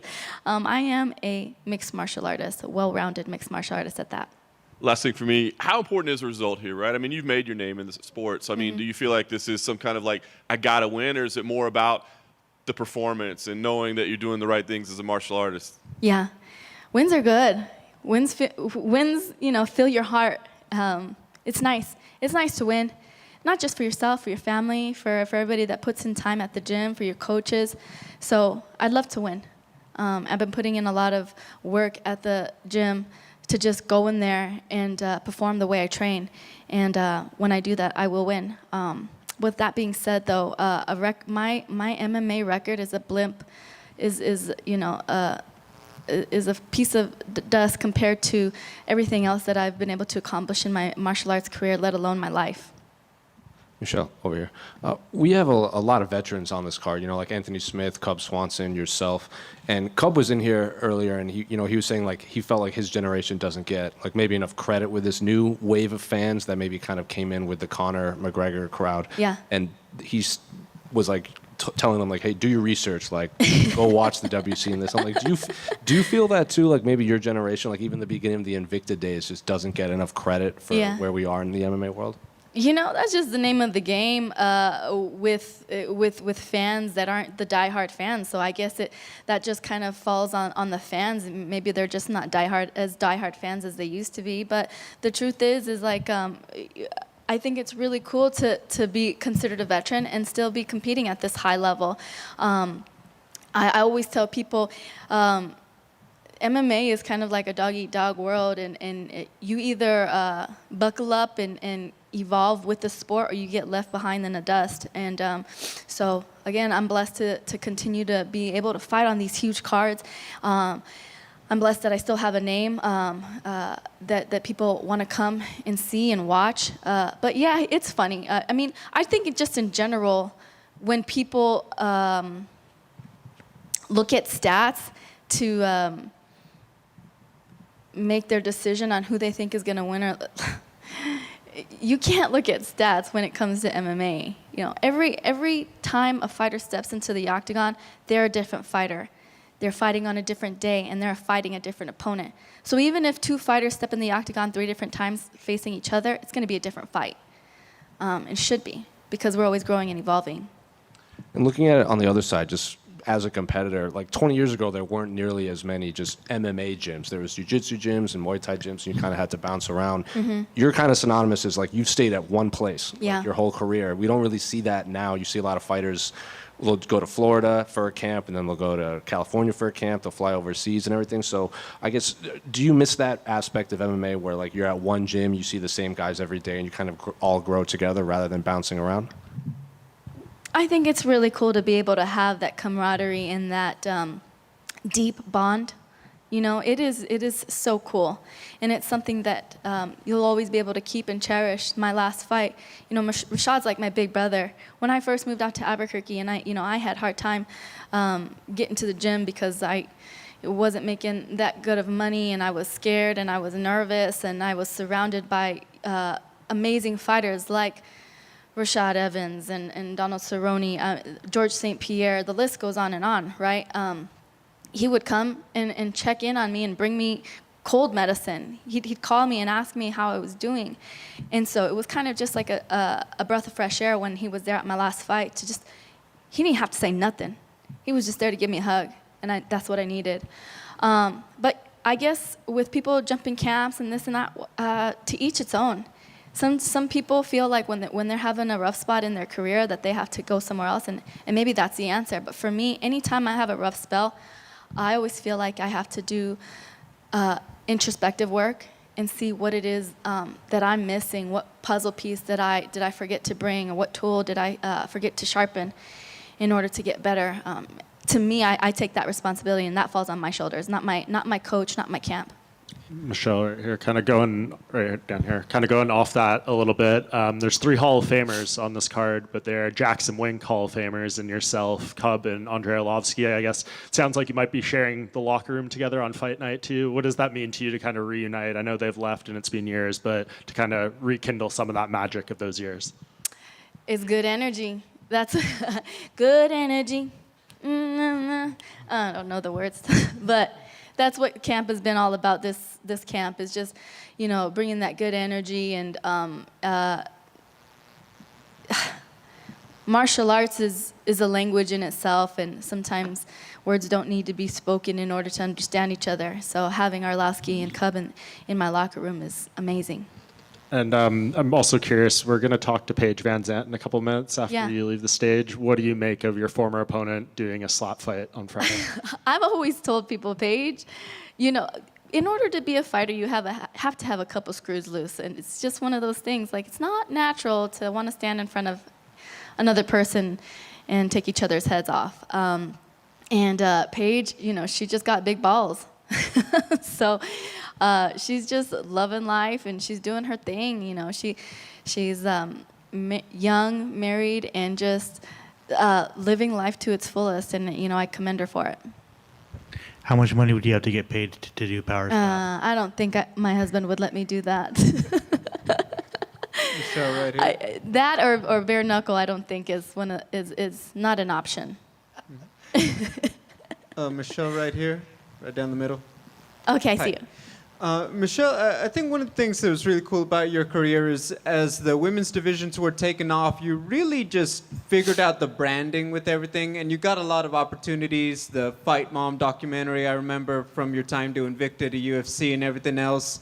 And it feels like there's a lot more opportunities for women now to make money, whether it be through social media and the sites and everything. What do you think has changed about the fan base and maybe about the business that has allowed more women to have these opportunities and to make that money the way Paige and others are? I think the biggest thing that has changed is social media. It's in our hands.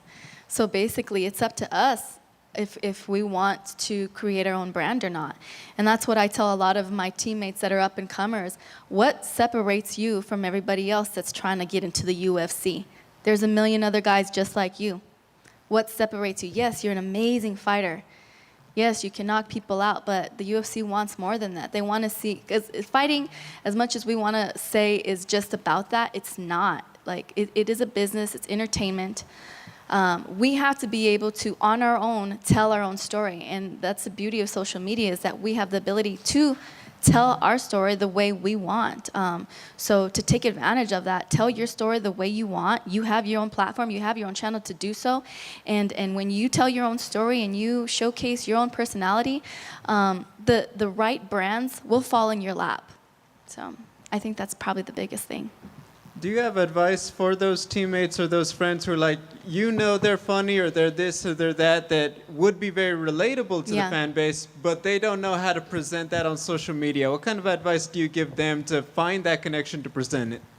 I just tell them, be you. Don't try to be somebody you're not, but be you and lean into that. If you're the quiet, silent, mysterious type, lean into that. If you're loud and crazy, lean into that. For me, you know, I wish I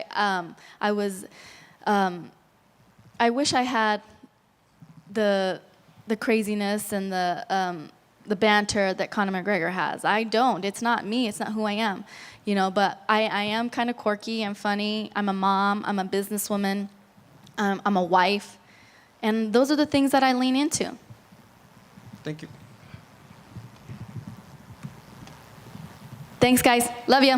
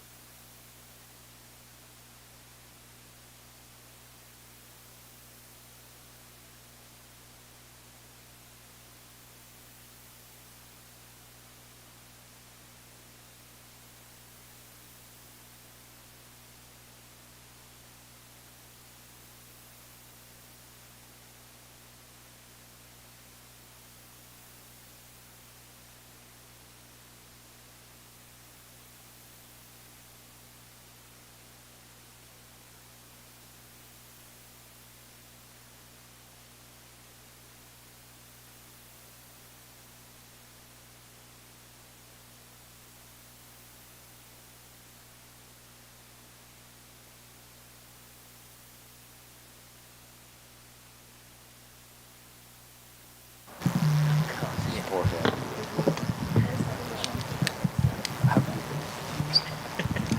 He does that. You got to go for Well, welcome back, I suppose, in some ways. I mean, what's the feel like, first off, just kind of being around the UFC Apex and just being around the whole property today? Gosh, honestly, it feels like home. Like seeing all the familiar faces. I was with the UFC for 6 years, so seeing everybody that I kind of like left behind, it feels like I'm, home, right where I belong. Obviously not the UFC this time around, Power Slap. How did this come together? How did this opportunity come about? Everyone keeps asking me that. Who knows? I got called if I would do Power Slap. I said absolutely, and that was it. Signed the contract, and here I am, here to do Power Slap.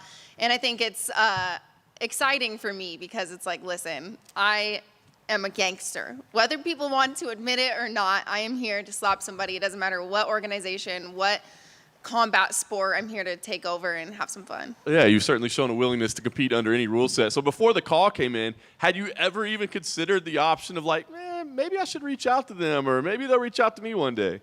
Absolutely. I mean, it was a conversation that we had in the gym. Everybody watches Power Slap. They've taken over. Everybody knows what it is. Everybody's seen the highlight videos. And a lot of people are like, no, I would never do that. Or they have mixed emotions about it all. And for me, I'm like, yeah, I would do that. Of course. I mean, I look back at my UFC career, my bare knuckle boxing career, everything that I've done, you can't take away how tough I am. And this is like that ultimate test of toughness. You stand there, you got to be able to have the balls to get hit. It's not a sport that hasn't had its share of controversy, right? There's some people who say it shouldn't even exist. Like, what's your answer to that? Do you feel it aligns with other combat sports, or there's something controversial about it? I mean, I was a part of the UFC when they still weren't legal in all 50 states. So I think it's just a matter of time before people start recognizing it. And you don't have to love everything. Everybody's entitled to their own opinion, and some people might not love it, but there's a reason that they're as successful as they are, and why they're taking over the social media space, why they are getting the numbers that they are, is because people are excited and they like to watch it.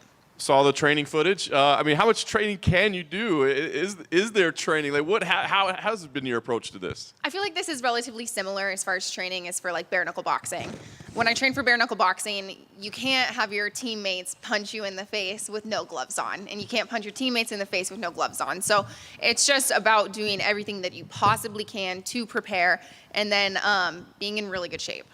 Nice. Last thing for me, how are you approaching this? I mean, is this a hey, just I'm here for this one and we'll see, or do you feel like, hey, maybe this could be part of my journey moving forward? Like, how are you looking at this? Yeah, I think for me, the narrative right now, it perfectly falls in line to continue to do Power Slap alongside doing my boxing. I still intend to box again at the end of the year. I'm waiting for the date on that.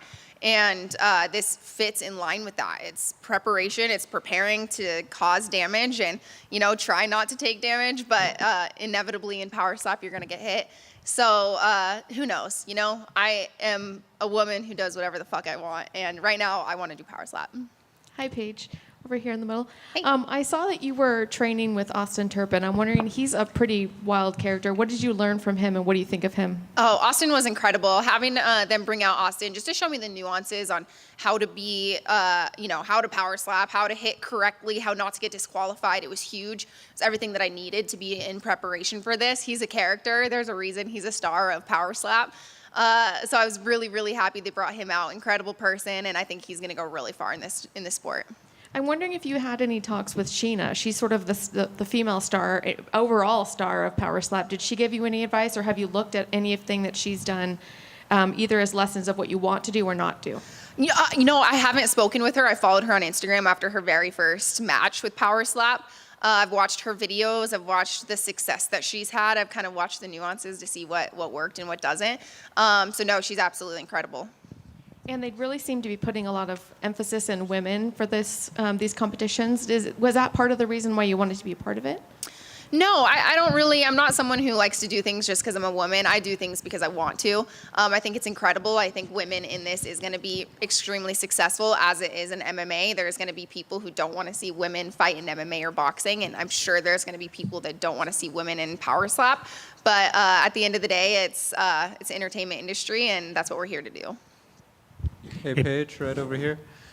Just wanted to confirm, is still plans to fight in bare knuckle at some point and complete that deal, or have you moved on from that? It's still on the table. I mean, Currently, I still have the opportunity to fight for BKFC. I loved fighting for them. They're an incredible organization.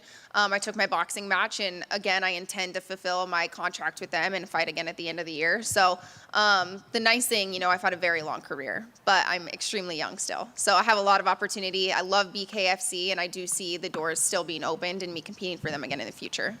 And then to talk about boxing, just about a month removed now, what are your thoughts on how that match went with El Brook? And is that also still the front runner for your second fight in boxing? Yeah, absolutely. You know, it went to a controversial draw. Not, you know, I think the narrative behind it, I'm excited to fight her again. Of course, I felt extremely well in the fight. That is the fight that would be at the end of the year once we get a date. And then I just want to ask about some of the other, you know, faces around. I mean, you got Rose Namajunas still doing her thing, Michelle Waterson on the card, and, you know, running into her. Just what are your thoughts on some of your past opponents and just how they've been doing and just seeing everyone do their thing? It's incredible. You know, running into Michelle, she's just such a legend in the sport, but still extremely active. Seeing Rose compete, these are girls that I, grew up watching and then got to compete with them, alongside them, against them, and to see them continue to shine and make these waves for the UFC is absolutely incredible. And I'm excited mostly that I get to go compete on Friday, and then I get to be at the fights. I get to be at UFC 303 and have a beer and enjoy the fights as a fan. Thank you. Hey, Paige, are you going to try and convince Rachel Ostovich to come do Power Slap?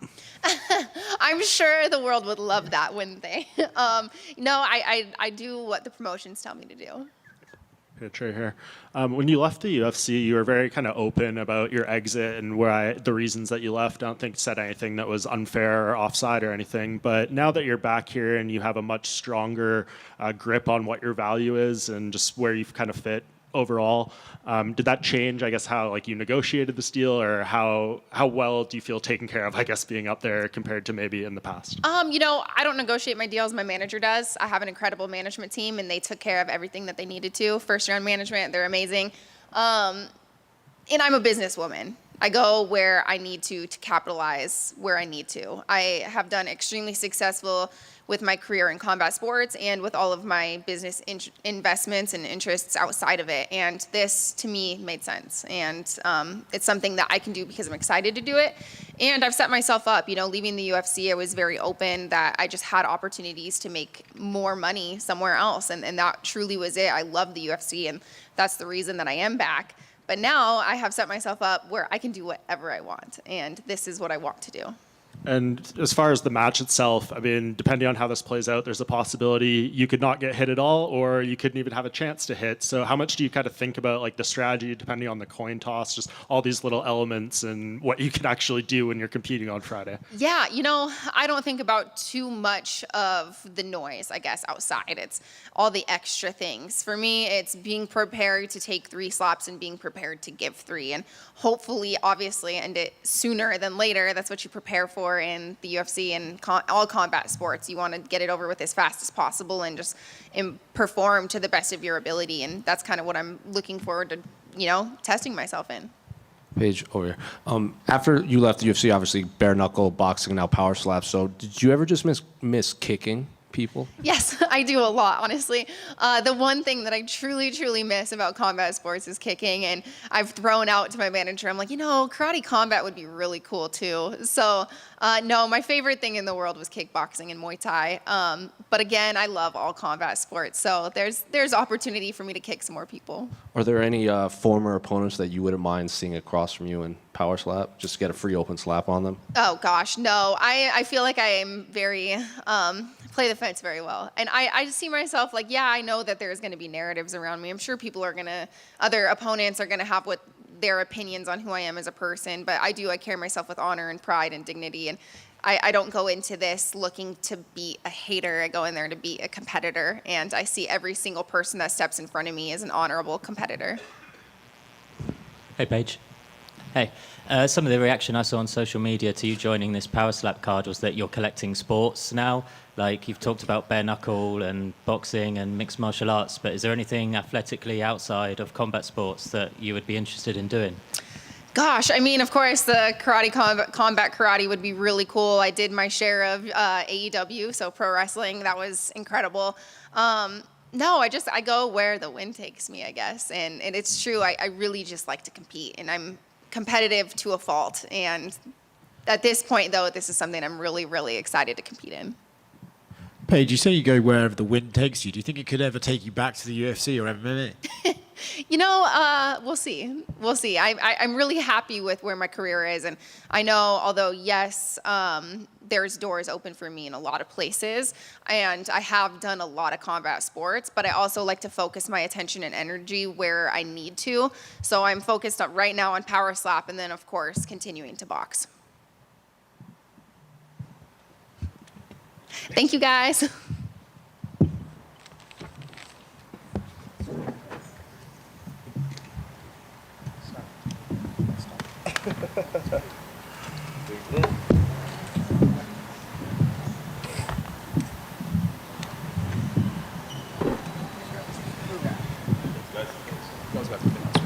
What's up, guys? I have the credentials for UFC X, so if you guys have been approved and have been in communications with me, then meet me up here and I'll give you guys your credentials.